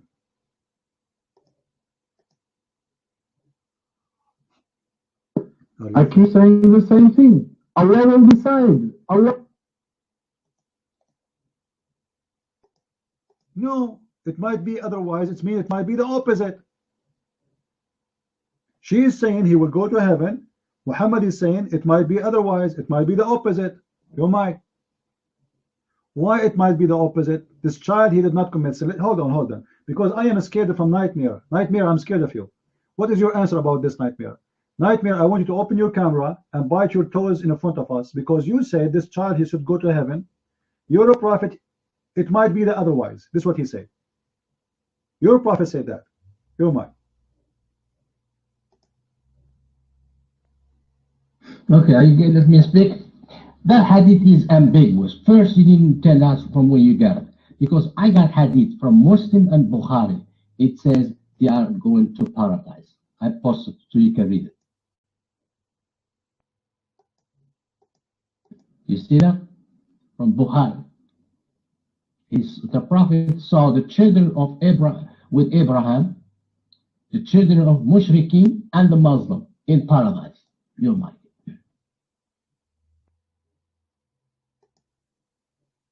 Abdul, this is first of all, the stupid post you are posting for me is not about your prophet saying the children of the Muslims will be in heaven. He saw a vision. You are being stupid now. You are being stupid. All right? This is about a vision. And this is not about our topic. And now this is the hadith. You are saying Muslim, right? Here we go. This is Muslim. Let me get you busted. Show me the hadith of Muslims. You are saying this from al-Bukhari, right? Let me get you from al-Bukhari. Here we go. This is Sahih Muslim. Open and read. Take the mic. And I will show you the one you posted. And I will make everybody laugh at you, at your prophet too. Thank you for posting that one, actually. I love it. All right? Your mic. Yeah, this is not an opinion. Give me the hadith. Don't give me sharh. Give me the hadith. And read the hadith I just gave you. Your prophet, he is arguing with Aisha. This is direct talk between your prophet and Aisha. Your mic. That hadith is ambiguous, you know. It doesn't say they are in hell, it doesn't say they are in paradise. That's ambiguous. You want to something clear cut. No, it says it clearly. It says it clearly. It might be the otherwise, which means there's a possibility that you will go to hell or to heaven, even if you are a child who is born without sin. Stop being stupid. Stop lying. What ambiguous? Aisha, she said he will go to heaven. Muhammad, he argued, he said no. It might be the otherwise. So what Muhammad claimed, it might be totally the opposite. They will go to hellfire. Why? Because your God, he created for hellfire people who they are people of hellfire before he created them. So this is a child who never commit a sin. Why it's possible to be the otherwise? Why? He did not commit sin. He did not reach the age of sin.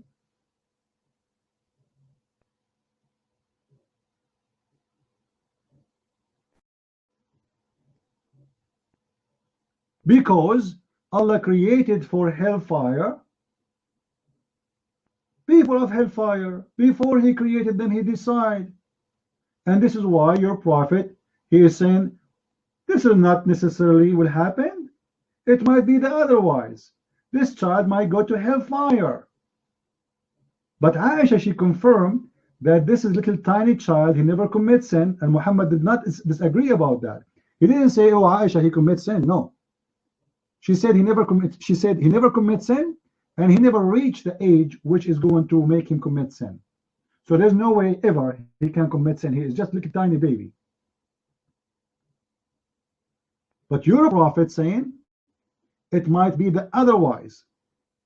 For Allah, he created for hellfire, people of hellfire, before he created them, which means he made a decision they will go to hellfire when they are in the backbone of their father, not in the lion. Actually, this is a false translation.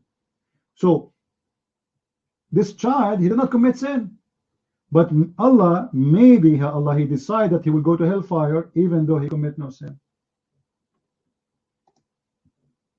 Correct, guys? The hadith is so clear. It is showing us how stupid this cult religion of Islam. This child, he never commits sin and never reached the age of sin. But yet Muhammad saying to Aisha, who she said to Muhammad, oh, this guy, this kid, he will go to heaven. He's a poor little bird, you know, cute bird, he died.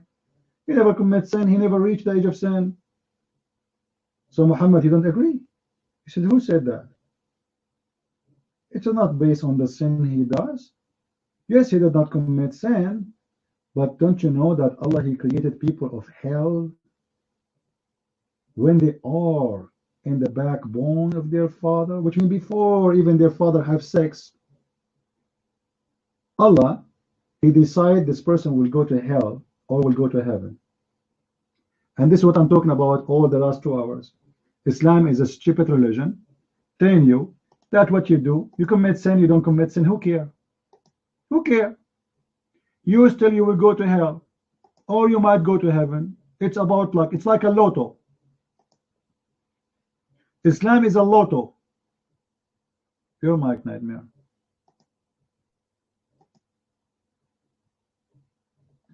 Okay, what you are doing now, you are reading the hadith, you have no degree, you didn't study hadith, you have to see what the expert hadith, how they interpret that hadith.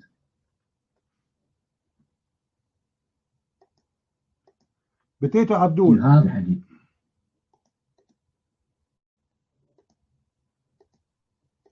Scumbag Nightmare. I have degrees about Islam more than you can imagine all your life.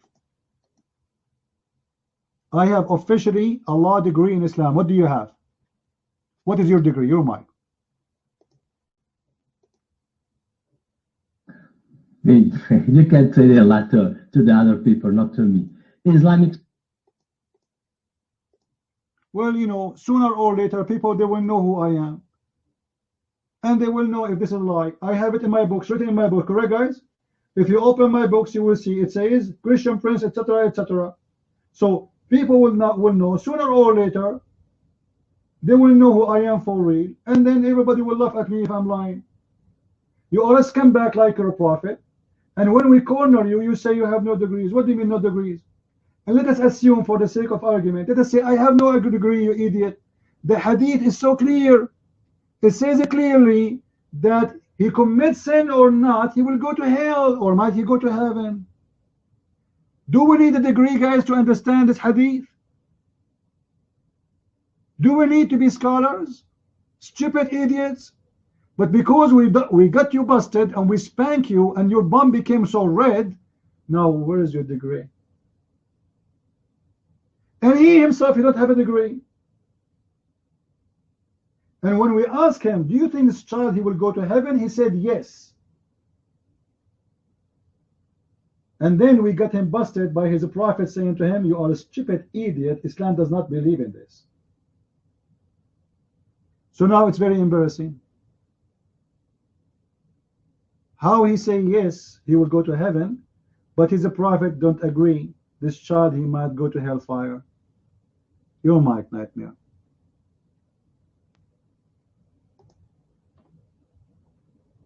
But don't take back from me.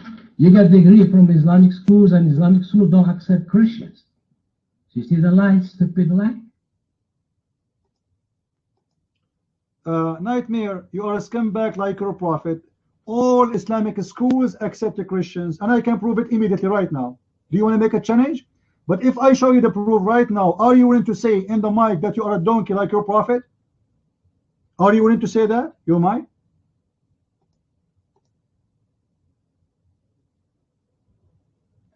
I can show you proof that they don't. If I show... Well, if I show you that they do, it's mean you cannot show me they don't. I can show you right now that they do. So do you accept the challenge, yes or no? Name the university of your choice in the Middle East. You might. Name it for me. You see, guys, I'm not choosing a university name.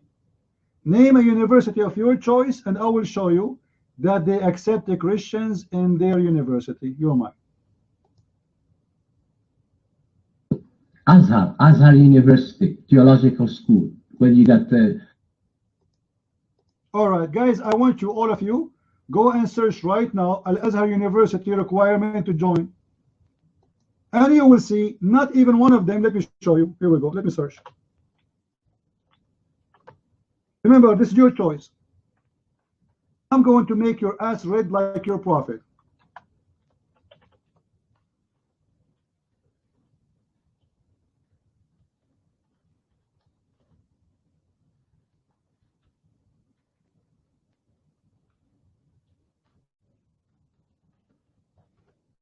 Hold on.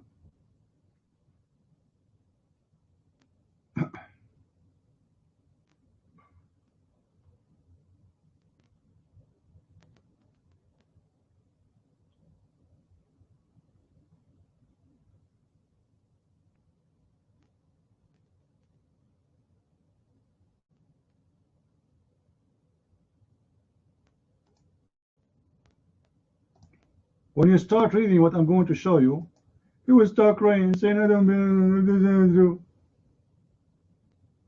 Right? Hold on.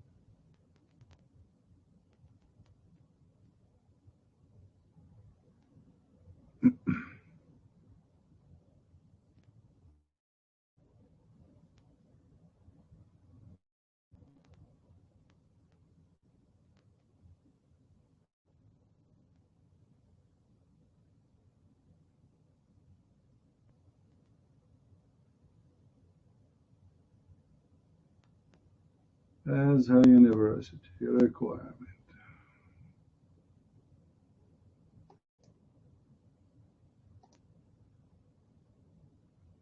And I will make you read by yourself.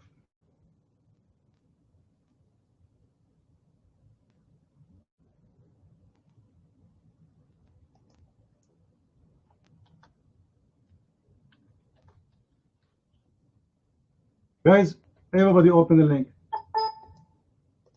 Everybody open the link. Don't tell me I made this website now. And read the requirement. Read the requirement.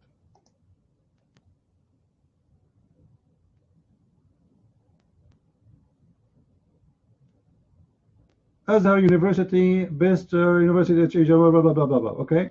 And let me find you more website, not only this one. There's no requirement of you being a Christian or being anything. It's false. Even though I never been in that school, but I will show you that this guy is as stupid like all the Muslims.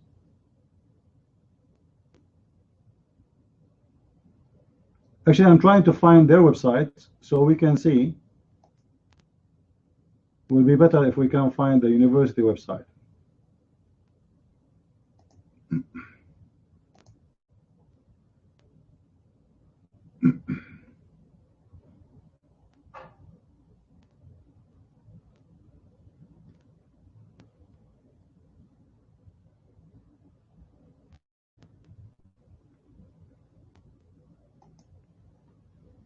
All right.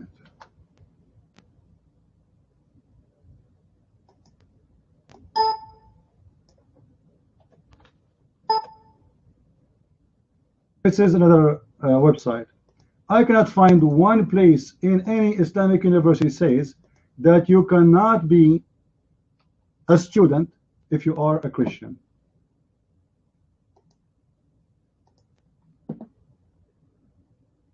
Nightmare. Can you show me the Azhar University saying you cannot be a student in Al-Azhar if you are not a Muslim? You might. I already posted there. You know, I already posted. You didn't. We did not see that. You might. Go ahead. Put something before it. Put something before it, like number 4 or dash or something, so we can see the link. Post it.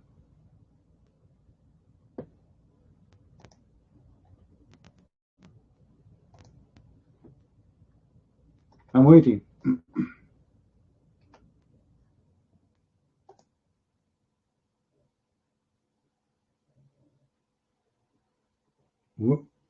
Just break the link so we can read it.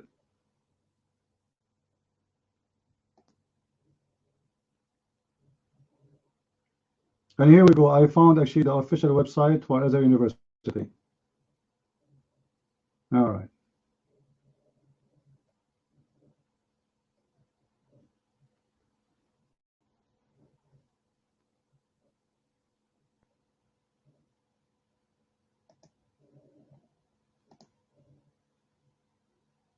What happened?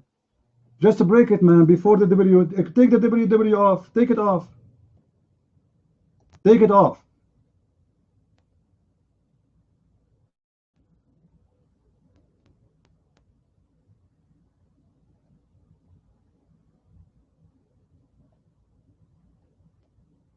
This is the official website of Al-Azhar University. Find me where it says that you cannot be a Muslim and you join the university. By the way, this is not my university, but I want you to show me. Just to show you that every Muslim officially is a stupid by nature. Can you? This is the Azhar University. Where is the requirement? It says to enter, to register, you have to be a Muslim.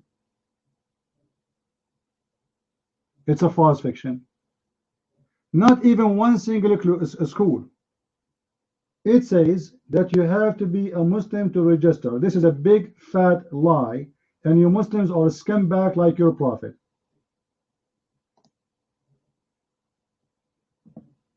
Your mind.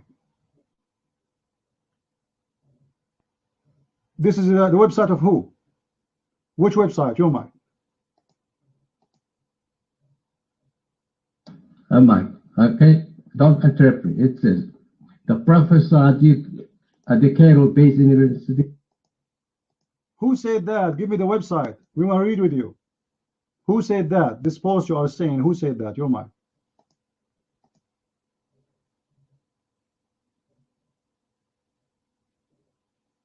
This is Al Arabiya. It's probably a newspaper or something like that. Your mind. Did you see that?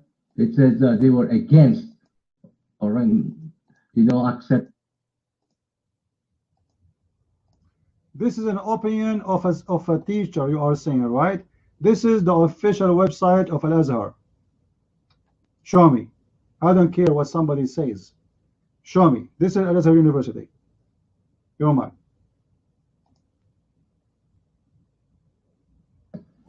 We have, and that's an article. We have the The article you are posting for me, it says against who? Show me where it says that you cannot enroll in the university. And by the way, this is not my university. However, even in that university, there is no such a thing. Even in that one. Guys, is it true that just a year ago, the country is called Malaysia, they forbid Christian lawyers from practicing in the Sharia law court? Is that correct? Because they're Christians? All right. How they can be lawyers in the Sharia law if they cannot graduate from Sharia law school? And how they were able to practice all those years as lawyers in the Sharia law court, but they didn't have a law degree? And how they can get the degree if they cannot join an Islamic school? So you Muslims are a bunch of stupid idiots, and you have mental issues. And not only that, listen, it's against the law in Egypt to say to someone based on his religion, you cannot join a school. It's against the law. There's no requirement for anyone to say, in order to join a school, you have to be from our religion. And this is my challenge tonight, Nightmare, your mic. Well, you keep taking the mic from me because you're afraid of me. This is theological school. They don't accept theological school. I'm talking about theological school, which I have degree in Islamic law. I have degree in law. Show me where it says I cannot join the law college or the law university based on my religion. I challenge you. Your mic. you will tell the people you in Islamic school, you study Sharia. Sharia. You stupid. When you study the law, you study Sharia too, because the law is based on the Sharia. And not only this, we study 3 religions. We study the Christians, we study Islam, we study the Jewish. You can ask anyone, and you are a stupid fool. You're Mike.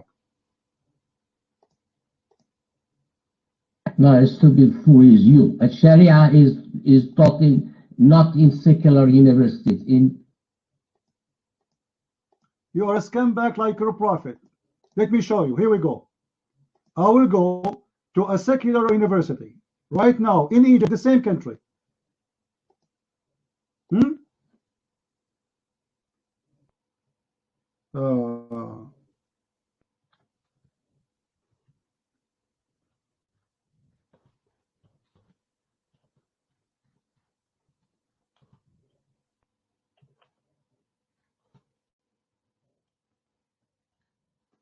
And you will see that when you study law, you idiot, you have to study Sharia. And let me show you. Here we go. This is Ain Shams, one of the top school, not like Al-Azhar. Al-Azhar University, by the way, for donkeys. If you graduate from Al-Azhar, nobody will give you a job. I guarantee you that. It's a university for those who don't have a good grade in their high school. So if you are a person, no university accepts you, you go to Al-Azhar. They accept everybody. It's like a stable. You know, anyone who's rejected everywhere to Al-Azhar. Now, because nobody wants to study there. It's a stupid university. Now, this is a university, ASU Education, Egypt. I will go to the facility of all right, and we will see what the subject they study. Let's see where we can find that.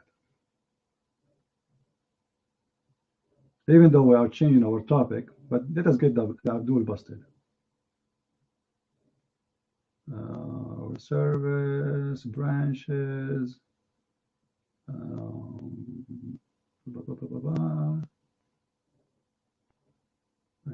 learning, division.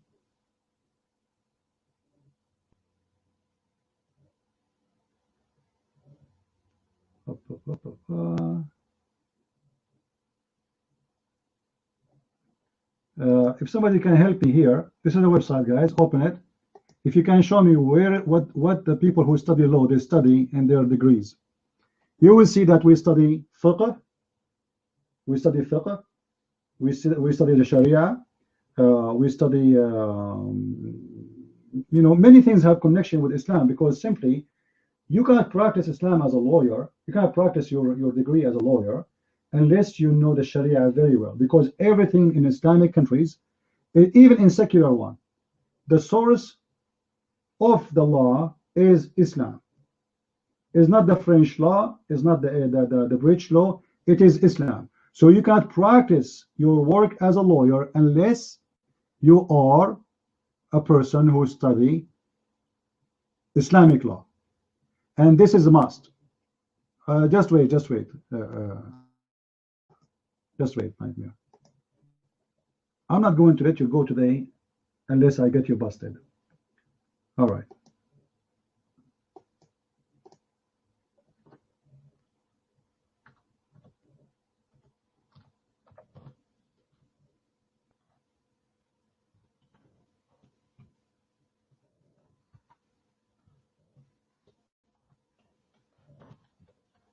Okay. جامعة القاهرة.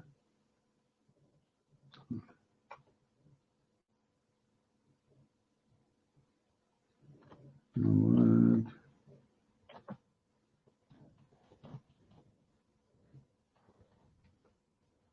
All right.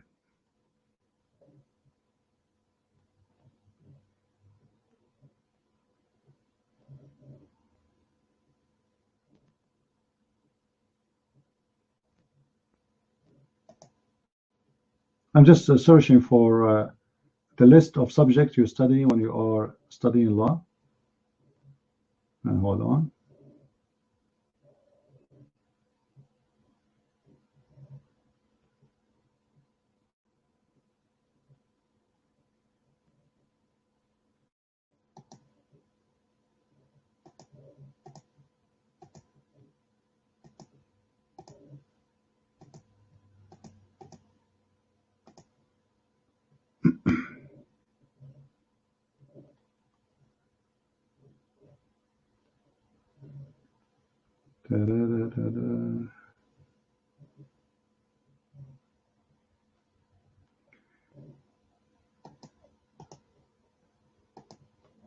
Nightmare.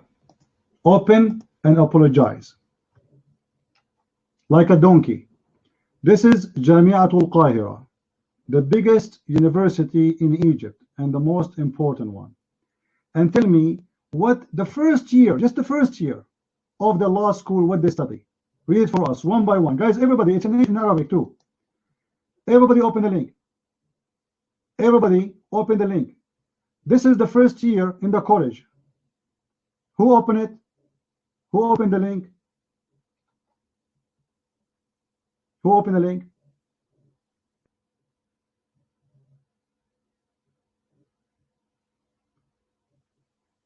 Does it say there Sharia law? Does it say there Islamic Sharia law as one of the subjects you study? And this is a government secular school, and actually there's more than 15% of the students in the university, they are Christians. So how a scumbag he says to you that you cannot study Sharia law unless you are a Muslim? The mic is yours, Nightmare.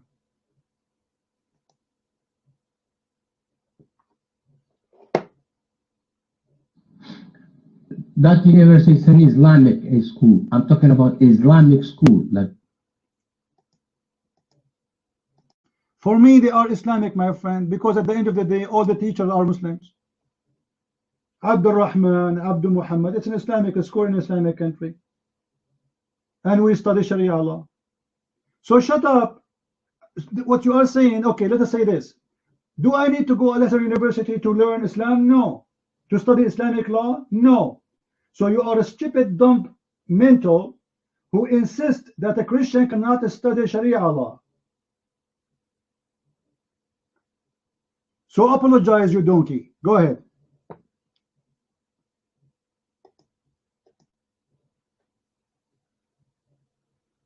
why you ignore everything that I posted there?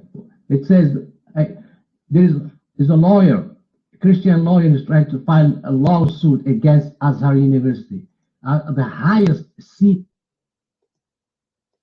Abdul, don't be stupid.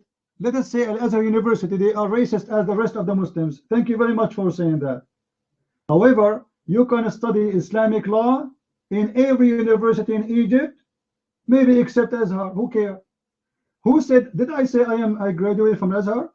I will be a donkey if I go there. This is University of Donkeys.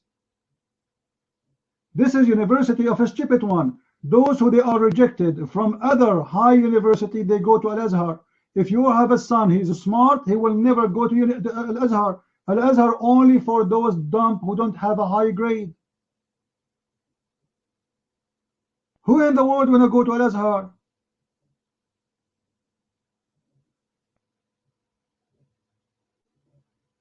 Oh, hold on, Nightmare. This is the highest authority. Let me show you the dean of Al-Azhar University, what he said. Guys, did he say, hold on. Let me stop his text. I want to take a picture of it.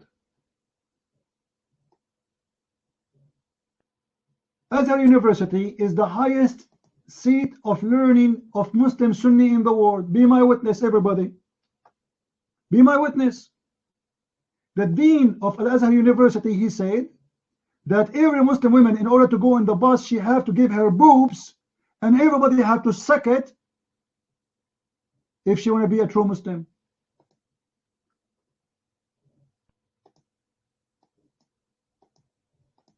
What do you say of that, Nightmare?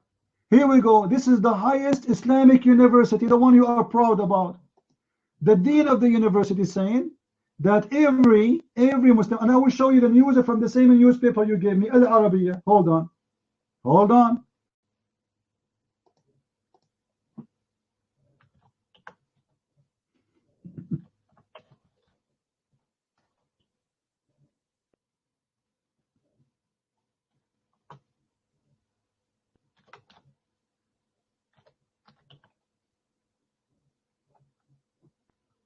Hold on, let me show you.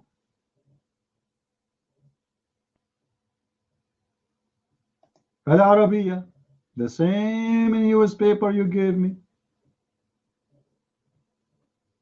And the one who is talking, he is the dean of the Ilm al-Hadith.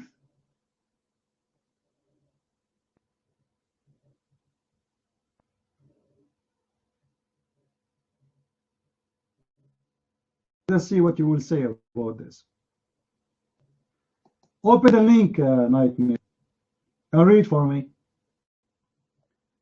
What is the name of the guy who gave the fatwa and what his job? Open the link. I will give you the mic after you open the link because I want you to read it. Open the link.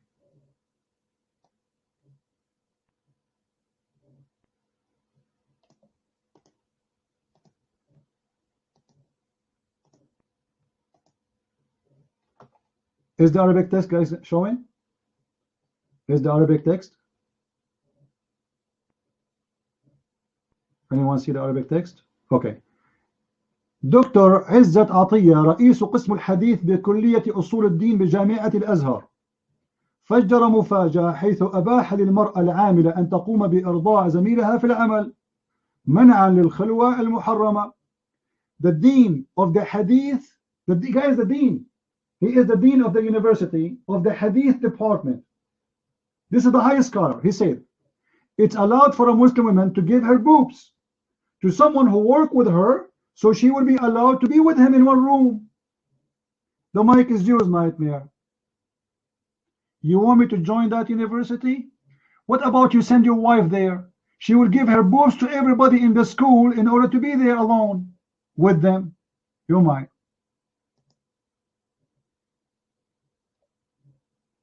Okay. You're gonna take the mic from me as soon as I open my mouth. This is your defense. That's why you don't want to debate me in Skype. Okay. This university is Azhar. All the scholars from Egypt were graduated. The biggest Sheikh Sha'rawi, Sheikh Ghazali. As you see, the one who is their teacher is a scumbag like you. Answer. why he is saying that your wife to be in a school or at work, she have to give her breast to everybody. Explain to us. Don't avoid the topic. Here we go. Guys, all the scholars graduate from there. All the scholars. Christian Prince, you did not graduate from that school. You graduated from different schools, so you cannot be a scholar. So to be a scholar, to believe in this garbage, to believe that a student who entered that school, she have to give her breast to everyone, every student, otherwise she's haram. Your mic. Explain to us. Do you really agree with Al-Azhar University saying that your wife, she have to give her boobs to everybody in the bus or the train if she go in? If there's men there? Do you agree? Your mic. What this has to do with the school? We're talking about the Azhar University. It has to do, because this is what they teach. This is the one you just called them the highest authority of Islam. Correct, guys? Did he call them highest authority? It has to do. And this is the correct teaching of Islam, not my teaching. You are saying to me, you are not a scholar, Christian Prince. Al-Azhar University is the one who scholars, they graduate from there. And this guy is the dean. This guy is what? Is the dean. Is not a student. Is not a professor. He is the dean. So the dean says, your wife, if she want to go in the train, everybody in the train have to suckle her. Guys, the train in India, how many people carry in India? How many people in the train in India? Because I saw them in the roof, I saw them in the windows. How many people they get? 10,000? So your wife, she have to suckle, she have to give her nipples to 10,000 men in the train if she want to go in the train. What do you say of that? Your mind.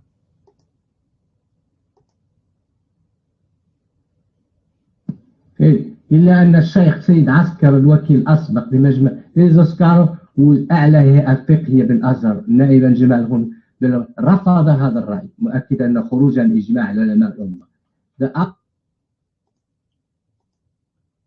Nightmare, I have your voice recorded. I can play it. You are the one who said to me that Aisha, she ordered her sister to give her boobs to whoever want to enter upon her. Do you remember? Just a few days ago. Aisha, she practiced that. So Aisha was wrong? Your mind? You see, I show you now another scholar who say this is false. What false? I showed you this is not false. The deen is right. The deen is right because this is a hadith from Sahih al-Bukhari and Aisha, she practiced that. And I have your voice recorded saying Aisha, she did that. She ordered her sister to give her boobs, to suckle her breast, whoever want to enter upon her. Did you say that or not? Your mic. So she gave her boobs. Don't put words in my mouth. No? What the scholar is saying, it's not necessarily she gave the boot. She gave the milk. She could give milk in cup.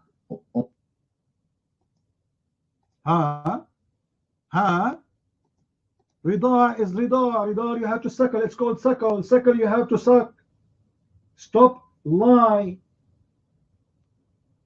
And as long, what? You're a prophet. Aisha, her sister, she's a cow. How much milk she have? Even cows don't have milk always. What do you mean, she give them milk in the cup? It says they suckle her, suckle her, suckle her. Nowhere it says that you drink milk from her, and suckling has nothing to do with the milk. And to prove to you that you are a scumbag like your prophet, the women who your prophet ordered her to suckle the man, she's an old woman. She's in her 50. And that means she cannot have milk. So he suckled what? What he suckled on her? Do she have milk? Nightmare, in case you do not know, women, they have milk only when they give birth. Women, they are not a cow and they are not a machine. They only have milk. I'm not changing the topic.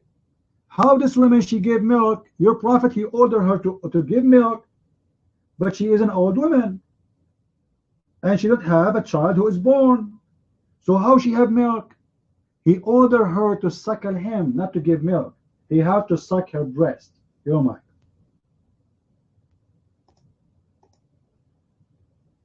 Okay, if she has no milk, then there is no rada, because it doesn't make sense. You have to drink me. If you don't drink me, there's no sac. No, your prophet, he's saying that if he suckle you, he will lose his desire to you, not the milk you drink. And if you see in the same story there, it says drinking milk, a man drinking the milk of a woman will not make her forbidden from him to marry her. So what the point? Still he can marry her. If a man he do that, he can marry her. So what the point? You might.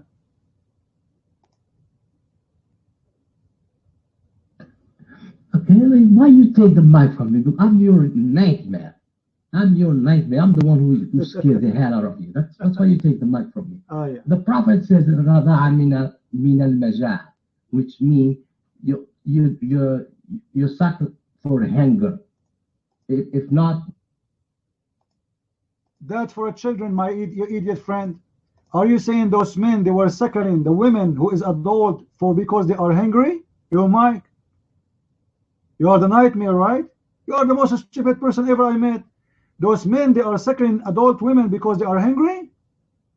So Aisha, she was giving her boobs, her sister, she was giving her boobs because those Muslim men they are hungry. You Mike. I told you that she did not, and she did not give boobs. Change. Show me the hadith. It says she did not. If you show it to me, I will close my room. Right now, right here. The mic is yours. Otherwise, you are a liar. Because the word in Arabic, arda'a, means suckle and suckle only. Show me the hadith that she gave the boobs. This says it says arda'at. Arda'at in Arabic means suckle. Suckle. Let us see the hadith. Hold on. I will give you all the hadith about the suckling. All of them it says suckle. It doesn't say drink. Because it was a drink, he will say drink. Correct, guys? There's a huge difference between suckle and between drinking. So if it is drinking, he should say give him milk.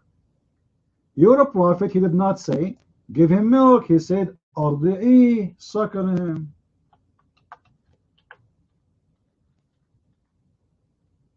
Here we go.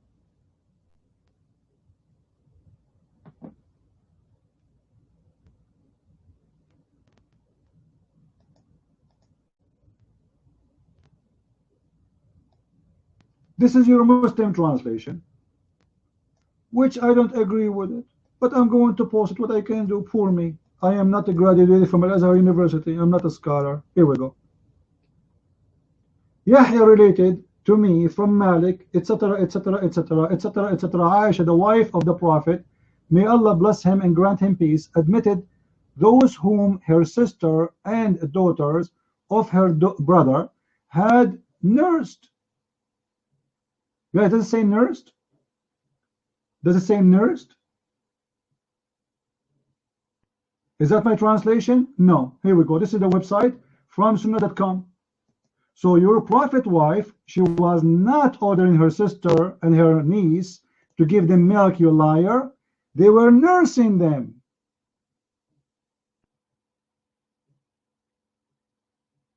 I want you from now on, nightmare, to order your wife when she go in the bus to nurse, starting from the driver.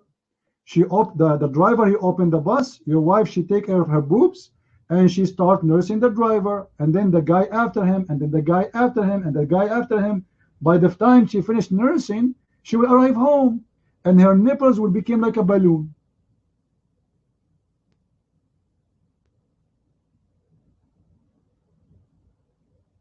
And this is Al-Azhar University approving, making a fatwa.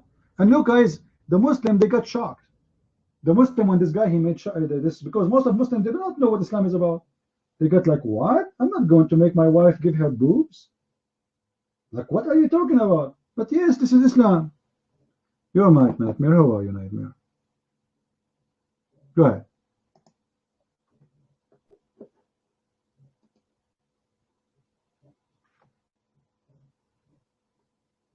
Hey, Turkey, they didn't such a thing. They did not use it, you know. And for can you repeat again? Did not use it? What do you mean? What is that? Don't be nervous. And they didn't use it. Aisha, it's in front of you. She ordered her sisters and her nieces, anyone who will attend into her, have to be nursed by them. What do you mean you did not use it? You knew that they do that. The requirement to enter Al-Azhar University, you have to be a Muslim. The requirement to enter upon Aisha, you have to suck the nipples of her sisters and the daughters of her sisters. Hey guys, who wanna go with me tomorrow to attend the house of Aisha? Who wanna go with me? We are going to get free nipples.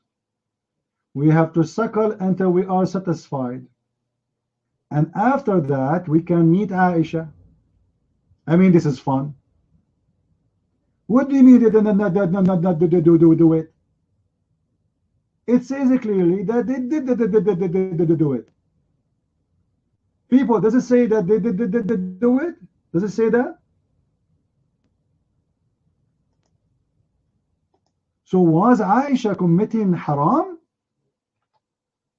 Was Aisha teaching fitna? Teaching her sisters to give their boobs to strangers? Nursing them? The guy, the liar, he said, oh, she was giving them milk. Ah, yeah, we have a cup of milk in the front of the door. You drink and you go inside that. And you know, Nightmare, let me ask you a question. If I drink the milk of Aisha, I mean, what will happen? What exactly will happen to me if I drink the milk of Aisha? What do you think? If Aisha is a beautiful woman, I will not think about her in bad way. صفة أرضاع الكبير أن يحلب له اللبن ويسقى أما أن تلقمه فينبغي هذا. Come on, Nightmare. It says clearly they suckle. أرضعه إرضاع. The word إرضاع is a word mean suckling, not drinking. Drinking milk is not suckling. Stop being a liar. Oh my. No, I'm not lying. I'm just saying what the scholar are saying. You know, I'm talking about Sarah. They didn't suckle the nipples of the woman. He was given a cat. That's what the Abdul, how this woman, she will give her milk if she is an old woman? She don't have milk. How old this woman is? You're mine.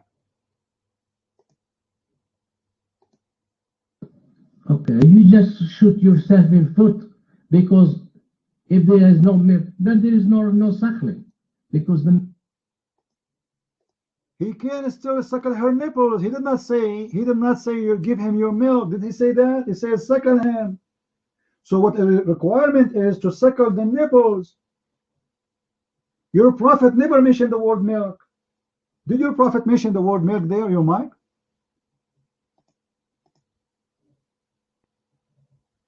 Wrong. What makes the tahrim is when you drink the milk. My friend, it's not forbidden for you to marry a woman you drank her milk. Do you want me to show you the fatwa? Actually, in the same page I just gave you, it says that it is not forbidden you from having sexual relationship with the woman, but it allowed you to be with her alone. Here we go. Let me show you. You are dumb like the rest of the Muslims. Read with me. وأكد عطية etc. أن أرضاع الكبير يكون 5 رضعات وهو يبيح الخلوة ولا يحرم الزواج. And this is the highest authority in Al-Azhar University.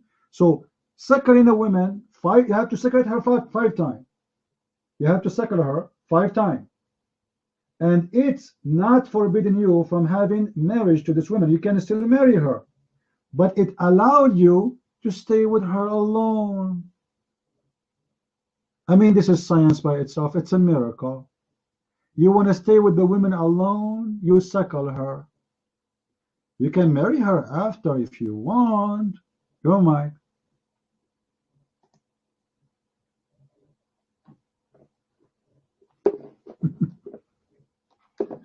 الرضاعة من المجاعة. The big guy, you know, if he drink milk, it doesn't count because it's not for majaa.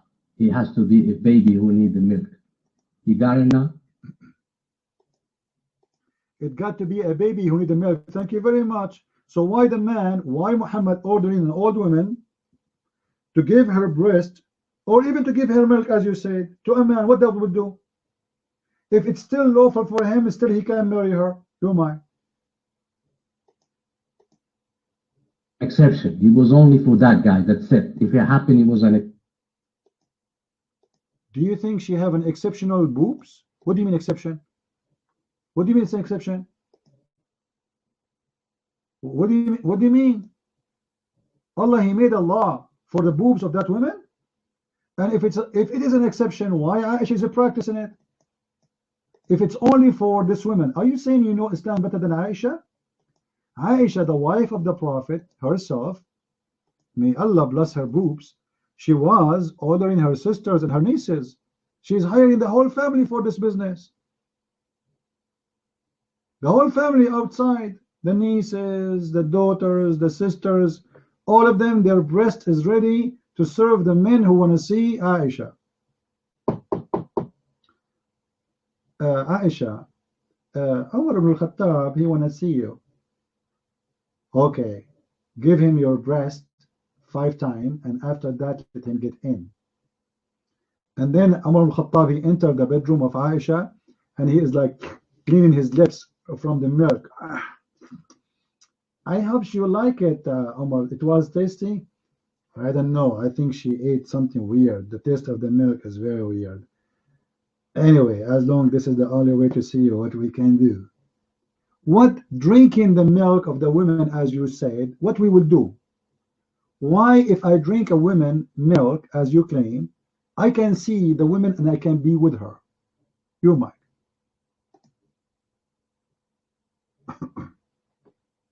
No, there was only for to drink milk from it was only for that guy for selling. But for the other ones, it was only Aisha who practiced that. She didn't. Are you saying Aisha was stupid? Is that what you are saying, you might? No, I wasn't saying that she was stupid. But the milk. Do you think she was horny? This is why she wanted to do that? Because you had to tell me if this is not allowed for her to do, why she did that?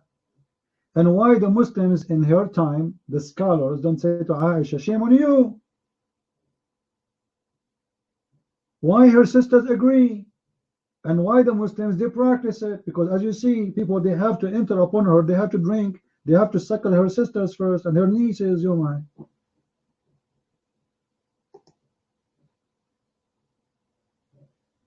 Well, you said that Aisha ordered her sister to do that. Not she's the one who gave the milk. Well, I wish she did, but obviously because it's too many men, she cannot suckle everybody. Correct? This is why she's hiring many. As you see, her sisters, her nieces, the whole family working in this business. All of them, they are secretary of Aisha. What their job is to give their boobs. We have a Muslim here. His name is Zahi Long. How are you, Zahi Long? How dare you to insult Aisha? Who is insulting Aisha here? Actually, I was saying for the last 2 hours that the breast of Aisha is very beautiful. Her sister, she have a very beautiful boobs, and she was a very nice woman. She is doing charity. Anyone want to enter upon Aisha, he have to suckle her. That's beautiful.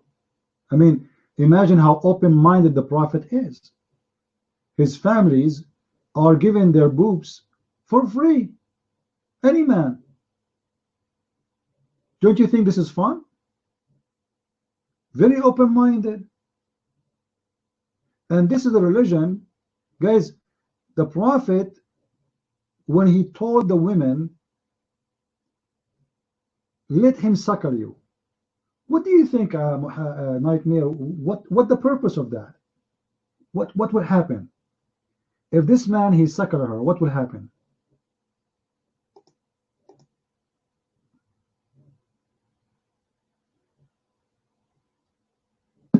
I told you he didn't suckle her. She gave him milk in the cup. All of this. That's false. I can show the hadith again. Here we go. The hadith says, how I'm going to suckle him and he's an old man. If it is about how to drink milk, he can drink milk if he's an old man, so what? Correct, guys? If it's just about drinking milk, she can say how I'm going to, why she's saying I'm going to suckle him? She said, how I'm going to suckle him? Let me show you the hadith. Let me get you butts again. The woman, she said, how I'm going to suckle him, and he is a grown man. So if it is about drinking milk, he can drink milk if he is adult, so what? That's not a problem. But the problem is how I'm going to suckle him, and he is a grown man. So stop lying. And this is the hadith. Here we go. You see it? The Prophet he loved, and he said, I know he's a grown man, suckle him. So if it's about drinking milk, then she will not be surprised. And she will not complain about his age, because his age will not make any difference. A child, he can drink milk, an old man can drink milk. He did not say to her, go give him milk. He said, breastfeed him. Guys, this is saying the hadith there. Breastfeed him, and this is the Muslim translation. People in the room, does it say there, breastfeed him? So why you are lying, nightmare? This is your Muslim translation, and this is the website. Here we go. It says breastfeed him, not to drink milk. Oh my. Guys, I need to go. Hold on. I have my neighbor here. I'm hungry. Let me call her. She will do breastfeeding for me during the time Nightmare is giving me the answer. Let me call her. Ta-da-dun, ta-da-dun. Ta-da-dun, ta-da-dun. Assalamu alaikum. Okay. I woke up the whole house. Oh, sorry, I don't mean to wake up the whole house. I want only the women in the house who have big boobs. Who am I? I'm a hungry man. Actually, I'm your neighbor. Yes, because the Prophet of Allah, he said that if you have a desire for a woman, you suckle her and you will lose your desire.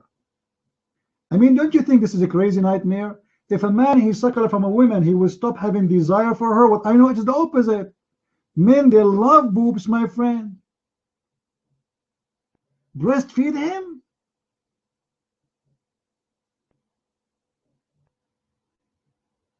Imagine Abdul, he entered the house of Aisha and he said to her, give me your boobs, I will not have desire. Give me your boobs, give me your boobs. Right on the way, I want to suckle it now. How? And Aisha, she said to him, how? I will give you my nipples. He will say, the Prophet said so, the Prophet says so, I want to suckle it right now. And then Aisha, she said again, how many times you want to suckle it? Then the guy, he will answer, the Prophet said, I have to suckle it 10 times, 10 times. And then she answered back, how, for how long you will suckle it? And then the guy, he answered, he said, until I am satisfied. Like what? 10 times, until I am satisfied. Nightmare, why 10 times? Why 10 times? What do you think? Go ahead.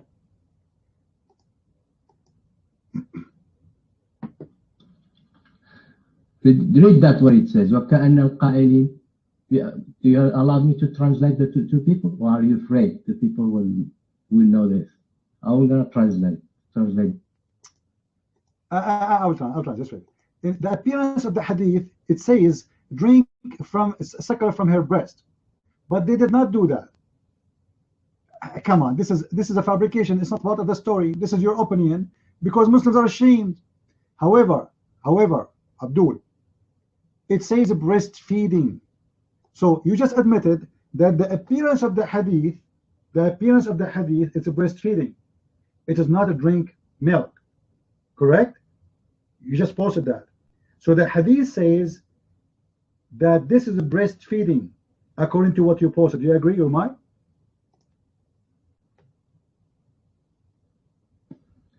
On the face value, it appeared to the people it was breastfeeding, but it was not. So are you saying your prophet was a stupid? He did not mean breastfeeding, but he said breastfeeding? Umay?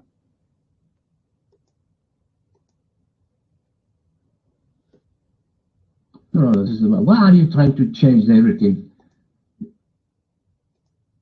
I'm not. You are saying to me the hadith says breastfeeding, yes, but she did not do breastfeeding. You said that. So your prophet, he meant breastfeeding. He said breastfeeding. Your prophet said breastfeeding. You are saying that there's opinion saying that she did not do that, she gave milk. But your prophet, what he said, it was breastfeeding. Do you agree, Umay?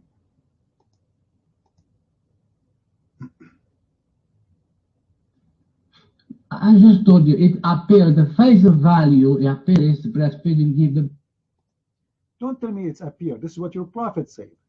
Your prophet said it's the breastfeeding, correct?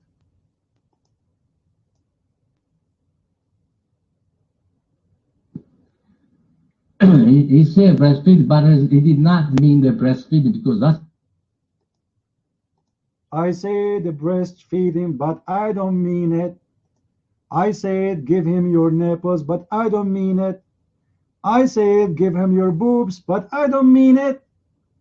What do you mean he don't mean it? Why he didn't? There's tons of words he can use. Why he didn't say to her, give him some milk from your breast? Why he told her breastfeeding? You see, Nightmare, how you get yourself busted?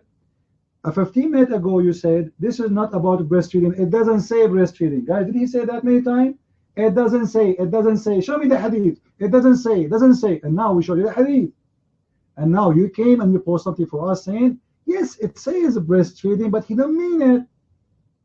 How stupid is that? How you know it doesn't mean it?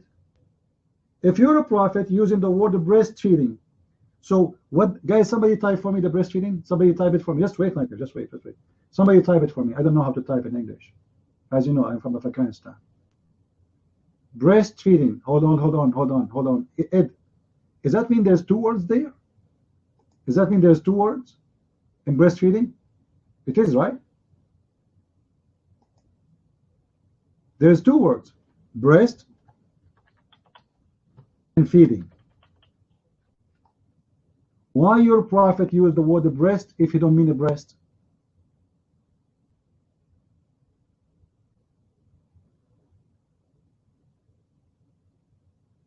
Suckle, everybody knows that people, they suckle from the breast. They don't suckle from the toes. Suckle comes from the nipples of an animal, like a cat suckle her mother, cow suckle her mother. Suckling is a suckling. Suckling means a breast and a nipple, and you suck. Your mind.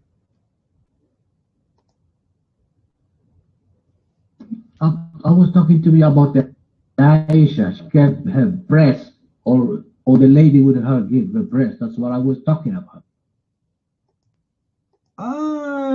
Excuse my stupidity, guys. The other woman, Sahla, she gave her breast.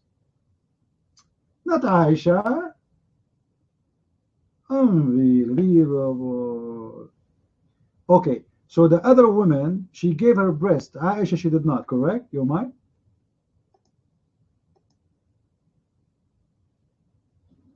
Don't put word in my mouth. I just show you the lady she did not, she gave.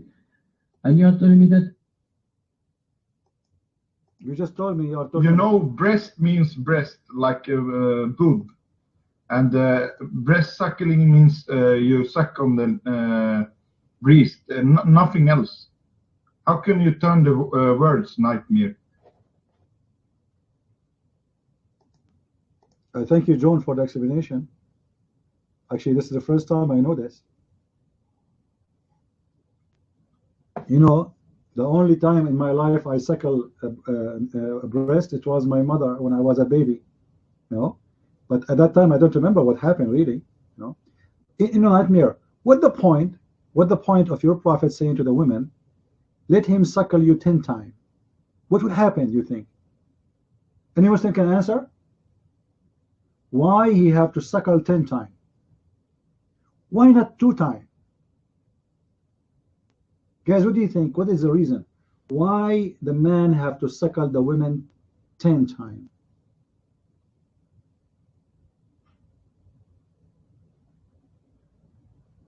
And between the first suckle and the 10th time, what's happening? What is the situation? Your mic, Matt. Your mic. By the way, guys, in January 20, Trump is going to be a president. So I'm thinking, like, just for fun, we are going to do suckling party. All right? So we will invite some Muslim women to our chat room. And this is why only men can be here. Sorry, women are not, Christian women are not allowed to come here. Only Muslim women, they will come here and we will do suckling party. And maybe that will make peace between us and the Muslims. We suckle them. I mean, this is beautiful. And because of the technology, Muslim women, they can open their camera, put their nipples in the camera, and we act as if we are suckling. I don't know if that will be halal. Because it's required to suckle for real. But what we cannot do, what we can do, it's a virtual now. I mean, we don't have a choice.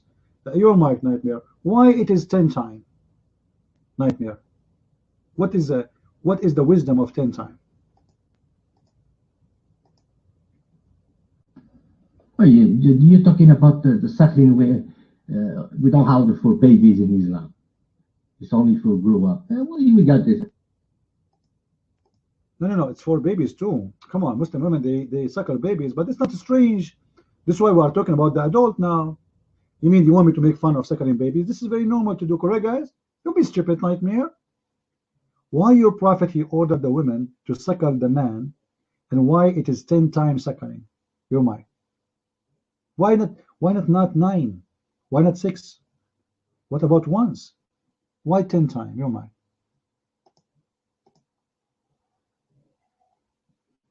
I don't see in the hadith he ordered us to do that for 10 times. You have a hadith that mention?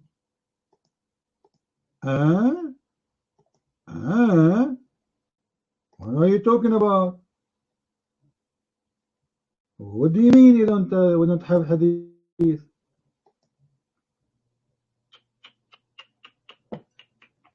You hurt my feeling now. I mean, seriously. My feeling is hurt. I wasn't expecting this from you. All right.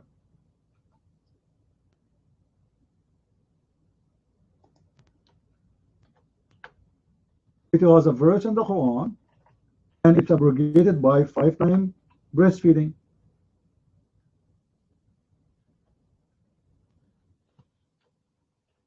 The funny guy is this guy. He come to my room and always he says to me, "Where do you get this from?" I never heard this one.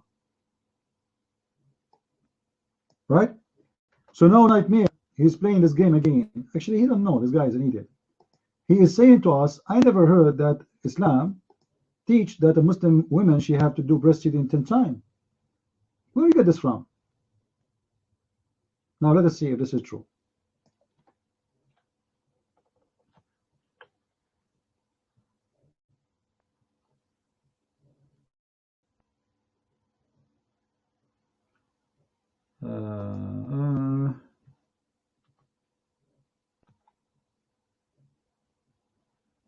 What happened tonight?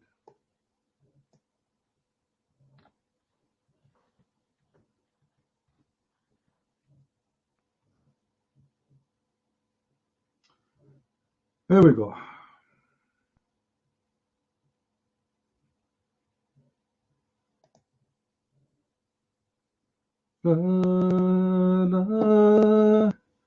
How could you forget? All right. Am I singing? I don't know. Always when I speak about breastfeeding, I feel like singing. All right. Let us see what the hadith is saying.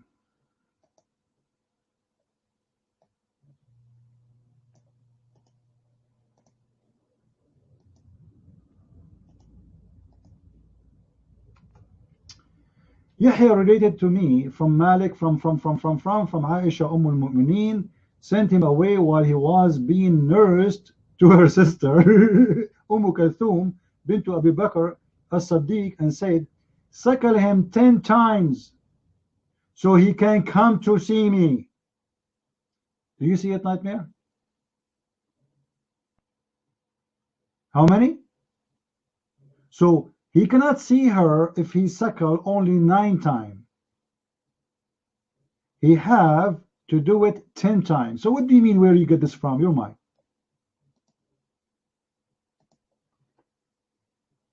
And you told me that Prophet told to the lady, I can't remember her name, to suckle the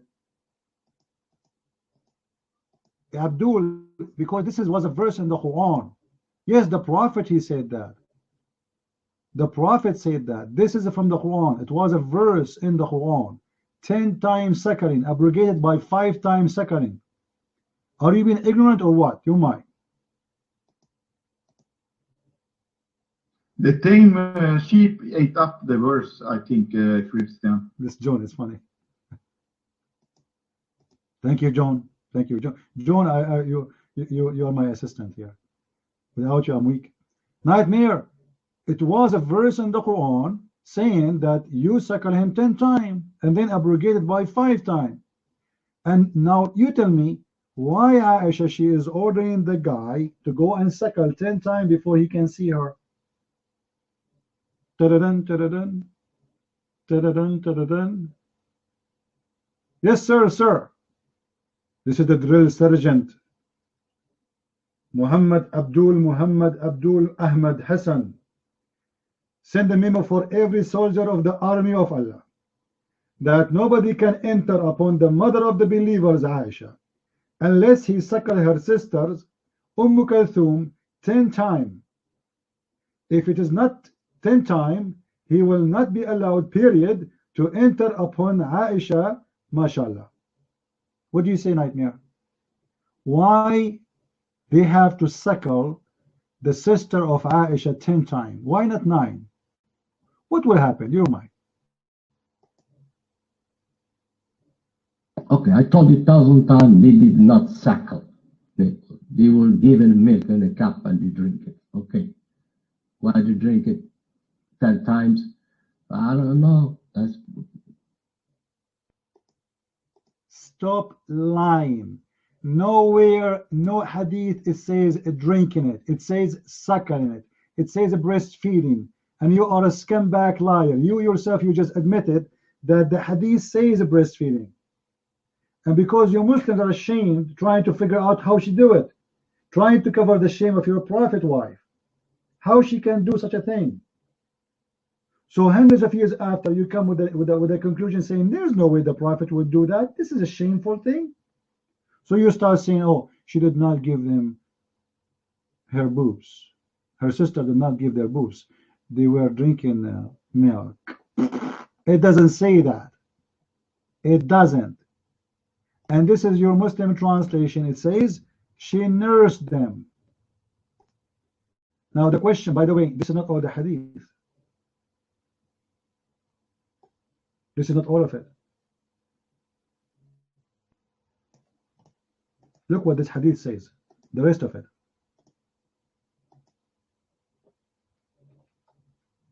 Salim said, Kulthum nursed me 3 times and then fell ill.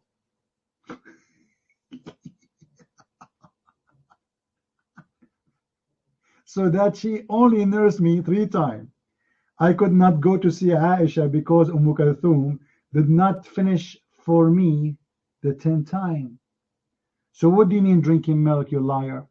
He can drink milk 10 times. Correct, guys? He can drink the milk 10 times. You put the cup in your mouth. This is 1, 10, until 10, and that's it. But as you see, he have to have full suckling. And the guy could not enter upon your prophet wife because her sister, the secretary of suckling, I know, man. We should call Trump That would be fun if the whole world see Trump, he hire a secretary of suckling. Mean, that's deep. Like we have Secretary of the State, Secretary of Education, Secretary of the Defense, and then we have a Secretary of Suckling.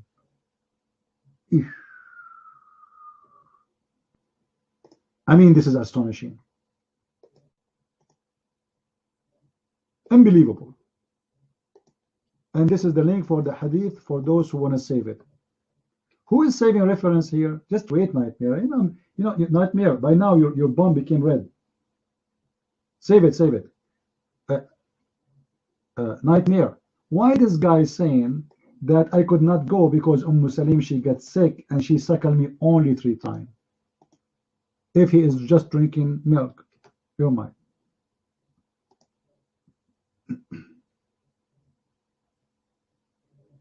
Okay. From our side, I don't know if I read the hadith in Arabic. From what I say, he said that he got sick, not the lady got sick. Oh boy, oh boy, no. Oh, hold on. Guys, let us read together. Salim said, Kulthum nursed me 3 times and then fell ill. Who is the one who fell ill, guys? Who is the one who fell ill? The women, right? The women. It's not him. He want to continue.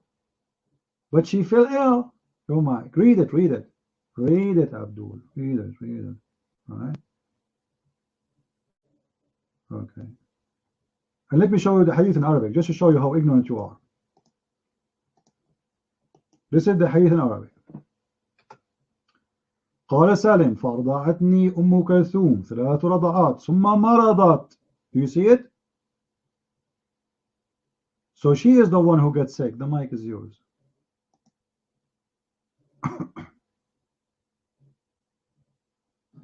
I don't see the hadith in Arabic. Do you have it?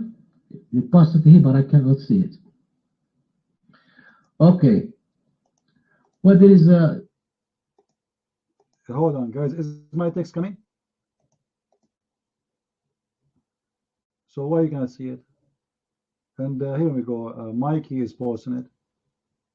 The whole hadith in front of you in Arabic. Go ahead.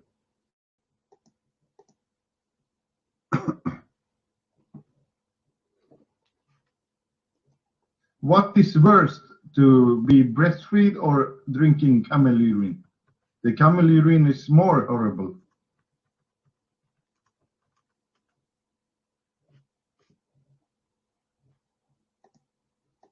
John, I really like you.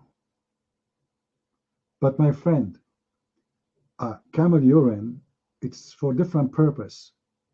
The nipples of Muslim women serve different target. So here we have 2 different issues. Focus with me.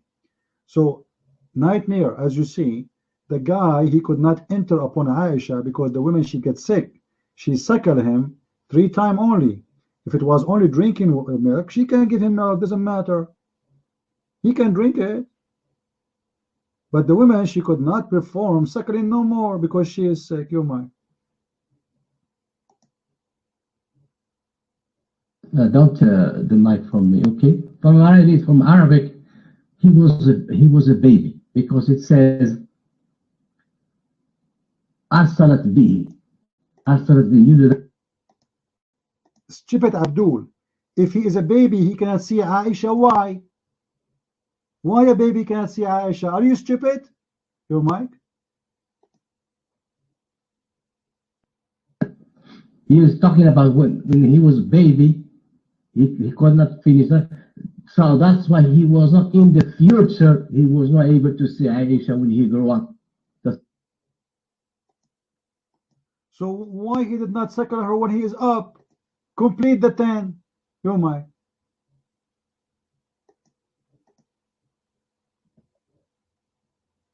Calling you. I'm telling you what from Arabic answer. Abdul, listen. I don't know what's wrong with you. Abdul, I'm not sure what's wrong with you. All right.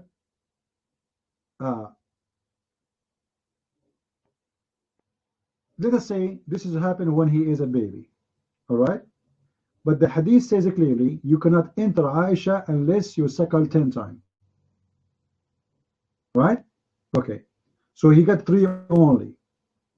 Why he did not suckle when he is an adult?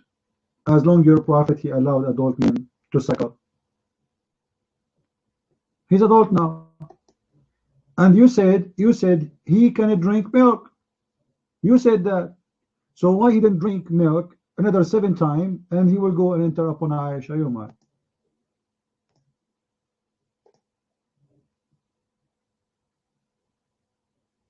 Well, you should ask yourself that question. I'm just trying to explain to you how to read Arabic. The word arsalat bihi, it means he. Hold on. First of all, you are the one who said to me, where you got that the prophet, he said that those are 10 sakarin, and we are trying to show you that it is 10 sakarin. The topic is about your prophet, he ordered men to suckle, and they are 10 sakarin. And here we go. Read it. And this is the hadith in Arabic.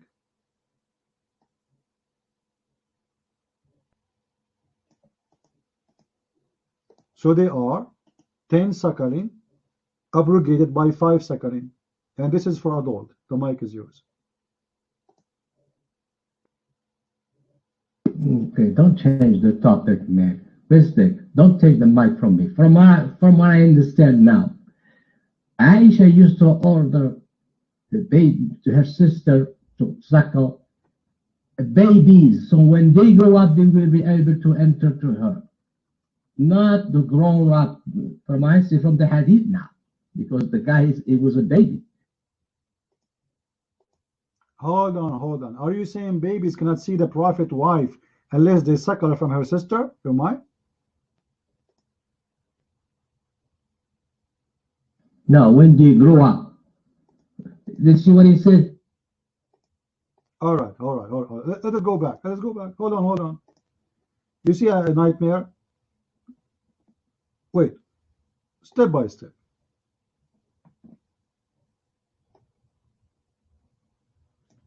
This hadith, which we mentioned already, it says, whoever want to enter upon her, he have to go and suckle her sister.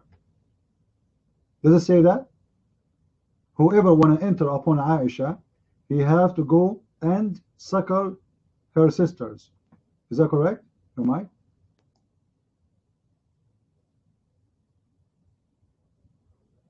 When the hadith that you gave me right here? No, it doesn't say that. I'm reading the hadith in Arabic. Read it. I'm giving you the hadith. This is an old one. Read it. It says that Yahya related to etc. Malik, etc., that the wife of the prophet, may Allah bless him, may Allah pray on him and salute him, translation is wrong, admitted those whom her sister and the daughters of her brother had nursed, and she had not admitted those who were not nursed by the wives of the brothers. Is that correct? Does it say that?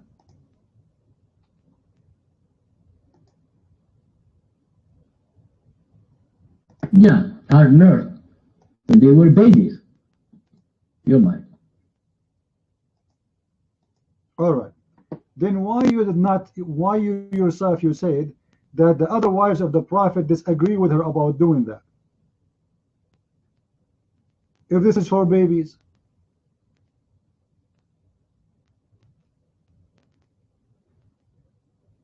Why the wives of the prophet disagree with her about that?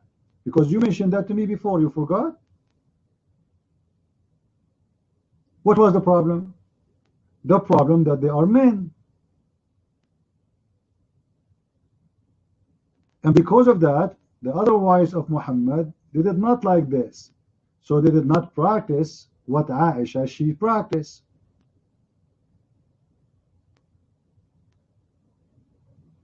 All right?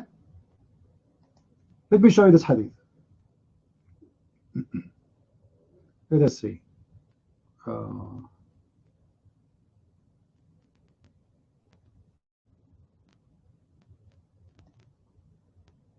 This is Aisha proving her point that she should give any man who want to enter upon her, he have to do breastfeeding.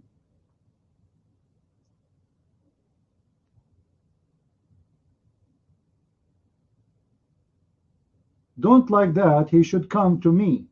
Whereupon that, so the woman, she said, well, if it's a young boy, you know, that's different story. So Aisha, she is refuting her, she is debating now. He said, if someone, however, don't like that, he should come to me. And then whereupon Aisha, she said, don't you see Allah Messenger a model for you?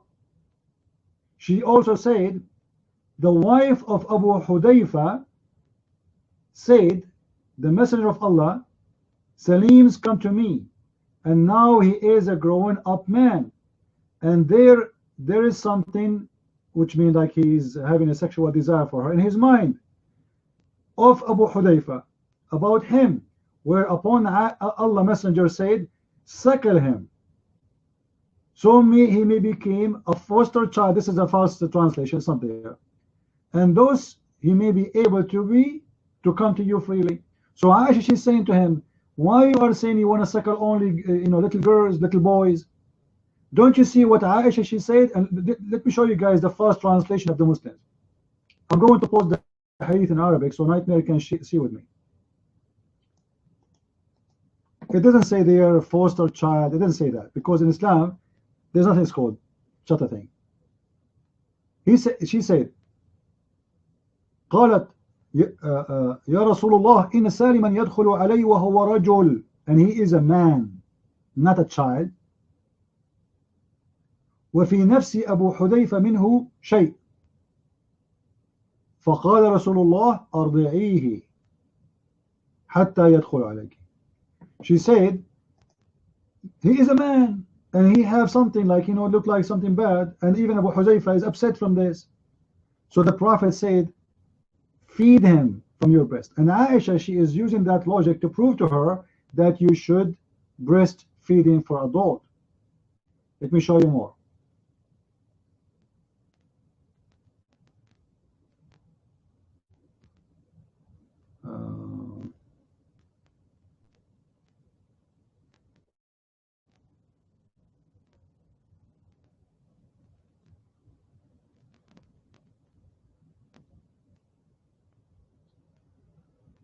More hadith.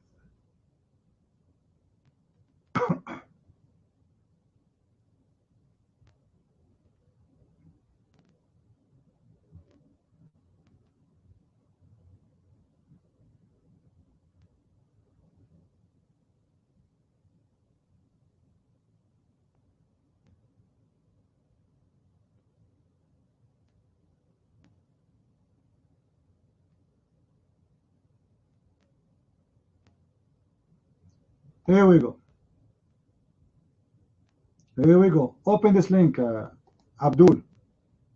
Nightmare. Open the link because the hadith is long. It will be hard to post all of it. You will see there it says that Aisha, she ordered anyone who want to enter upon her, even if he is adult, to do suckling. Do you see it?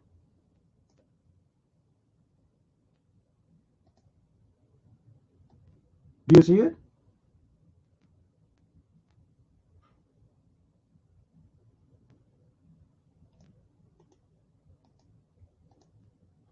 Come to the mic and read the hadith for me and translate. Go ahead.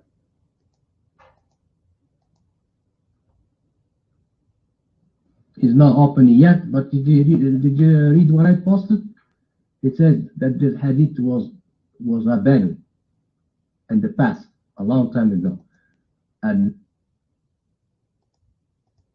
Abdul, for sure we know that this is in the past. Isn't it in the time of Aisha? Now read for me. Is it true that Aisha, she is saying that she order anyone want to enter upon her to do 5-time breastfeeding even if he's an adult? Does it say that? Yes or no?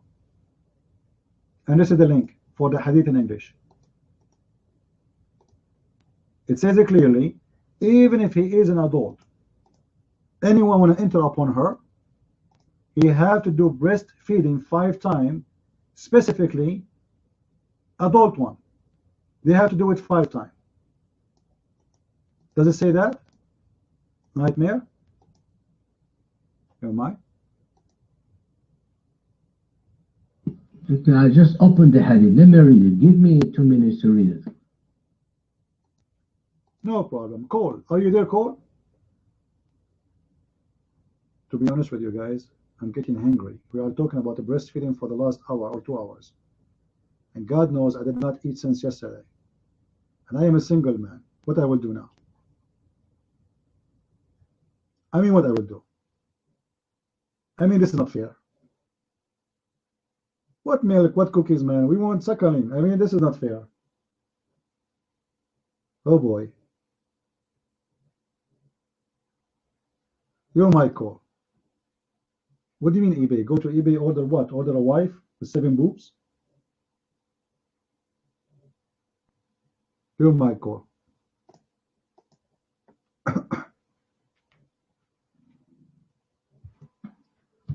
Can I get a 1? Can I get a 1? Okay, yes, so much. We covered a lot of ground here while I was listening. A couple things on the breastfeeding that we're on. Not only is it mentioned all throughout the hadith, there are hadiths indicating that this was actually part of the Quran. That's the lost part of the Quran. I think Mikey posted Ibn Majah 1944. It's the famous, the goat ate the verses of the Quran after Muhammad died. That is the official story. Ibn Majah is authentic, hadith. So that is the official story of Islam. Personally, I think Aisha and the other wives and women folk got together and fixed it. It's as plain as a note on your face. It sounds like something that women would do. When the verses came down, they immediately saw it for the lunacy that it was. The men saw it too, but hey, they get to suck on breasts all the time. They don't care. They don't care. Let it stay. So why not? But I can understand why women would oppose that. Why women would oppose that. So hey, you throw it out. Throw it out. There are lots of other verses about the breastfeeding of adults and things like that. I was just looking, Muwatta Malik, if I said that right. There's like a whole book on it. There's a whole book on it. And yeah, it only made the kinship up to age 2 according to that hadith. But again, you have other hadith that contradict that. Plus, the Quran verses were about adult breastfeeding. Adult breastfeeding. That's pretty straightforward. And it's quite easy to see what happened to it. I personally will never accept that a goat just happened to eat it. No way. No way. Aisha fixed that. But that said, another more important point, again, Nightmare, this and any other Muslim that's listening, this stuff is actually in authentic Islamic texts. I mean, it's actually there. And if you are discussing this, I mean, if you're having an honest discussion about whether your religion directs grown women to breastfeed grown men, whether it's 5 times or 10 times, or whether she just puts milk in a cup and he drinks it, you're losing. You're losing. The sheer fact that it's there, that it's ambiguous enough to have an honest debate over it, which you guys have just had for about an hour. I mean, you're losing. The truth is, it doesn't matter. One is just as bad as the other.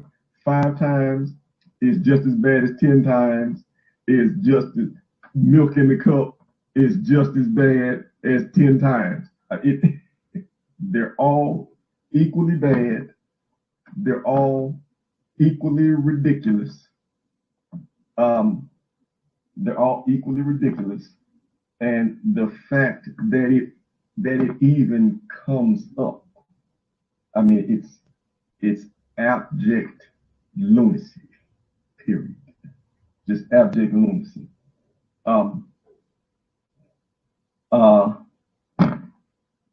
I wanted to touch on some other stuff. A while back when Ibn Salah was in the room, you guys mentioned we're talking about the different ways to get into paradise and heaven and whether the babies were in paradise or not. And you debated that for about an hour and a half or so. You know, whether or not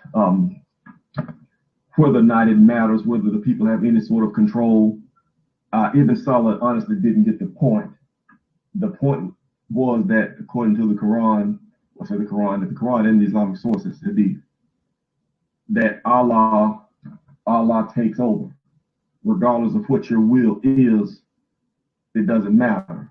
It's already written. It was a destiny teaching. Ibn Salah, he didn't grasp that. He kept saying that it's up to your choice, and the only choice you have to make is whether to choose Allah or not, when that's not what the material is saying. The material is saying that it doesn't matter what you choose. It doesn't matter. You can be choosing to go the way, the right way, the way of Allah, as a Muslim would call it, for your whole life. And you get right up to the door. I think the hadith was 1 cubit away. Then what Allah has pre-written for you takes over and takes you all the way to hell. It doesn't really matter what you choose. That was the point. He didn't understand that. He kept trying to have it both ways. I understand why, because there's lots of contradicting stuff in Islam throughout the Quran and the Hadith, and you can't really derive a coherent theology from that. That is the issue that we keep trying to drum over the Muslims over and over again. You can't draw a coherent theology from it. You know, you can as long as you're a surface dweller, you don't really look deep into the stuff, you know, then you can let your oral traditions take over. And, you know, my grandmama taught me this and my mom taught me that, my dad taught me this. You go to the mosque or whatever you, and the imam there, he gives you just surface level stuff, you know, and you go by that, you go by the oral tradition, and you use that to form your worldview, and you can just go on. But when you actually read into the material, when you actually read it for what it says, you know, the theology just breaks down, you know, and it puts you, I can imagine it will put you in an impossible position. You keep trying to defend stuff that's there, you know, and you have to reinterpret stuff. You have to go and find words, you know. CP and Nightmare do it all the time. You know, one word. This word doesn't mean death. It means commitment or something like that. It's you have to nitpick obvious stuff, because that's the only way you can save it. You want to cut away hadith and things like that. One other thing I want to point out, when they were debating over the ambiguity of who gets into heaven and who doesn't, one thing is clear though, if somebody still here can post Quran 9:111. What is clear? Who is going to heaven? Someone who died in jihad, a martyr.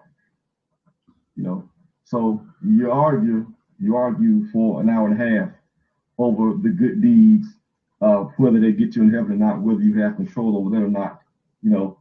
But someone who dies in violence in the name of Allah, that person, there's no ambiguity there. He has, what is it?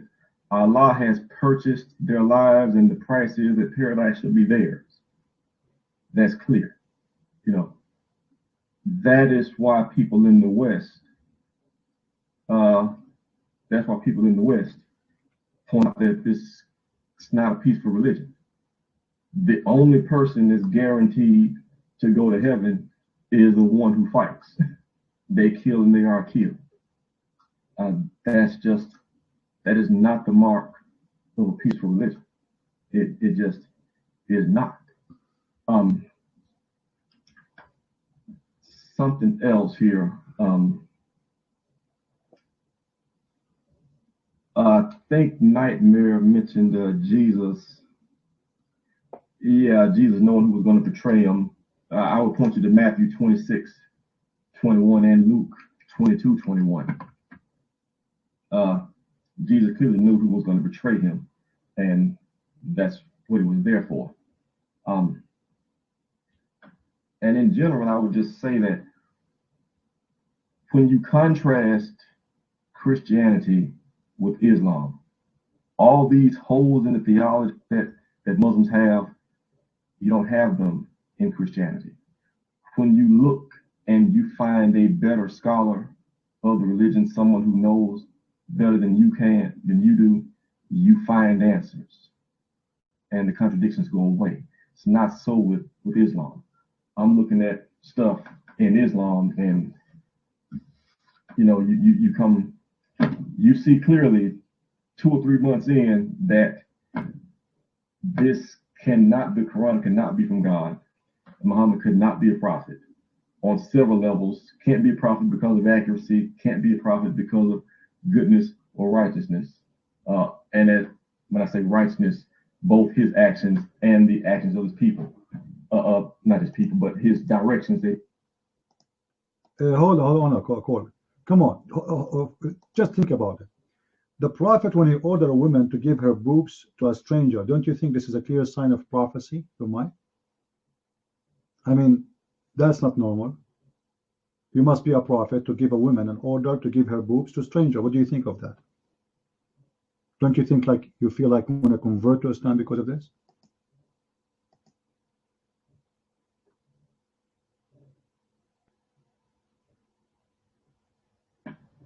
No. How come? Well, actually, I get to suck on boobs all the time. Oh, maybe I need to rethink that. I guess it depends on what the women look like.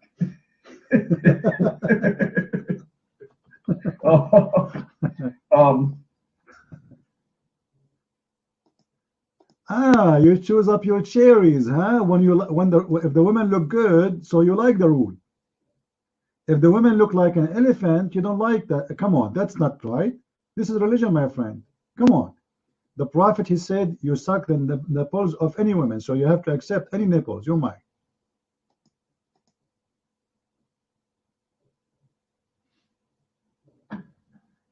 This is the way I see it. If Muhammad can have all sorts of convenient revelations, why can't I? Why? I don't get it. If he can have, you know, if the Quran can say 3 or 4 wives, but then some other women that look good come along, he gets a new revelation to say, hey, I can get whoever I want. I can put them on hold or not. I'm not asking for that much. I just want the women to look good before I accept the verse on suckling. That's all I'm asking. Your mic.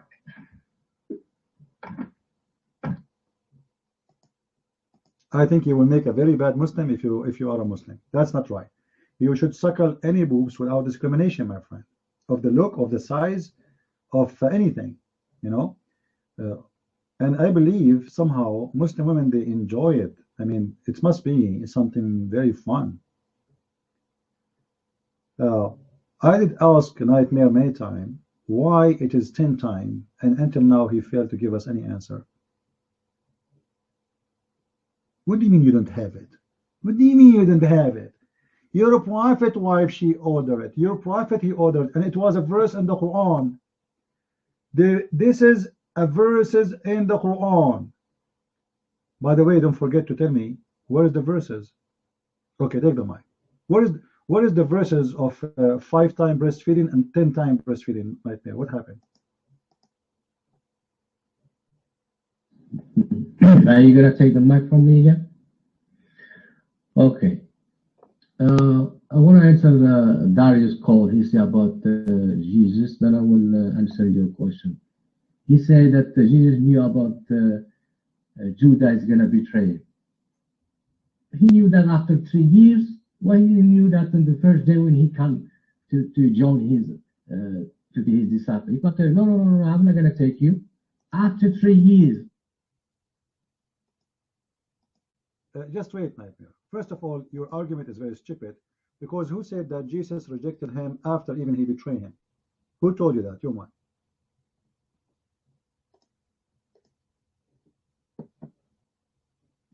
Yeah, but he didn't know that he's gonna betray him. He was hanging around with him.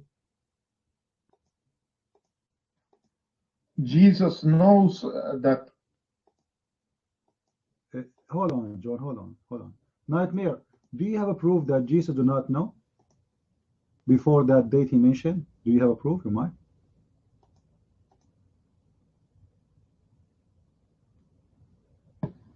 Okay. Do you have proof that he knew?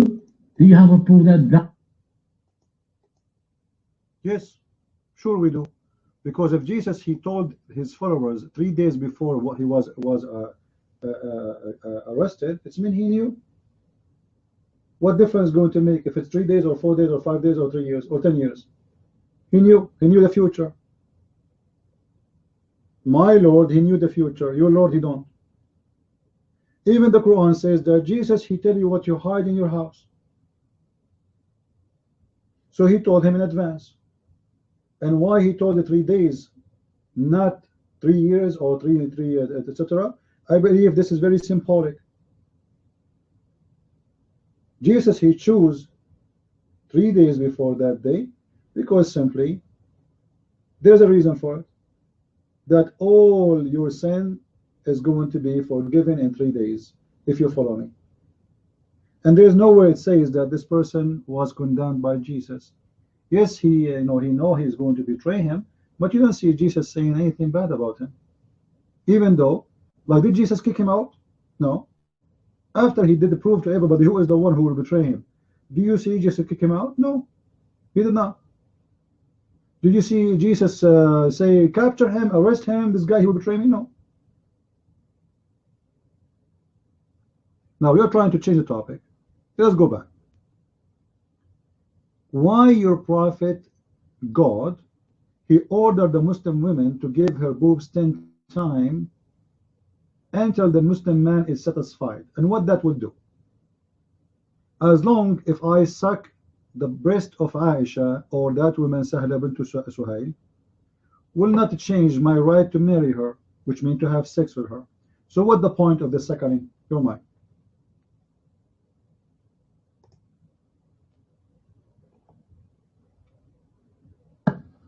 Are you talking about adult or babies? For the babies, for the adult, it was only for one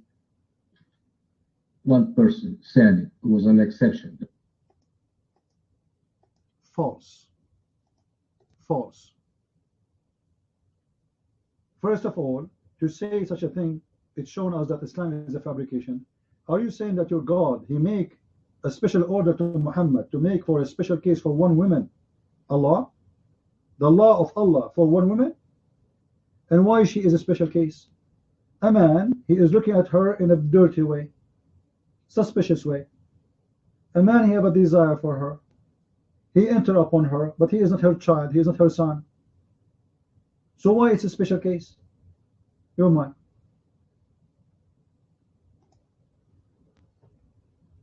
No, that was not a man, that was her adopted son. He lived with him. My friend, there is no adoption in Islam. Shut up and stop lying. I thought adoption have no value in Islam. If he is adopted, and if he's a son, why he will look at her in a bad way? Your mind.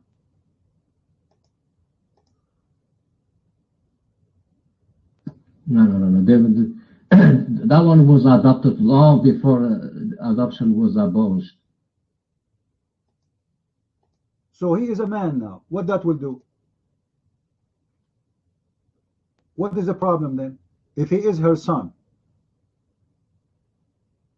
by adoption, what's the problem? You're mine. Well, let me finish my point. That guy who was adopted by the I can't remember his name, and when the adoption was abolished, then the husband started getting jealous, not because the guy started looking at the lady differently. No, you're the one who is adding that. Show me where it says that the guy he was looking at the lady, sexually. No. Okay, let us say he is not looking at her in a sexual way. So why the other person is jealous? Why the husband is jealous? You're mine.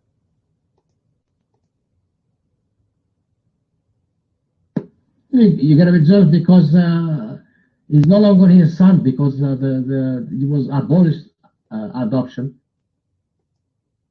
So what? So what? Still, this is not a reason to be jealous. Jealous to be jealous. Correct, guys? We get jealous because of something wrong. Why he's getting jealous? My mom, she did not feed the guy who walk in the street, or he come to visit me. Am I going to get jealous from him? My wife, she did not feed the guy who come to visit me. Am I going to get jealous from him? Why he's jealous? Same time, okay, let us say the husband is jealous. The husband is jealous. The guy is a grown man. And Muhammad, he ordered her to give him her breast. What that will do? You're mine. I have one question, if it's okay. I read in Al-Dabi in Hassan Hadith. It says here, then he said, where is the little ones? Call the little ones to me. Hassan came, run and jumped into his lap. Then he put his hand in his beard. The Prophet, may Allah bless him and grant him peace, opened his mouth and put his tongue in his mouth. Then he say, oh Allah, I love him, so love him, and the one who loves him. Why the Muhammad, sorry if I insult Muhammad, but he was a very sick man. He learned suckling breast, adult, and put tongue in little kids' mouths. What is wrong with this guy? If he lives this day, they put a white sweater on him and the hands back him in his back. This is sick man. How can you call this a prophet? This is demon. And Jesus never do put his tongue in people's mouth. He never have sex with many women. He never hit a person. He never kill a person. What is this sick man? How can you believe in this man? Okay, but we don't want to change the topic. Your question is valid, but we have a topic we have to run with. Nightmare, we go back to you. I gave you a hadith and you did not make any comment about it. It says clearly that Aisha, anyone he is an adult, he have to suckle her sisters 5 times.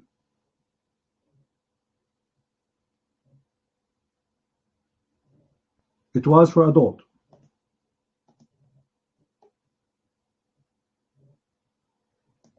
What if this is a special case for that woman as you claim, which is a lie? Why Aisha is practicing that? Yoma. I'm not the one who says it's a special case. The other.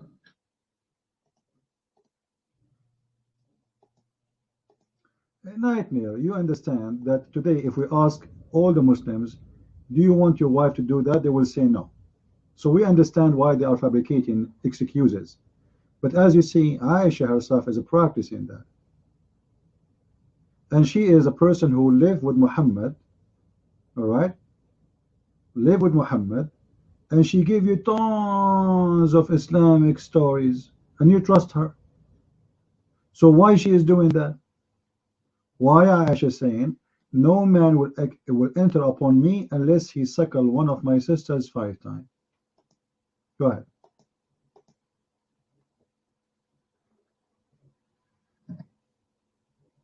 Okay. You're not going to say only what. You have to look at what the other disciples have to say, what other companions. Now you're going to look at just Aisha. You know, Aisha contradicts the Prophet. Prophet is say, الرضاعة من المجاعة. Stupid Abdul, you just told me that this guy, he is an adult man and he orders Sahel bint Suhail to suckle him, not because he's hungry. Why you are saying الرضاعة من المجاعة? This is for children. Was this guy hungry? No. He's an adult man. He can eat anything. He does not need milk. Right? So stop saying stupid things. Why your prophet, he ordered this woman to give her boobs to this man? Oh my. He was hungry? If yes, say yes. If not, what is the reason? Man, I told you many times, don't take the mic from me. No, yeah. Listen, when I finish what I'm saying, then people they're gonna say, "Oh, he makes sense." Except for Sari, it was an exception. The rest has to be for hunger. Can you show me one place your prophet he said this is only for Salim? Can you show me such a thing? Your mind?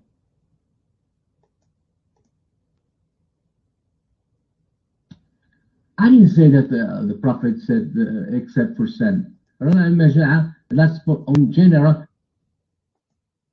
Stop being stupid. Show me where it says that this is an exception for that woman. Show me where your prophet, either in the story or in another story, it says this is only for that woman. Excuse me, your mic.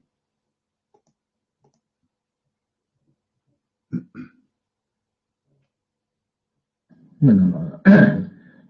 He doesn't have to say it because the other one, you know, Why? What do you mean he don't have to say? Here we go. Aisha herself is practicing that. What do you mean he don't have to say? Aisha, the mother of the believers, when you Muslims, you took a lot of stuff from her. She is doing that. So why you don't have to say? It's having impact in his own household, his house, his wife, the sister of his wives, the family of his wives. They are practicing this.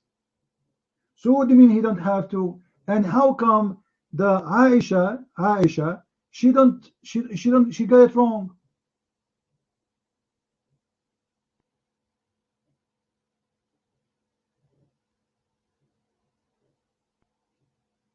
Why Aisha she's wrong? And how come none of the Muslims dare to say to Aisha, shame on you, Aisha, this was only, and actually they should arrest her for that. She's fabricating law. And now let us go back. Why it was an exception for that woman? Here we go. We have an adult guy and we have a woman. What is the exception about it, and what that will do? If she gave him her breast and he suckled her, what that will do? Your mind. This is a solution for what? What will happen?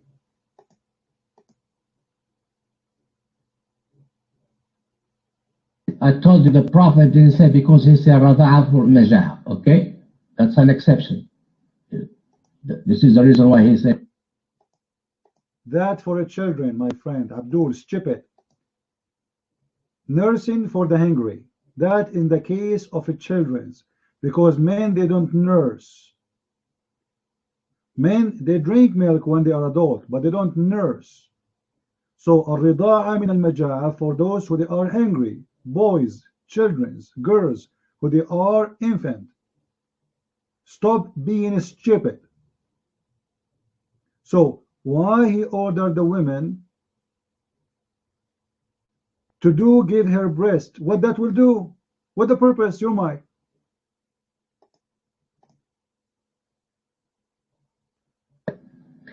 Okay, I'm really, you know, you're stupid. You don't know why. Because he's gonna become her son in a radha. That's very stupid because I thought Islam forbid adoption. Correct, guys? He will become her son and he's a man by giving him your boobs. So you can have sons in adoption. Is that an adoption? How he will become her son? So if I drink the milk of the cow, she became my mother? You're mine. Did I tell you never study Sharia? You stupid, everybody study Sharia, I know that. This is basic thing. False, you stupid monkey. Because that will not forbidden the man from having sexual relationship with this woman, you stupid. That only for children. A man who suckle a woman, still he can marry her. You want to challenge me? You monkey? In the front of the room, if I show you the proof, are you willing to come and say, I'm a monkey like my prophet? Do you dare to challenge me that in Sharia law, if a man he suckle a woman, he's an adult, that will not forbid him from marrying her and he will not be considered her son? So still he can marry her, yes or no? You're mine. Idiot. I thought it was an exception for Salim. Salim was... Answer the question first and then we will go back to Salim. If a man he suckle a woman, is she became forbidden from him or still he can marry her? You're mine. A man, not a child. A man, if he suckle a woman, is she forbidden from him or not? No, today you cannot do that. It's not said. It was for Salim, that's it. Not the question. This is donkey. Listen carefully. This is not the question. The question is, if a man he suckle a woman's breast, can he still marry her or he will be considered as her son? You're mine. Stupid. I already answered that question for you. You can't now. If you suck a woman's breast, let me get you busted. All right.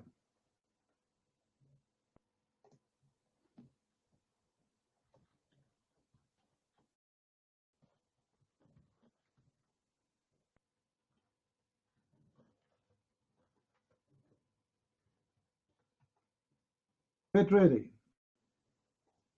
Oh, I'm typing in Arabic. I will show you the answer in English.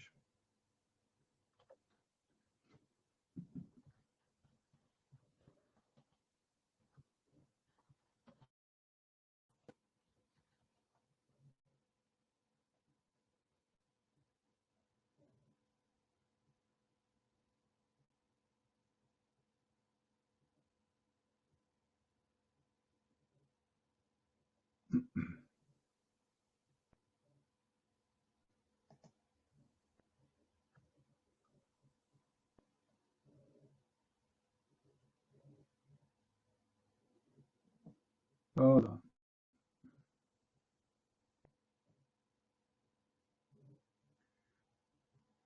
This is Quran. It says what is forbidden for you in Islam. And the Quran never mentioned that if a woman you suckle from her, she became forbidden. Do you agree? Do you agree, Nightmare? Yes or no?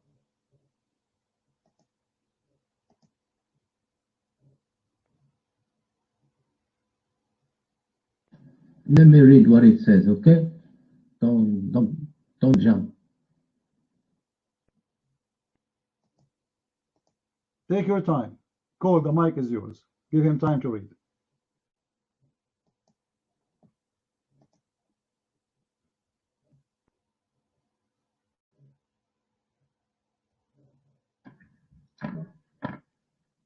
Yeah. Again, Nightmare, this is just bad for Islam. Anyway, you cut this, however this comes out, this is going to be a lose-lose.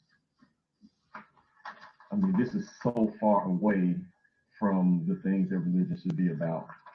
Salvation, how you treat your fellow man. It is abject. It is abject lunacy, and I don't really know how many ways to say it. And the thing here is, we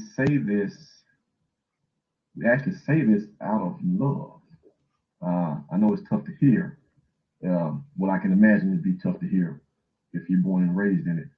But still, to the ear of an outsider, discussing this it's just ridiculous. It's just ridiculous. No, you say it's an exception for one person. Why would that be? Why would it be an exception? Why? I mean, what could you gain from that? So this one guy gets to suckle this one woman's boob. In what situation? What situation could call for that? You know, it's just ridiculous. It doesn't make any sense at all, and it is a loser. It's a losing topic, and now unfortunately you have to deal with it, and you're doing the best you can. I give you that much. You're not trying to run away from it. Problem is, you can't win. There's no way to clean that up. There's just no way to clean it up. And again, that is why Aisha did Muslims through all time a favor and got rid of that verse. On the day Muhammad died. Now, you should not lose sight of that either. The day Muhammad died was the day the verse got eaten up. Not the next day, not the next week, the same day. What are the odds of that? Think about it. Muhammad died, and it's got to be a shock. He was their whole world. They worshiped him. And then suddenly, well, I'm sorry, not suddenly. Well, yeah, suddenly, amidst all commotion, the goat manages to get in the room where he was and eat the verse. What are the odds that, think about it, what are the odds that body would be left alone by itself on the day he died? That no one would see the goat come in and get under that pillow to get that verse. It is too improbable to be realistic. It's not. So, are you done reading? Post in the text if you're done reading.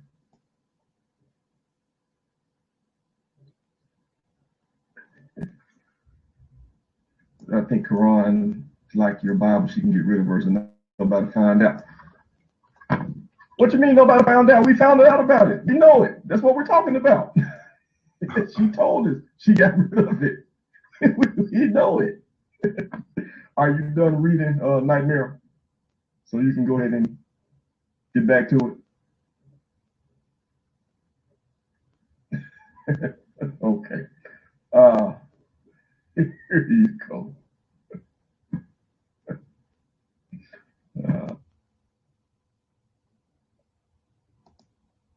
Okay, Nightmare. Christian Prince, what is your question? I read the. My question is, it says there that if you do breastfeeding for a child, he is forbidden from marrying you. Is that correct? Is that correct?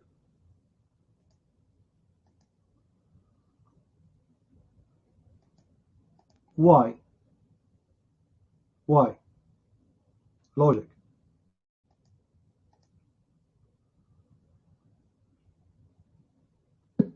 Why? This is God to say that you can. You become like his mother. You know, by breastfeeding. Human. I thought adoption is forbidden in Islam. I thought you have to be a physical son, a real son, to be considered as a son. how drinking some milk from a woman, she will make her my mother. Your mind. No. Min Rada'a is not adoption. That's different. Your mind. So what she is, if it is not adoption, what it is? This is not her son. What a drinking some milk have to do with being her mother, his mother? Your mind.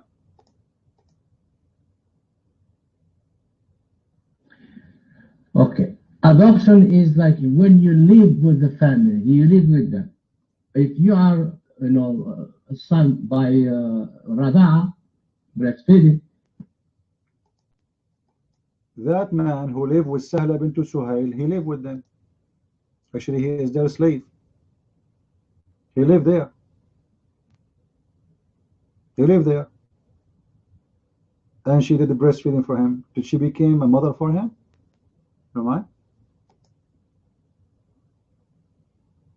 Okay, that guy, he was living there long before there was still adoption was acceptable in Islam. He was adopted in Mecca. I'm not talking about him being adopted now, because you are diverting the rule of adoption to make it by breastfeeding. You don't want them to adopt them just right away. You do, okay, we say we're breastfeeding them and we become our children. Why it's forbidden? Explain to us what happened. If a person, he drank the milk of a woman, he suckled her, what happened? Your mind. What exactly will make him forbidden from her? If there is a real reason? Yeah, I told you, if a baby suckled from a lady, he become her son min al-rada'a, from breastfeeding. I don't know how stupid you are, Nightmare. The question is very simple. What that will do? Milk is a food, is a liquid you drink. After he drink it, he piss it. So how he will become a son for her? What happened? Your mind. No, you stupid one. It's not me who made this rule. This is the rule in Islam. God is saying if you drink. So you are saying that it's not you who is stupid, it is your God. So you have no answer. Correct, guys? Are you stupid or what? It's not me who said. I know it's not you who said that. I am the one who gave you the verse. So I'm saying to you, what is the logic? Why, if I drink a milk, so if I drink a milk of a cow, she became my mother? How many goats they are my mother today? I drank a lot of milk, cheese, all those cows, they became our mothers? Is your God, Allah, is adopting the Hindu belief? This is a Hindu belief. Correct, guys? This is a Hindu belief. The Hindus, they believe that the cow is the mother. They drink her milk, but they don't eat her, they don't kill her, but they drink her milk. So why, if you drink the milk of this woman who represent the cow in this case, she became like your mother? What happened exactly?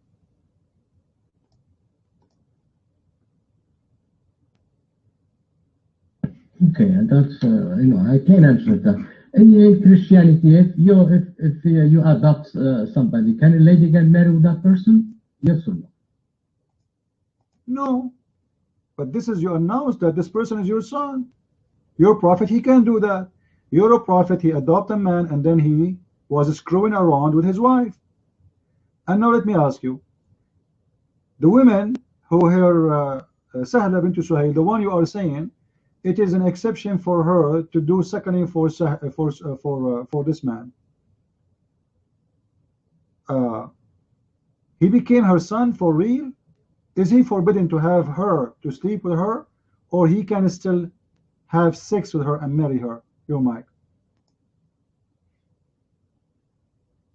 Like, if he drink milk, her milk, and he cannot sleep with her, he cannot get married with her, he cannot get married with her daughter. That's only if he's a child. I'm talking about a man. He is a man. A man who drank the milk of the woman, who suckled her. Is he allowed to marry her after or not?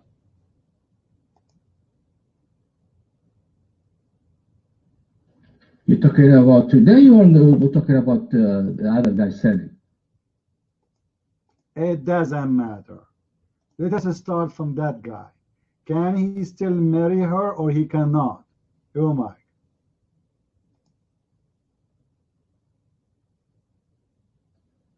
No, he cannot. Even he drink with her. Let me get you busted. This is your Islamic website, and the whole article there is about breastfeeding. And it says it clearly that this will not go if the breastfeeding happen after the age of 2. So after the age of 2, if you suckle a woman, you are still allowed to have sexual relationship with that woman. This is only forbidden if you are suckling in the age of a child under the age of 2 years. So why you are saying stupid things which is not true? You're mine. Why are you fucking dumb person? I told you it was an exception for selling. The fatwa is happening for today. Do you see it? This is Salim is dead already. So the fatwa is for who? For Salim, he's dead. Don't you see the fatwa?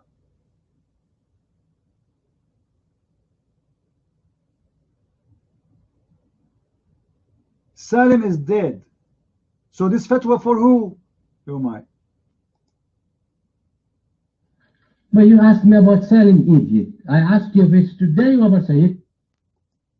If it's allowed for today, it's been allowed for Salim too, you stupid.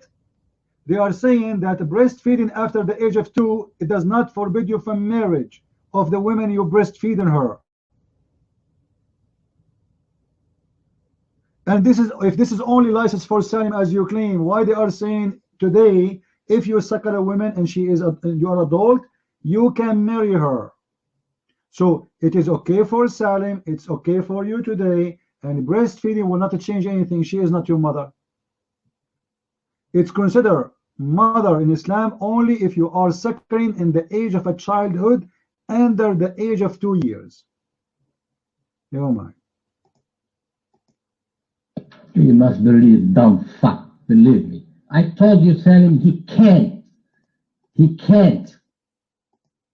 Challenge. Show me how, where it says he can't. Why he can't, and show me where you get this from, and stop using filthy language.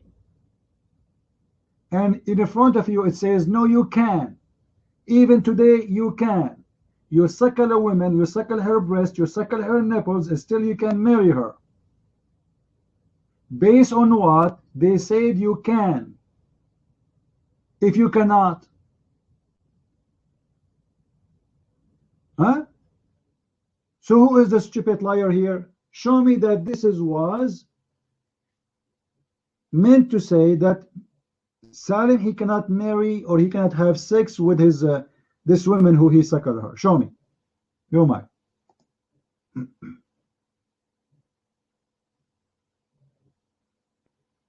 Oh man, I swear. You see, I show you the hadith with the ladies of what you call the prophet. They did it on Aisha, but it was only for selling.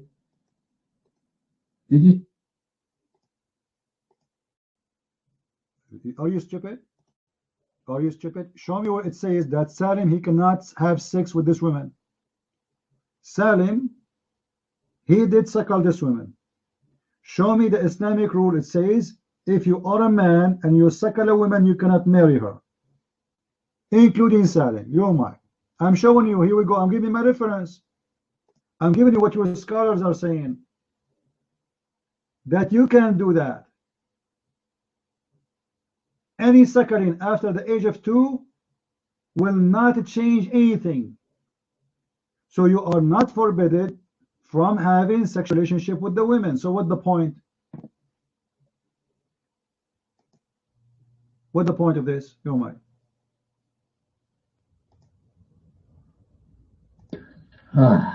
You are mentally retarded, I swear. I told you Salim is exception for Salim. For example, an old man today suckle. First of all, you could not show me anything about the exception. Your prophet, he never says so. Did your prophet say this is exception for Salim? Yes or no? You might.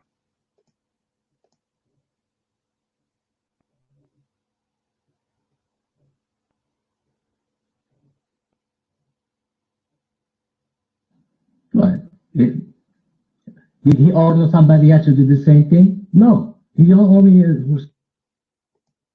Yes, he made a chapter in the Quran about it. 10 time breastfeeding for adult. Don't you know? You might. No, it doesn't say that. Show me what it says, the hadith. If I show you again, are you going to say clearly that you are a donkey as the rest of the Muslims who do not know anything about your religion? Here we go.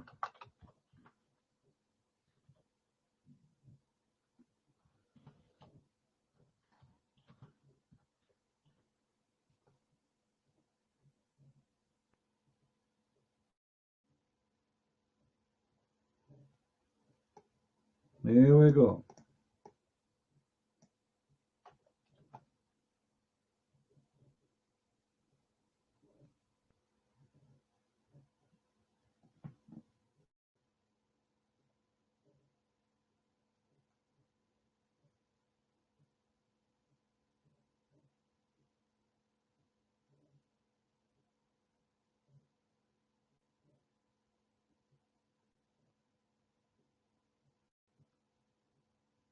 Let us see.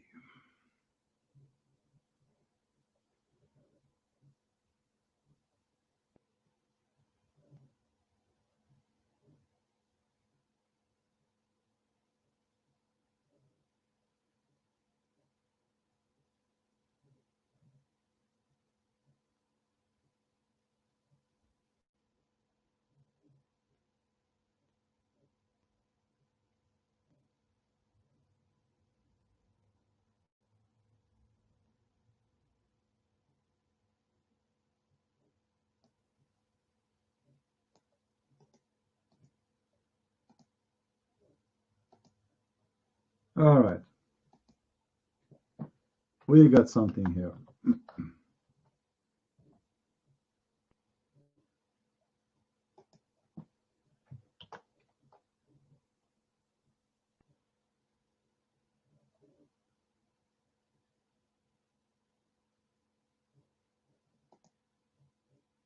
This is what your prophet said.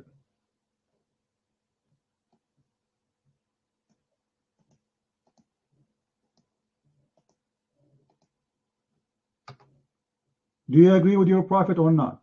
And this is the hadith in English.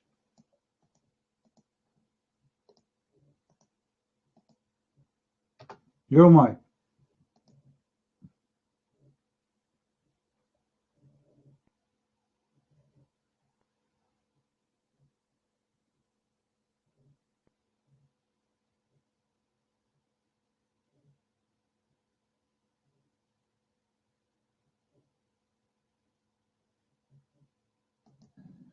لا يحرم الرجل إلا ما فتق الأمعاء في التجولة وكان قبل الفطام. Who does it say there? I don't see this for Ridat al-Kabir there. Hold on, Abdul. Here it says that your prophet, he said, what forbid only from breastfeeding only for children's, not for adult. Do you agree? Do you agree? Yes or no? Only for someone he is under the age of 2 years.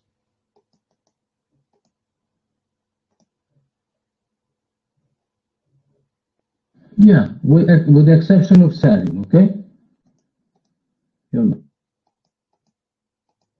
Show me where it says for exception of Salim, you liar. You keep saying for exception of Salim. Show me where it says your prophet, he said, if Salim, he did that, he cannot marry her. It doesn't say that, and you are a liar.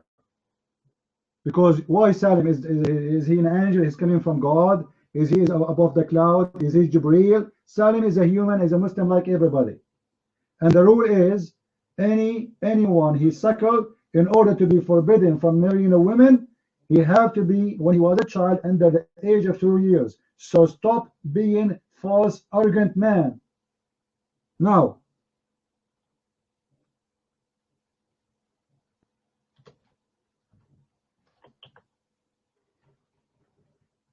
let's see something more.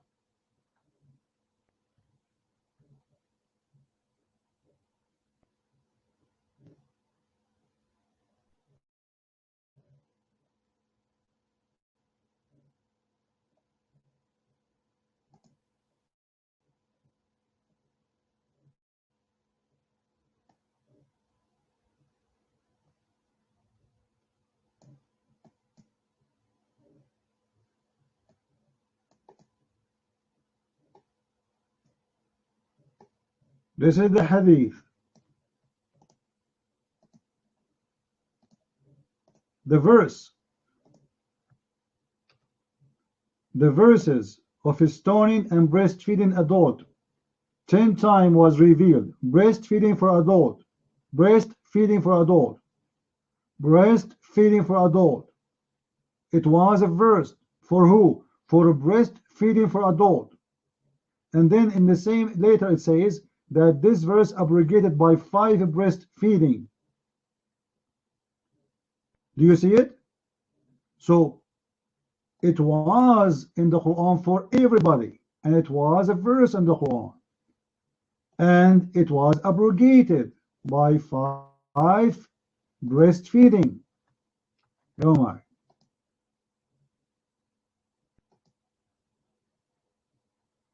Yeah, but don't take the mic from me, okay? Because if you do that, I look stupid and you look victorious. This is what is always happening. This hadith, you know, I debate you about it. It was about the goats, you know, and that hadith is da'if. I can get you another hadith which talk about the same thing, and there is no word breastfeeding for adult. You are a scumbag liar. Everybody can open the link and can see it says Hassan. Hassan. It's fine. No problem with it. All right? No problem with it.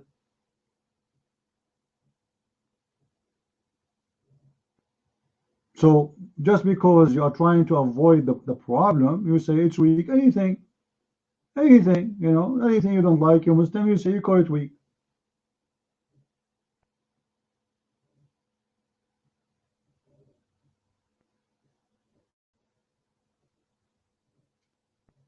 Let me show you another story.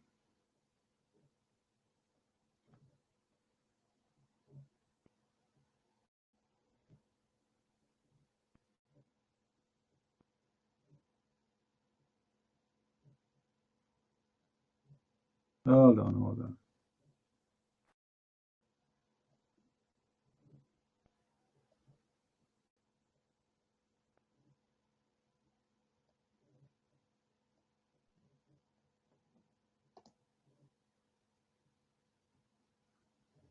Nightmare. If there is a verse in the Quran speaking about 5 breastfeeding, it is a verse. Did your prophet receive 5 breastfeeding for 5 times? Yes or no?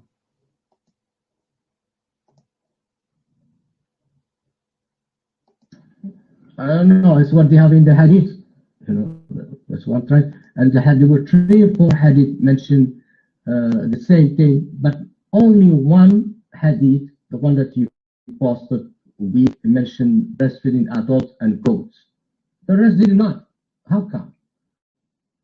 You know, and the one who, it was the guy who narrated the hadith, Muhammad bin Ishaq, he was considered to be a liar. That's why the scholar rejected his hadith. And he was The other one that doesn't mention breastfeeding and goat is mentioned in Sahih Muslim, which is more reliable. That's why your hadith is rejected by scholars. Your mind. So what you are saying to us, even though it says Hassan there, but we will go with you, that your prophet, he used to make law only for one person. Even though your prophet, he never said this is an exception for him, but you Muslims, you have no problem to say it was an exception, even though your prophet, he never said that.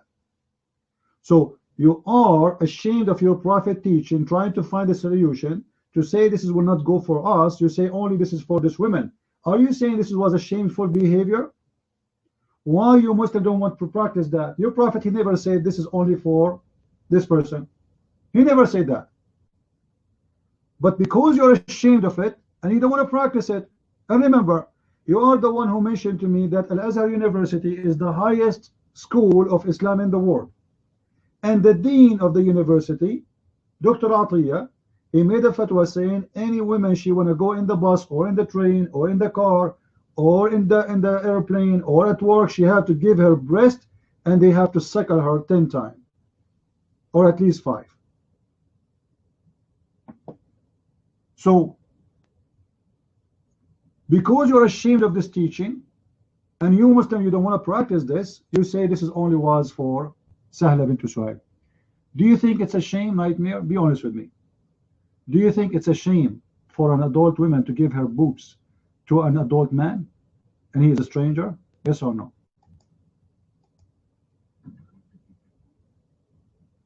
Of course it's not accepted. That's what you show me that guy, but I show you another scholar who rejected his fatwa, his scholar. Who care? Who care, my friend? Who care? They rejected, but they cannot answer Muhammad. Muhammad, he said, do this. He didn't say anywhere, nowhere, that this is only for this guy. Did he? Do you have something to base in? Did Muhammad say only for this woman? Only? There's many stories about Muhammad saying things, and he didn't say that this is only for this person. And you only, if you're Muslim, you practice it. As an example, where do you get the Shahada from? Nightmare. The Shahada. That there is no God but Allah and his prophet is Muhammad. Where do you get this from? You're mine. Can you go take the mic for me again? The prophet, he said, Rada'a min al-maja'. You know, therefore. Are you stupid or what? How many times you mentioned this? Suckling is from hunger, but this is not for a hungry man. The man is not hungry, you stupid. Are we talking about a hungry man? He is hungry for sex. When you're a prophet, he ordered the woman to give her boobs to the strange man. What happened exactly after that?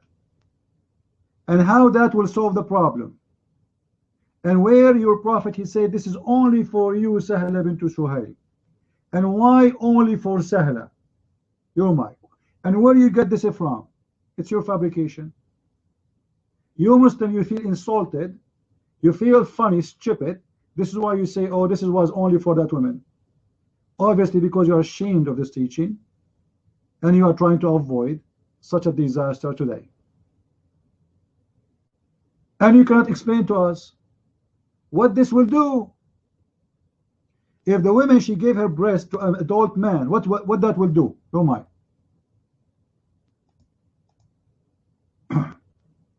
First, the prophet, he ordered the lady to breastfeed the guy. He was not strange. He was her adopted son. He used to live with her in the house.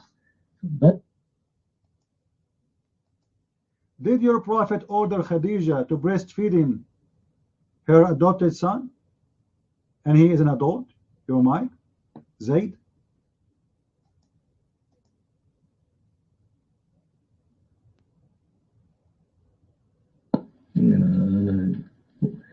that was, you're talking about, you jump from one topic to another, you know. Yeah. No, we are not jumping, because Zayd, he is not her real son. And if this will solve a problem, why your prophet did not order Khadija to give her boobs to her own son by adoption? And he was a slave too. You're mine. Okay, you're ignorant. He was her slave. He was not her son. And Muhammad, he was adopted. He was not her son. Muhammad adopted him. That will make him, what will make him her son too. If Muhammad adopted the man, is he considered to be adopted for Khadija too, or no? You mind?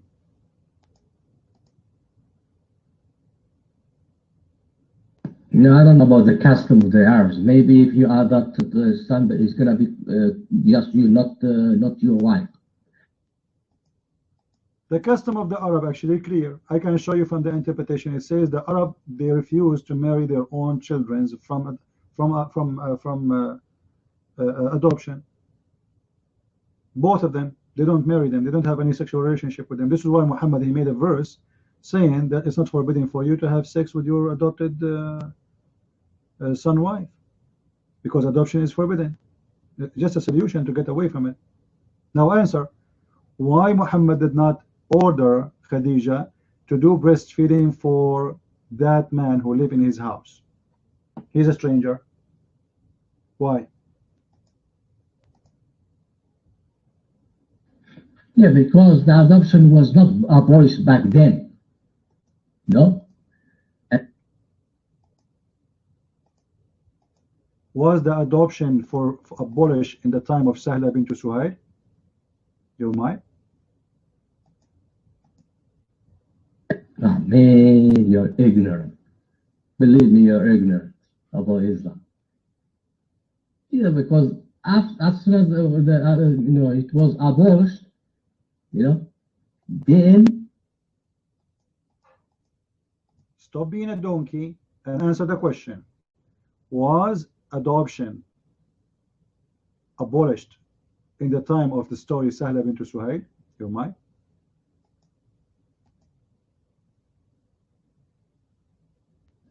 Yeah, I believe it was abolished. You might.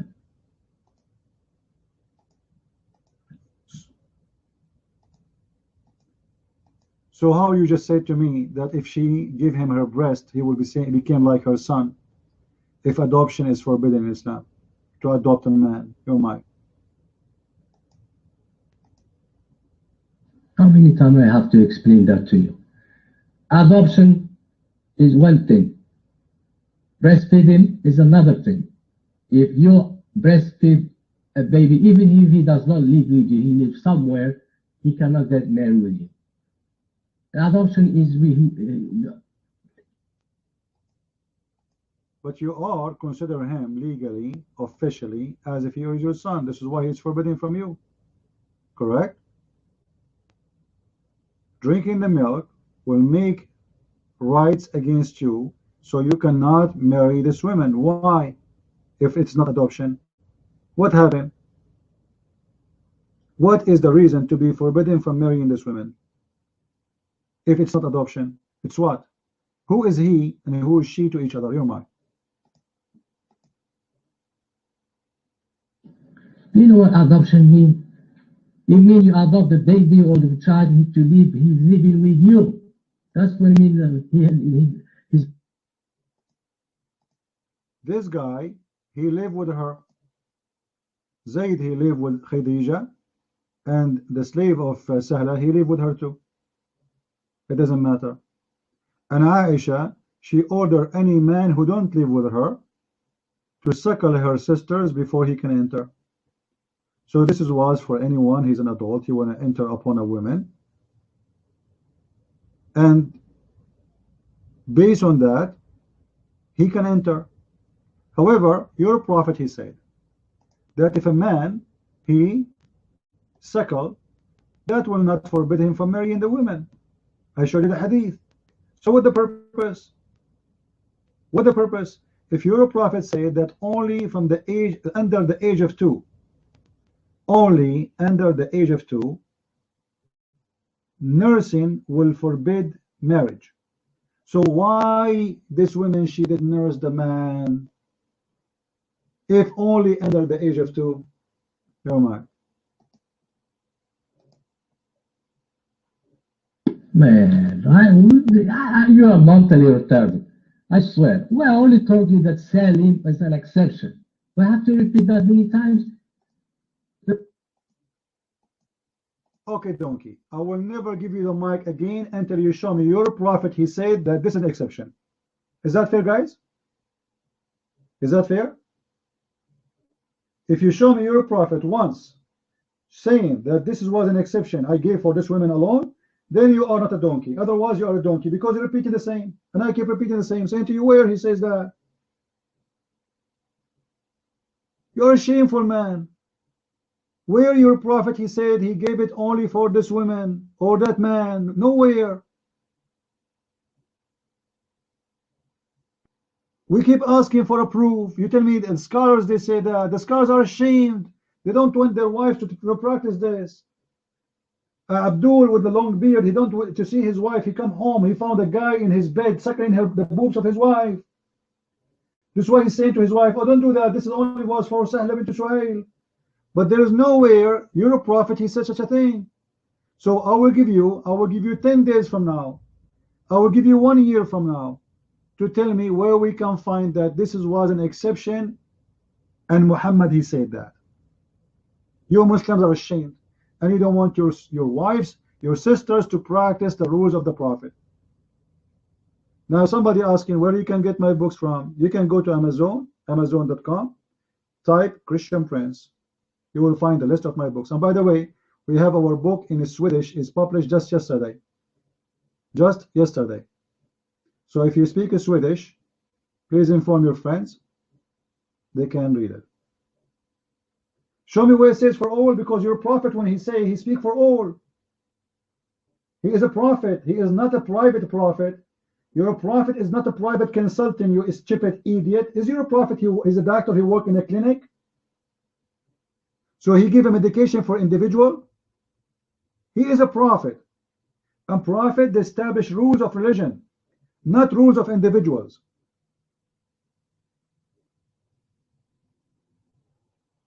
The Quran, when it's private, a private thing, it says, as an example, and this is actually the only case, when Muhammad, he says, any woman, she want to open her legs for me so I can have sex with her. He said in the Quran, and this is only an exception for the prophet. It says that in the Quran. What do you mean wrong? What do you mean wrong? Potato. Oh boy. Oh boy. Abdul, the Quran does not say that Muhammad, he have an exception when it's come to F women as much as he want. Are you sure? Say yes.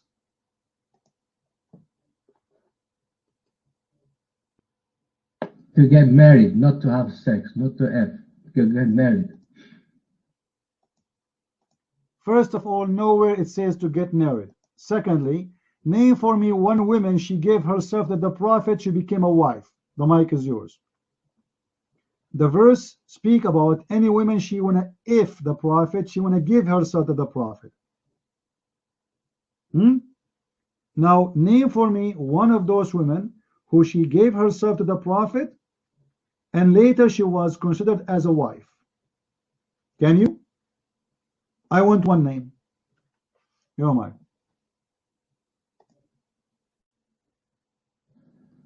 There was one who wants to get married with him, and he refused, and he didn't marry with anyone. Nightmare, you're a donkey with 2 horns. Name for me one woman. She gave herself to the prophet and is named as a wife for him. Just one. Just one. Which one is the woman who gave herself to the prophet and she was considered as a wife? As long you are saying in marriage, that's mean he married them. So name for me one. What the name of my book? I have more than one book. You can go to Amazon. Just go to Amazon, search for Christian Prince. You will find Deception of Allah, and then you click at my name. You click at my name, you will see the list of the books I have. Nightmare. Name for me one woman she offered herself to the Prophet of Islam, and later you Muslims consider her a wife. Just one. You might. If you give me time, and I can find you when a lady asked him to get me. Who is not giving you time? I challenge you to show me one woman she gave herself to sleep with Muhammad, and you Muslims call it marriage. It's a challenge. Do you accept the challenge? You might. Don't take the mic from me. You're a really stupid guy. You know, I don't know. None of your followers tell you this is not. Don't waste my time. Do you accept the challenge? Yes or no? You name for me one woman she gave herself to the Prophet to F her, and you are saying it's a marriage. I say it to F her. So if it is to marry her, she should be considered a wife. Correct, guys? If really he was not F-ing, he was marrying, then we should find her name between the list of the wives of the Prophet. So name for me one woman your Prophet, according to you, he did not F, he was marrying, from those who gave their self to the Prophet in the marriage list of your Prophet, all the wives. Do you accept the challenge? You might. Okay. Oh my God, I don't know what we're gonna do with you. If I show you where it says a lady wants to get married with the Prophet and he turned her down, he didn't want to get married with her. Yeah, I know the story. She was very ugly. And then he offered her to a different guy. He gave him to a different guy. He said he want to take her. Who can pay something and take her as if she is a sex slave? And then there's nobody. And then he said, who want to take her? The guy, he said, I take her, but I don't have money. He said, not even a ring? He said, not even a ring. Give me a ring, I will give her to you. Obviously, she's ugly. Muhammad, he made a verse saying any woman she want to give herself to the Prophet, to F her, only, this is the license only for the Prophet. And when a woman, she is ugly, she offer herself, Muhammad, you don't want her. Now, name for me, Abdul, name for me one woman, your Prophet, he accepted from those who offer themselves. And she became a wife. Challenge. Oh my. Don't take the mic from me. They offer themselves, you want to get married. Man, he refused. He don't want to get married with them. Now you. Hold on. So you are saying the Quran says any woman want to give herself to the Prophet, and this is a special license to the Prophet, but Allah, he do not know the future, that Muhammad, he don't like that, and this will never happen? Are you saying that this has never happened? Your Prophet, he never took any of those women who offer themselves? He never?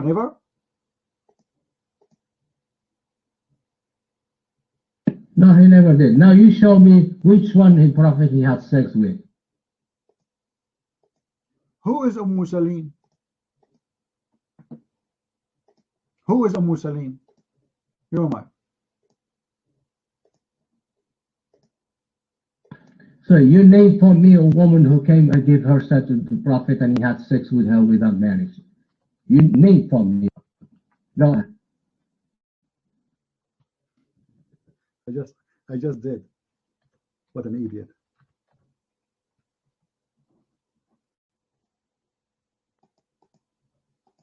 Guys, did I just say Salim?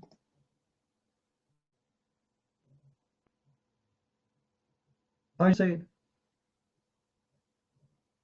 What's wrong with you? Who is Salim? The one who offered herself to the Prophet. You're mine.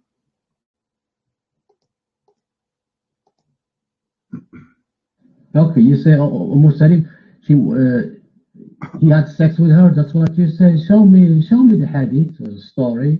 Go ahead. Let me see. I'm not going to take your word for it. I need to see proof. Your mic.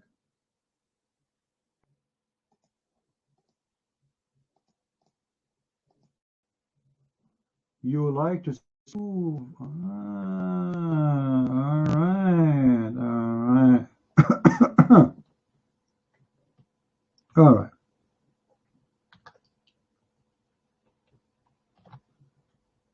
Very interesting.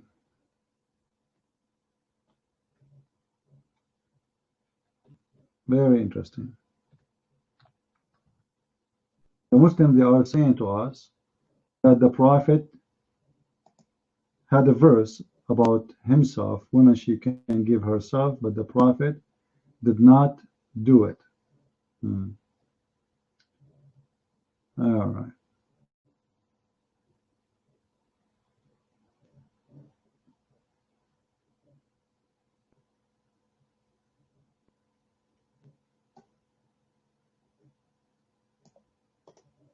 Who is this woman, Nightmare? Read this story with me. Who is this woman who came to Muhammad and she offered herself?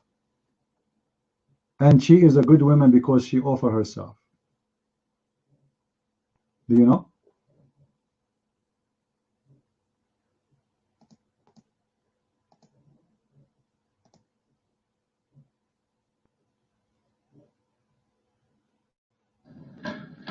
Okay, what I say, she offered us, I suppose, she wanted to get married with him. And she offered herself to get married. That's it. That's what I said in Hadith. It doesn't say he has sex with her. You're mine. Hold on. There's women, they are lined up in the front of the house of Muhammad to be effed by him. Read with me for me this. A woman, she came to the Prophet and she mentioned to him that I have a daughter such as such as such, and she is a beautiful such and such and such. Huh? Are you reading with me?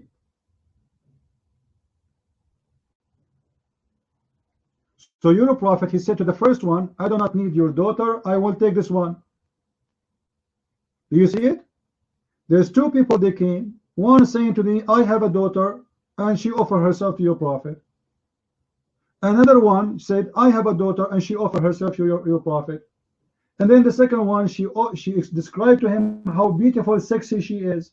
The Prophet, he said, قَدْ قَبِلْتُهَا, I accept her. Now name this woman for me who became a wife.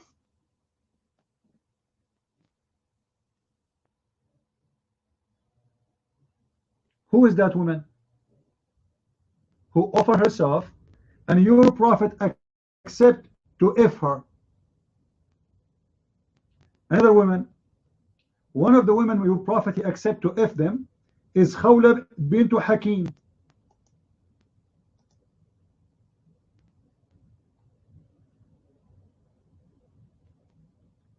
Which is Salim, the one I told you. And your Prophet, he slept with her. Is Khawla bint Hakim Salim one of the wives of your Prophet? No. What do you say? Oh, Okay. Don't take the mic from me. You think I'm stupid? I don't know how to read Arabic? He said, I accept her. Then she started, the lady, the mother, she started praising her daughter. Then he told her, I don't need your daughter. He said, لا حاجة لي في ابنتك. Abdul, are you stupid? There's two daughters. The first one and the second one. The second one, there's one, she describing how beautiful is her daughter. So Muhammad, he says, I accept this, I refuse that one. So he chose one and he rejected one. Are you stupid or what? He accepted one of them and he rejected one of them. Oh my. They think I'm stupid or what? Let me translate that for the people. So, a woman came to the Prophet and she said, oh the Stupid Abdul, don't cut the hadith off. I post 2 posts because the text will be long. Let me make it again for you. Hold on. You are dumb as usual. All right.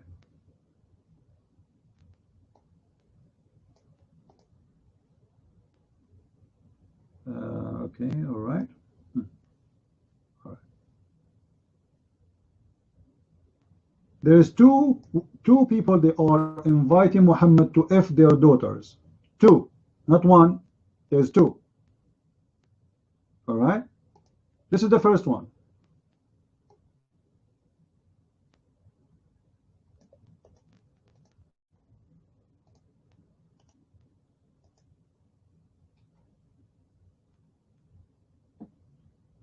A woman, she came and she offered herself to the Prophet. All right. And actually, the one who's offering that is the father. Is who? Is the father. He offered her his daughter. And then one of the females there, she said, well, what a shame. How she do that? Then he said, well, she is better than you because she offered herself. So the good woman in Islam is the woman who offer herself to the Prophet so he sleep with her. Then the story continue. That a woman came to the Prophet and she mentioned, I have a daughter such and such, and she described for him her beauty. And she said to him, and I wanted you to have her only. And he said, قَدْ قَبِلْتُهَا, I accepted her. Do you see that part? Nightmare? Do you see it? Take the mic and translate.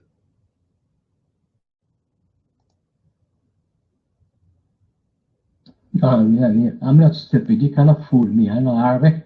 I'm not stupid like your followers. I looked for the hadith and I found it. You know, I'm gonna post it. There is not 2 hadith, not 2 parts, just 1. I'm gonna show it to you and prove it. No problem. You can post as much as you want. Does it say that the woman, she described her daughter, and your Prophet, he said, I accept her? Does it say that? Yes or no? Your mind.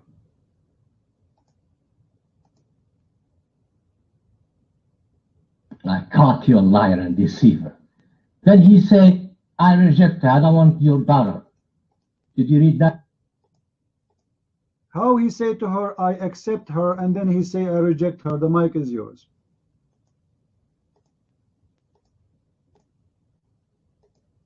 I know I got you a deceiver and a liar. This is the hadith, but I couldn't.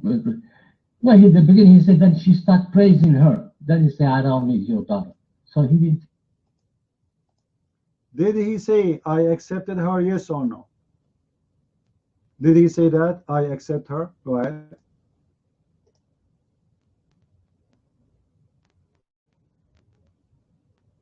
Yeah, he said, I accept her. I accept to get married with her. Then after she started praising her, he said, no, I don't want her. Why he don't want her? What happened? And why he accept her?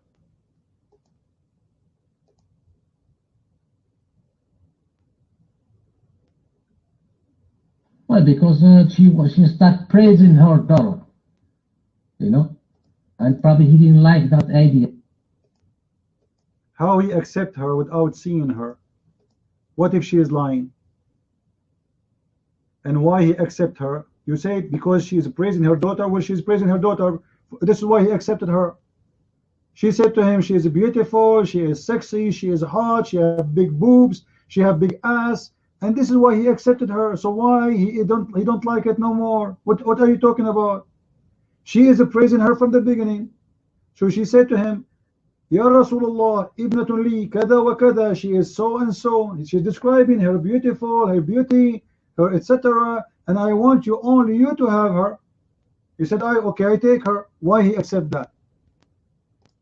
She's praising her from the beginning, and he accepted her because she praised her. Go ahead.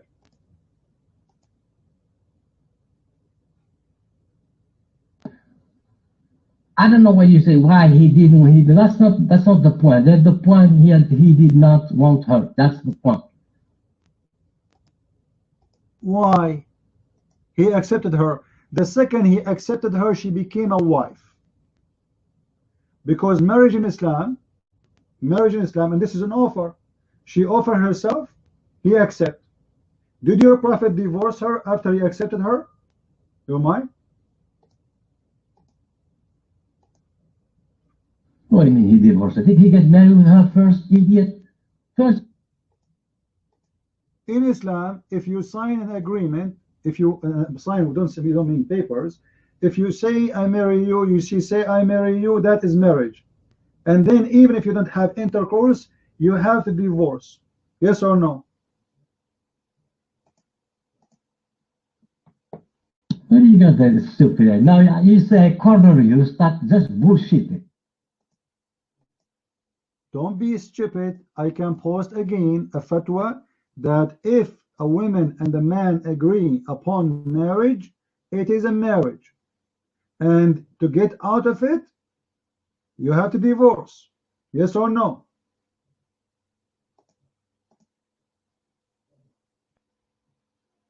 No. Listen to me. He said, I accept her. Then after this, there was no sign. The lady. Why you are running away from the question? If a man and a woman, a man and a woman, they agree of marriage, and in front of witnesses, isn't it this is marriage in Islam? She offered herself. He said, I accept. From this moment on, she is his wife. You are saying that this is marriage. You are the one who said, if a woman, what the Quran saying? What the Quran saying? Any woman, she offer herself to the Prophet to, yes, thank you, to if her. You say this is marriage. I will go with you. Let us say it's marriage. So what is the condition to be a marriage according to you? She offer herself, the Prophet he accept. And this is what happened. The woman, she offer herself, the Prophet accept. So she should be a wife. What is the name of that wife she offer herself? No mind. Can you read Arabic, stupid? The one who offered, that's not the lady. That's her mother talking about her lady. The lady. Thank you very much. If the mother she is offering, how your Prophet accept the offer of the mother without the permission of the daughter? If this is rejected by your Prophet, are you stupid? You are saying to me that this mother is a scumbag. She have no right to offer her daughter, but yet your Prophet, he accept the offer. That's mean your Prophet is a scumbag too. For you accept the offer of the mother when the daughter, she did not express her offer. You're mine. Yeah, I mean, he accepted to get married with her, but first we have to check. How he knew even that this is a legitimate offer? It is the mother who offering. How he accept? Shouldn't he say, okay, let me talk to her. Where is the girl? Let me see her. Did she offer herself to me? He did not question that. She just started describing her ass and her bum and her boobs. She is so beautiful, sexy, etc. And he said, okay, I accept. Is that what happened? Yes or no?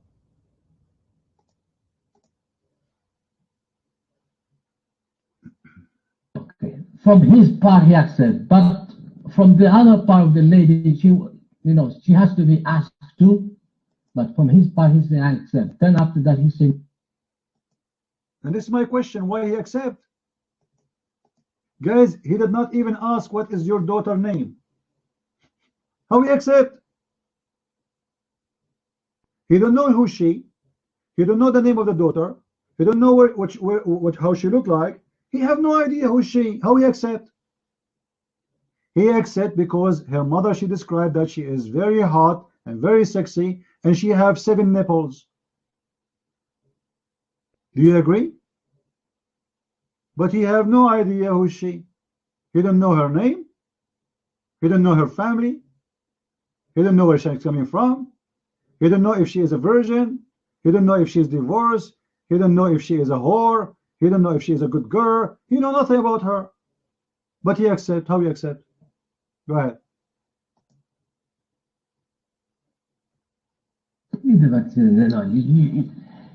I corner you. You start talking about nonsense. You told me that you're gonna show me the lady has sex with the prophet. When I Hold on. I showed you. You are stupid. I know you're trying to change topic now. I showed you. I told you from the beginning. I spoke about Salim. Correct, guys? This is the first name I mentioned. Khawla bint Hakim, which is Salim. She is one of the women who offer herself to the prophet. What do you think? Is she one of the women your prophet he married? No. But she offered herself and your prophet he slept with her. You're mine. You show me the hadith. The hadith doesn't say he slept with her. You insert the word there. He slept with her. This is what you did. Doesn't say that. Show me the hadith where he says he slept with her. Go ahead.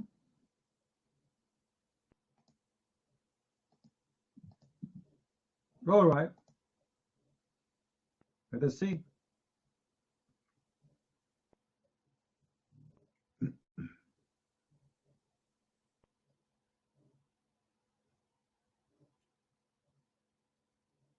Salim.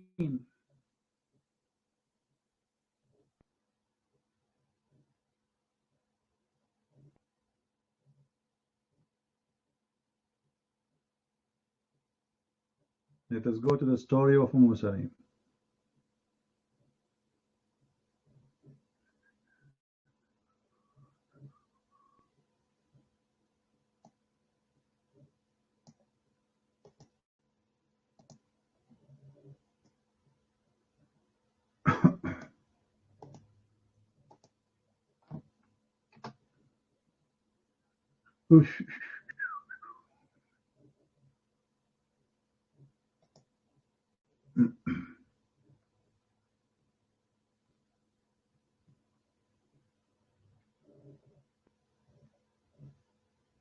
You know, when a Muslim he says that there is many women they offer themselves to the prophet, but he did not sleep with any. That is showing us, if this is true, that Muhammad he made a fabrication verse just for his sexual desire. But when none of those women who offer themselves they are good looking, he changed his mind. He don't like it. All right. All right.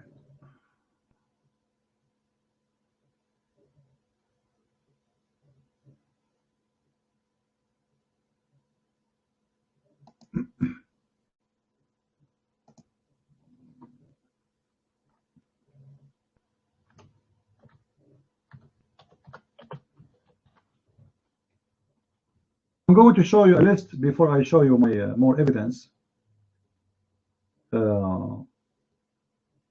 Nightmare. And I want you to tell me, do you agree with the list of the names?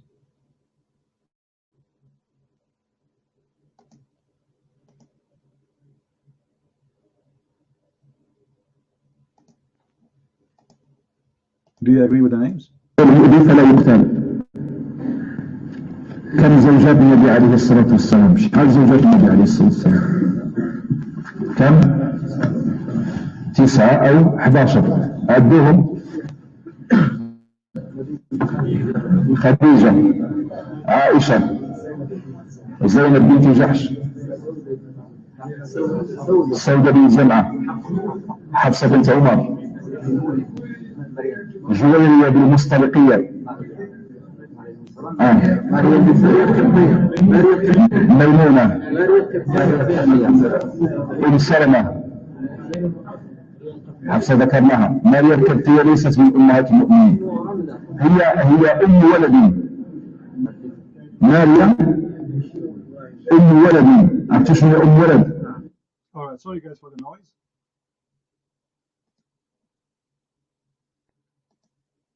It was very loud. I hear nothing now.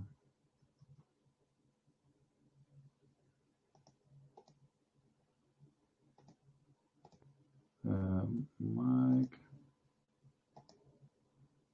For some reason it says my mic is muted. Why is that? Hold on.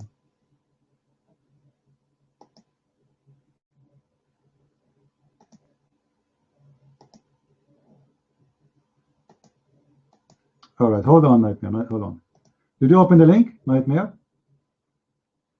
When you open it, the video will start right away, and I apologize for the noise.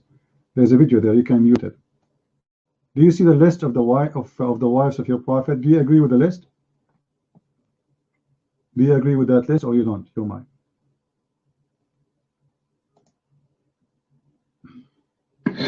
No, we're not discussing about the wife of the prophet. No, we are. We are, because I'm going to show you women your prophet he slept with, and they are not in the list. We are discussing the wives of the prophet. So do you agree with the list? Yes or no?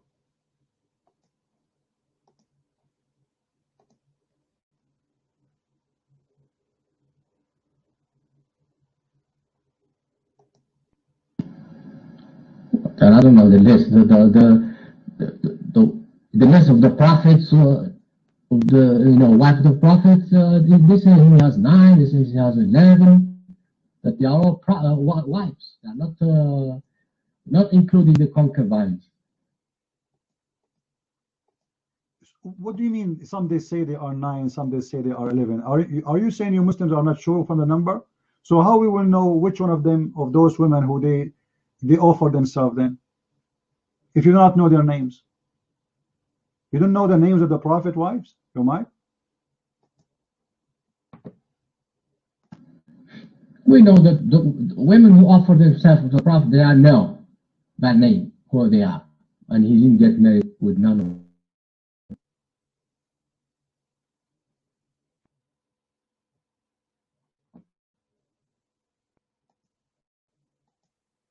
How you know? How you know? If you are not sure even from the names of the wives, you just told me that. You told me some they say 9, some they say 11, some they say 12, some 13. So how you know?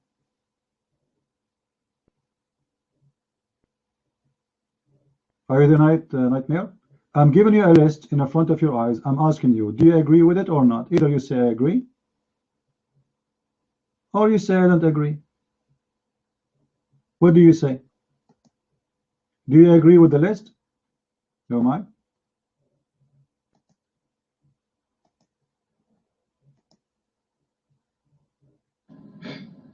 What do you mean? Do I agree with those? If they mentioned the wife of the prophet, okay, I have to agree. You know, I didn't live in that.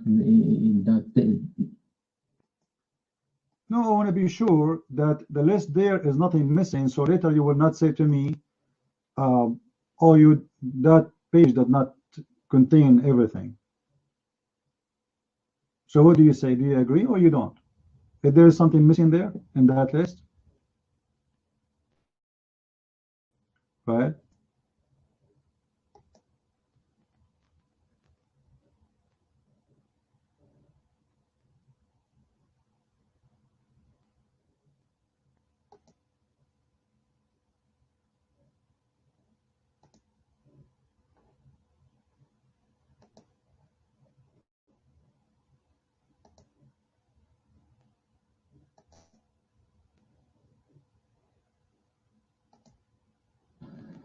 Okay, he's content in the wife of the prophets. So whatever they have there, I have to agree with it. If they say the wife of them as a wife of the prophets, I have to agree. You're mine.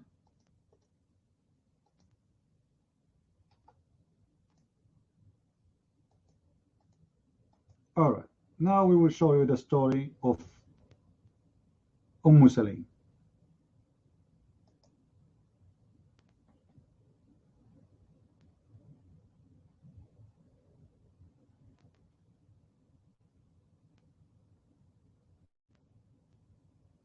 Let us see.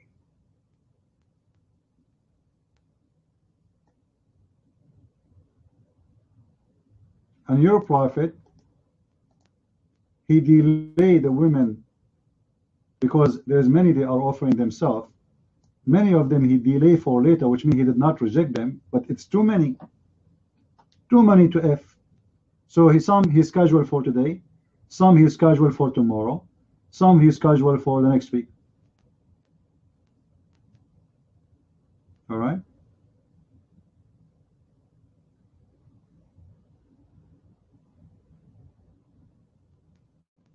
Let us see.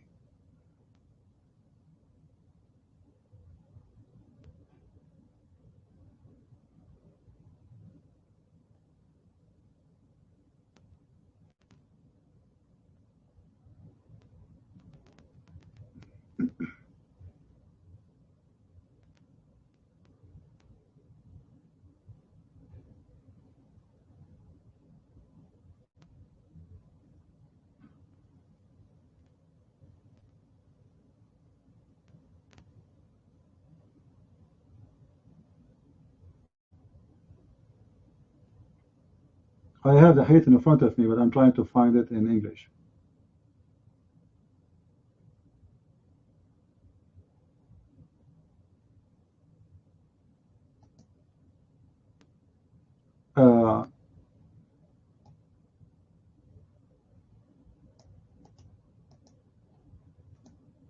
Nightmare.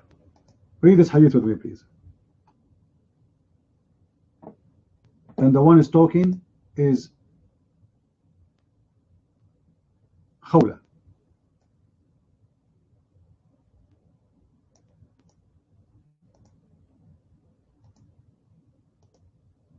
And the only one who heard this hadith is Khawla.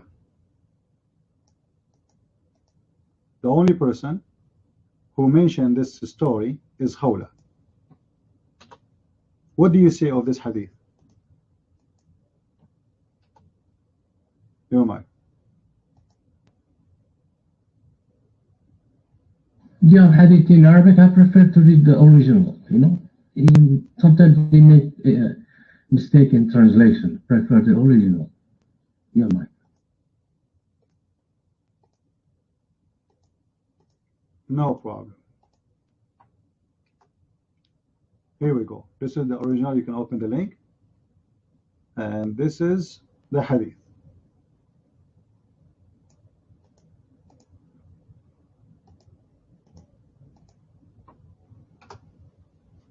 So what do you say, Umar? What do you think of this hadith mentioned by Khawla bint Hakim?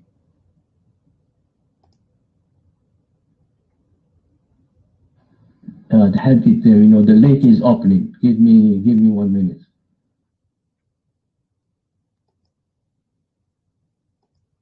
It's just one line, man. Read it. I'm posting it for you. It's in front of you. What do you say of this hadith? Go ahead.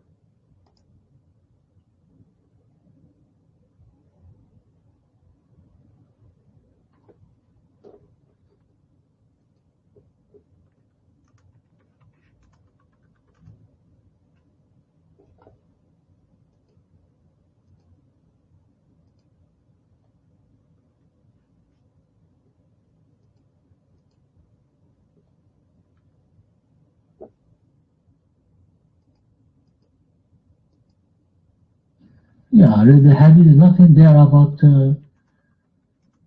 anything, about marriage or sex or anything at all. Show me the... It's about a question. It's about something a man he say when he enter a house. So the question is, if this woman, she is not his wife, and she is the only one who witnessed what your prophet he said, how she heard him when he entered the house saying such a thing. She is the only witness for what Muhammad he said. And I can show you tons of hadith reported by this woman and this woman alone. So the question, how she was able to witness for what Muhammad said when he entered the house, if he is entering on her, and why it's only her who witnessed for him, Same time, I will show you where it says that Salim is one of those who offered themselves to the Prophet. Your mic.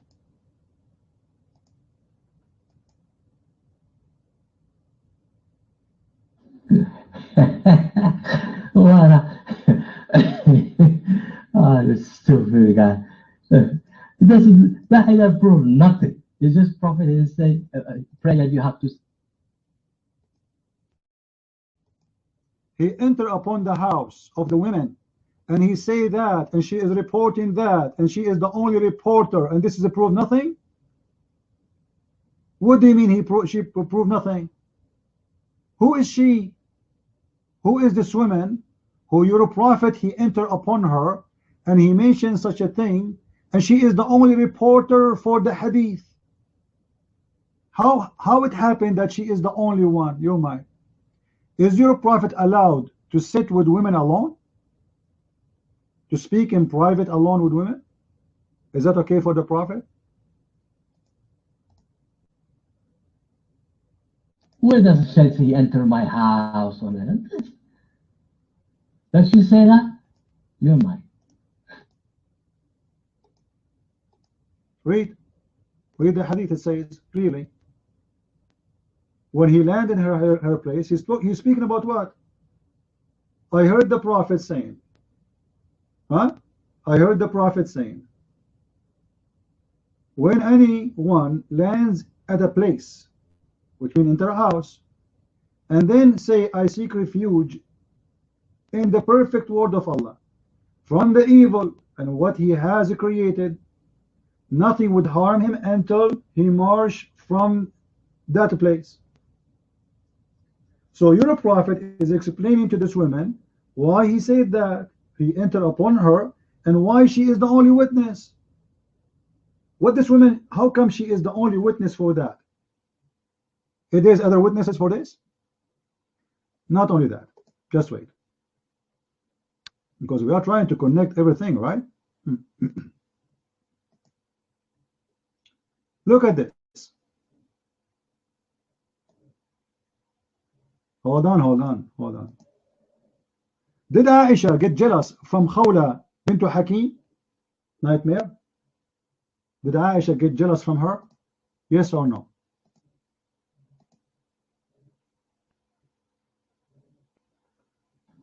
You're gonna show me the hadith. Let me see this one. He said when I answered the question. Did Aisha get jealous from Khawla bint Hakim? Guys, am I heard? Am I heard? All right. Did Aisha get jealous from Khawla bint Hakim in her lifetime? Yes or no? If you ask him, you show me the hadith, I want to see if she got jealous or. I'm asking you, either you're saying I never heard of this, and then I will show you. Say I never heard of this. Say that you are a stupid donkey, you never heard of many things. Did Aisha get jealous from Hakim? Yes or no? Either you say I never heard of this, which means you are a donkey as usual, or you say I heard that. Your mind. Okay, you too are donkey. How many things you need to know and you learn from me? You are. So say I never heard of this. Say it. Say I never heard this before. Say it. Go ahead. Yeah, I never read that hadith. Show to me so I can. So if Aisha, she got jealous, and if I show you the proof, is that a clear proof that there was a relationship between your prophet and this woman? Yes or no? No, it doesn't mean they have a relationship. Huh? So why she is getting jealous if there's no relationship? The wife, she is jealous from Khawla bint Hakim. Why? If there is nothing. Go ahead.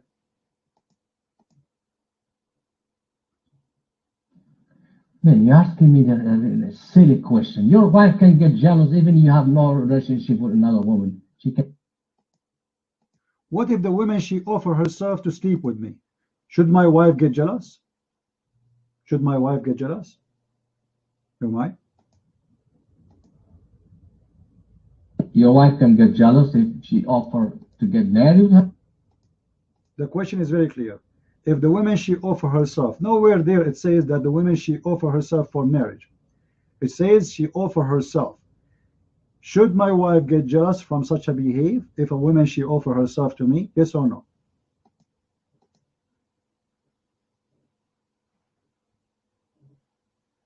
If she offer herself for sex of marriage, yes, she can get jealous.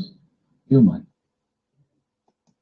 So you agree that this woman she offer herself for sex, and that was the reason for Aisha to be jealous. Go ahead. No, this isn't what I said. If your wife, for example, if a woman offer herself to you in front of your wife for marriage or sex, your wife can get jealous. That's what I said. Don't put words in my mouth. All right. Let us read the hadith together.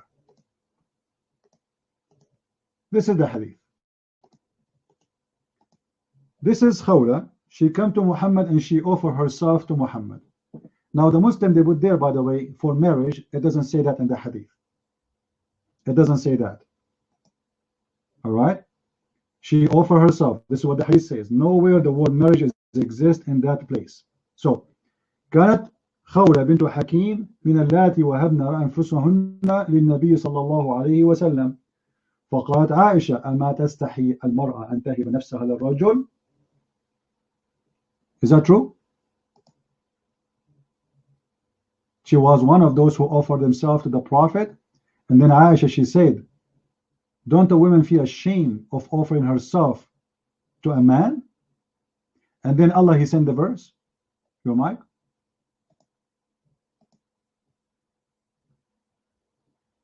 Okay. Can you pause the hadith in Arabic so let me read it, okay? Because I don't want to make no comments. Because if there's error in translation, I can, it can damage my interpretation. Put it in Arabic so I can read it. Your mind. Open the link, because between the word there's a link, and that will not make the text go in Arabic, all of it. Open the link. I'll read it. The woman, she offered herself to Muhammad. And you will notice, guys, that this woman, she offered herself before even the verse is revealed. So Muhammad, he have no license at that time to accept that offer yet.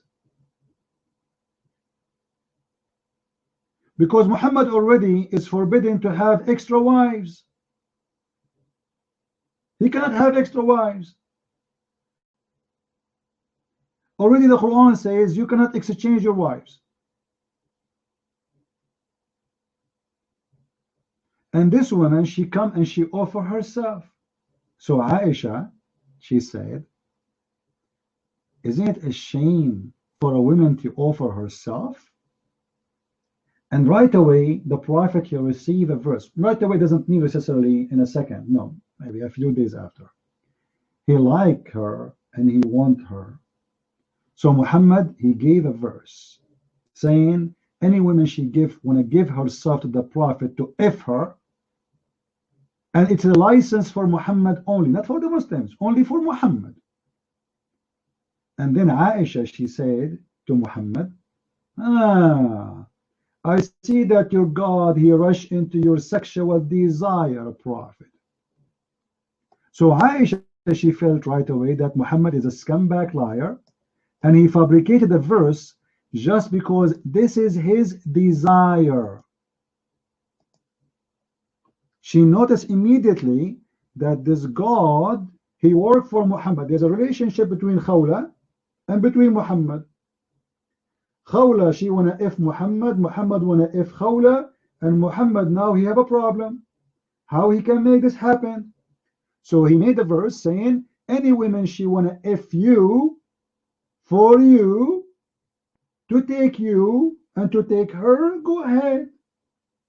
And Aisha, she noticed immediately that Muhammad is fabricating the verse, and this is why she said, oh Allah Messenger, I did not see but that your Lord hurries for your desire. You see the word here, it says a pleasing you? Huh? What is that? Pleasing what? Pleasing what? obviously Muhammad, he wanted this woman, correct?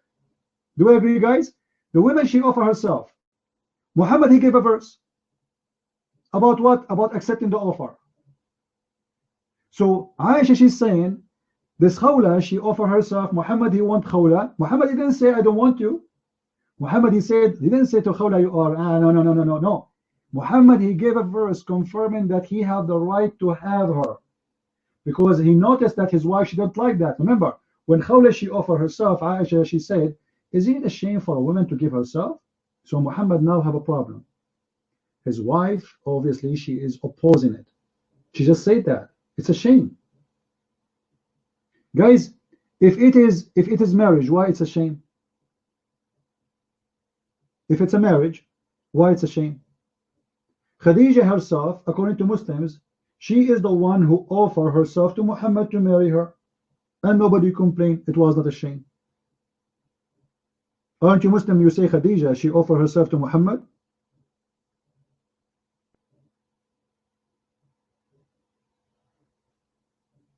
How come nobody says it's a shame? This woman, she offered herself for sex, not for marriage. So Aisha is saying, isn't it a shame? Isn't it? And Muhammad, to solve the problem, he want Khawla badly. He insists. He gave himself a verse. Your mic, Nightmare.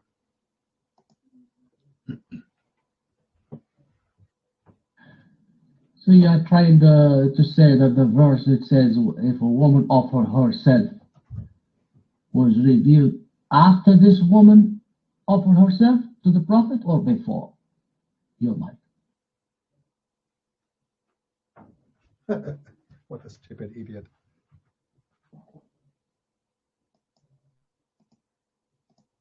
Guys, when I say this guy is mentally have mental issue, don't you see the hadith? The hadith says that.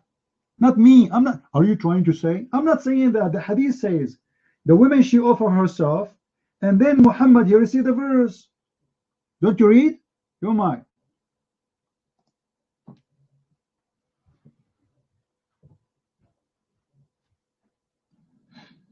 Yeah.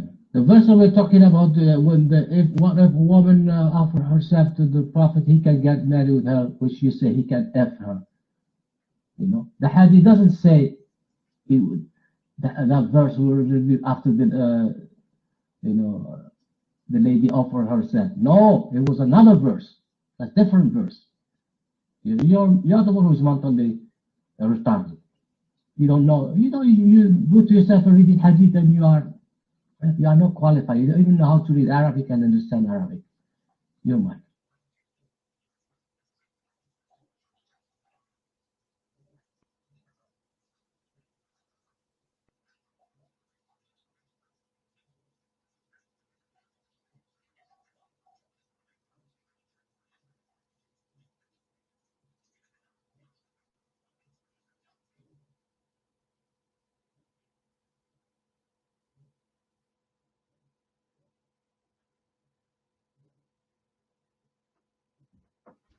Okay. Sorry. Sorry, Nightmare. I was in the room with Allah. Listen, Abdul. It says, the verse says, "Turji man tasha'a minhun." Turji man tasha'u minhun. This is for what?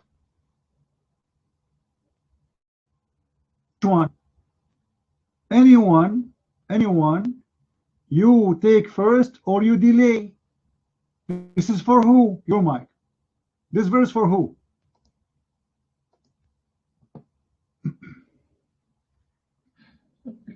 But we were talking at the beginning. We were talking about one who offered herself to the Prophet. He can get married with her. You were telling me to fuck her. I told you no, guys. They told me okay. Abdul, the verse which saying you delay the one you like when you want came for what? You delay him. Delay who? Delay who? If she is a wife, you delay your wife? If she is your wife, are you going to delay your wife? What do you mean you delay her? You delay whoever you want of them. Who is this woman who is going to delay? It is Khawla bint Hakim. You might. I didn't say dealer her. We were talking about the verse. You told me any woman offer herself to the Prophet, he can F her. Okay? That's one verse. And you bring me now hadith, a lady offer herself, you know, to the Prophet, and Aisha, she got jealous, and so the Prophet he come up with a verse. You talking about the first one, or talking about another verse? You understand what I'm trying to say? You're mine. Stupid Abdul. The verse we are speaking about, women she gave herself to the Prophet, is a chapter 33, verse number 50. All right? And the hadith in front of you saying that when Khawla she offer herself, she what? She offer herself. The verse number 33, which is supposedly 33:51, I believe, was received. So right away, Muhammad, he received a verse saying, I can delay this woman. I can delay her. He want her. The delay for what? Because his wife, she got jealous when she offered herself. And Muhammad now, he is trying to find an excuse how he did not take her right away, because Aisha was there and she was angry and she is jealous. So Muhammad, he made a verse saying, any of those women you like to F now, you can F now. And if you like, you can delay. So the offer is still accepted. So he made a verse, and Aisha, she said to him, I see your God. He rushed into your desire, Muhammad. So you take the one right away, and you delay the one you like right away. Somebody, guys, post for us chapter 33, verse number 51.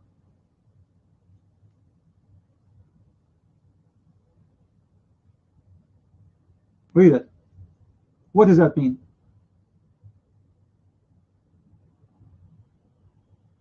To have set aside? Are they potatoes? What set aside? Muhammad is setting women aside for later fucking, for later effing? How he can set women aside? The one he want to rush right away to take, he take right now. So the verse before it's speaking about offering themselves, the verse after saying, oh, I can delay the one, or if you don't want to sleep with her right now, he can put her in the side. Who are they, those women he want to put them in the side? You might. Idiot. I swear that you are idiot. Did you read the following verse? It says, وَلَا يَحِلُّ لَكَ النِّسَاءُ مِنْ بَعْدِ. So he told him, you can't get married with another woman again.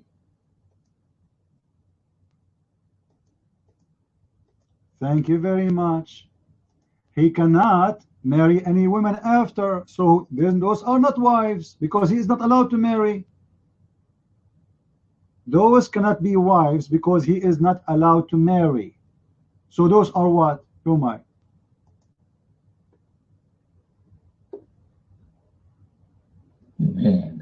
Why you decide on me? I can't post anything there. I want to post the verse so the people can see it. I can't post it. Okay. It says لا يحيلك النساء من بعد. So you cannot get married. You can have another woman again. That's what it says. And you hide that verse from me. What do you mean I'm hiding the verse? Where I did hide the verse? I'm reading them for you one by one. We start with verse number 50, 51, and now you are reading 53. So Muhammad is not allowed to marry new wives. So how you say to me that those women who offer themselves are his wives if he is not allowed to marry new wives? He is not allowed. So what the point of saying women they can offer themselves to him and you cannot have new wives? If he cannot have no new wives, it means he cannot accept the offer of those who offer themselves because they are not wives yet. Oh my.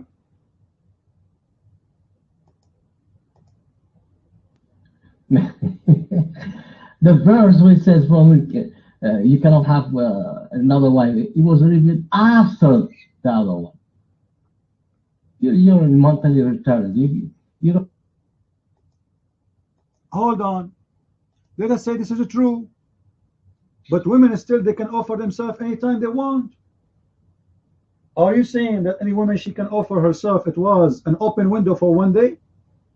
Only in one day, women, they can offer themselves, and then the window is closed, expired. One day offer in Amazon.com? No, I'm not saying one day. It was a period. We don't know the interval of time. We don't know how many. Is it 2 months, 3 months? Prove it. Prove it that it was a period only. Your mic.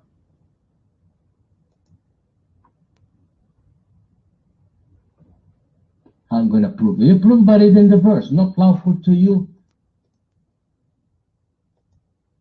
It doesn't say anywhere in the verse that this is for a certain period of time. You're lying. Where it says that? Where it says that? Actually, the verse number 51 confirmed that this is an open offer. You accept for what you want right now, and you delay for later. It says that in front of us. So it's an open period. You can delay from women, and you can take them right away. So any woman, she offer herself, you can say to her, maybe next year, because there's a long list. Wait for your turn, unless she is so beautiful. So where it says that this was for a period of time.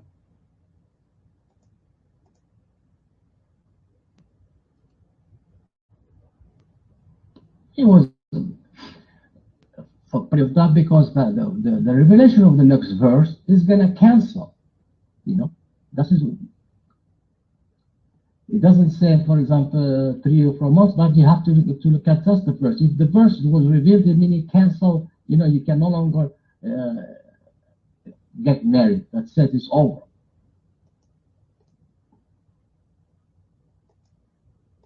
Who is the wives your prophet he delay? Let's go with you. Who is the wife your prophet he delay? Do you have anyone? You might.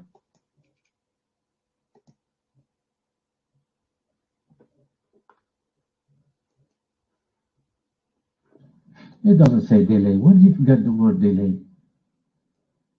What torgeo? It's not delay.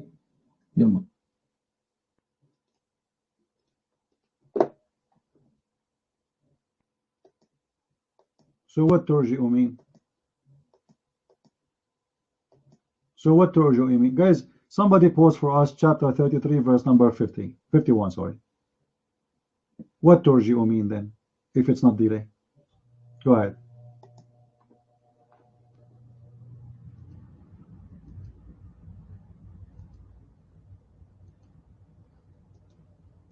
The verse is talking about the prophet's wife who already married to them. Read it. It's not the women that he doesn't know, but you know. So your prophet, he was not a good man. He delay women when he want. He don't give them equal rights. You are saying he said to the women, "Oh, I don't want to sleep with you these days. Go." And I favor Aisha, so I want to sleep with Aisha today. It says he delay. You are saying his wives. How he delay his wives? How he can do that? Go ahead. Okay, I don't want to make my own interpretation. I have to go and see what the expert had to say. You know.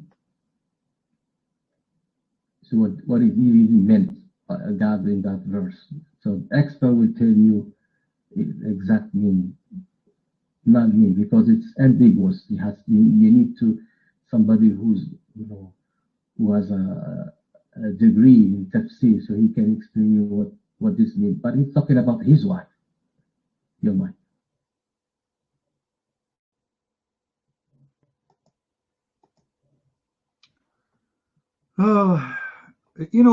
Abdul, I don't know. I have a feeling that you say I don't know when you want, and you know when you want. It's a game you play. What do you mean I don't know? Either you say to me, those are his wives, and you name for me the wives he delay, and what does that mean exactly? Or you go and you find me the answer from the interpretation. Did your prophet, let me give you a hint.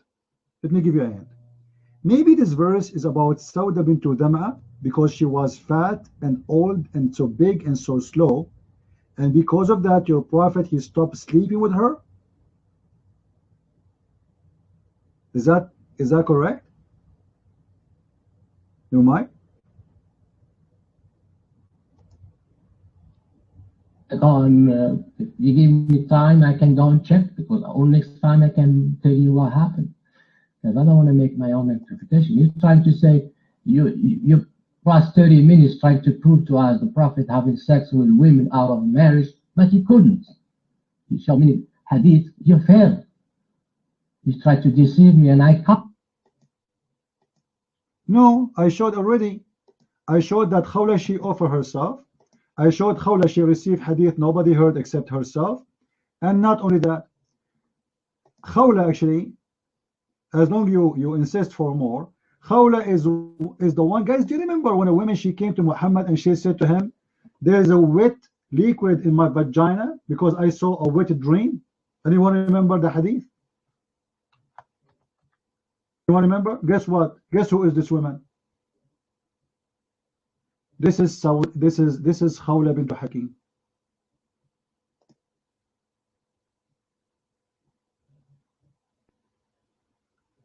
Obviously, this woman, there's a relationship between them, and she is offering herself, and she keep talking about her vagina to the Prophet.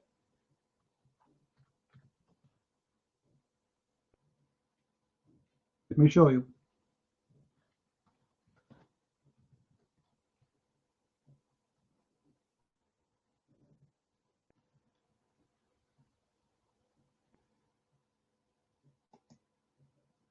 This is the same woman. She came to Muhammad and she said, and obviously she is living with him, because there's no, listen, there is no witnesses except her. Aisha is not there. No other wife is there. No man is there. Look what she said. I asked the Messenger of Allah about a woman who has a wet dream, and he said, if she sees a water, let her perform ghusl, which means wash. Nightmare. How a strange woman, she speak about such a sexual topic, only her and the Prophet alone. How this happened? You might.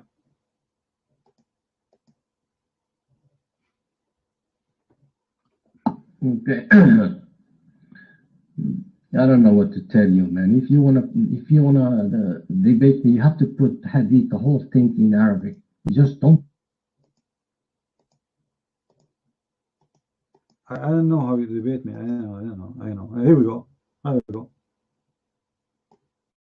Let's say the hadith in Arabic. Does that will make a difference? Here we go. عن خولة بنت حكيم قالت سألت رسول الله صلى الله عليه وسلم عن المرأة تحتلم في منامها فقال إذا رأت الماء فلتغتسل. How a woman, guys, do you think a woman, she is a stranger? Muslims are not allowed to speak to a woman alone. This is number one. A woman, she should not be with one man alone, because Muhammad, he says every man and woman, they meet, the third is the devil. So now the third is the devil based on Muhammad rules. How a woman, she is a stranger, she come to a man who is a stranger, he is not her husband, and there's no witnesses and there's nobody around, and she is speaking about a water in her vagina, speaking about wet dream. Wet dream. So this woman, she is talking about wet dream to a stranger, or he is a husband, and she is a questioning from the husband, as you claim she is a husband, because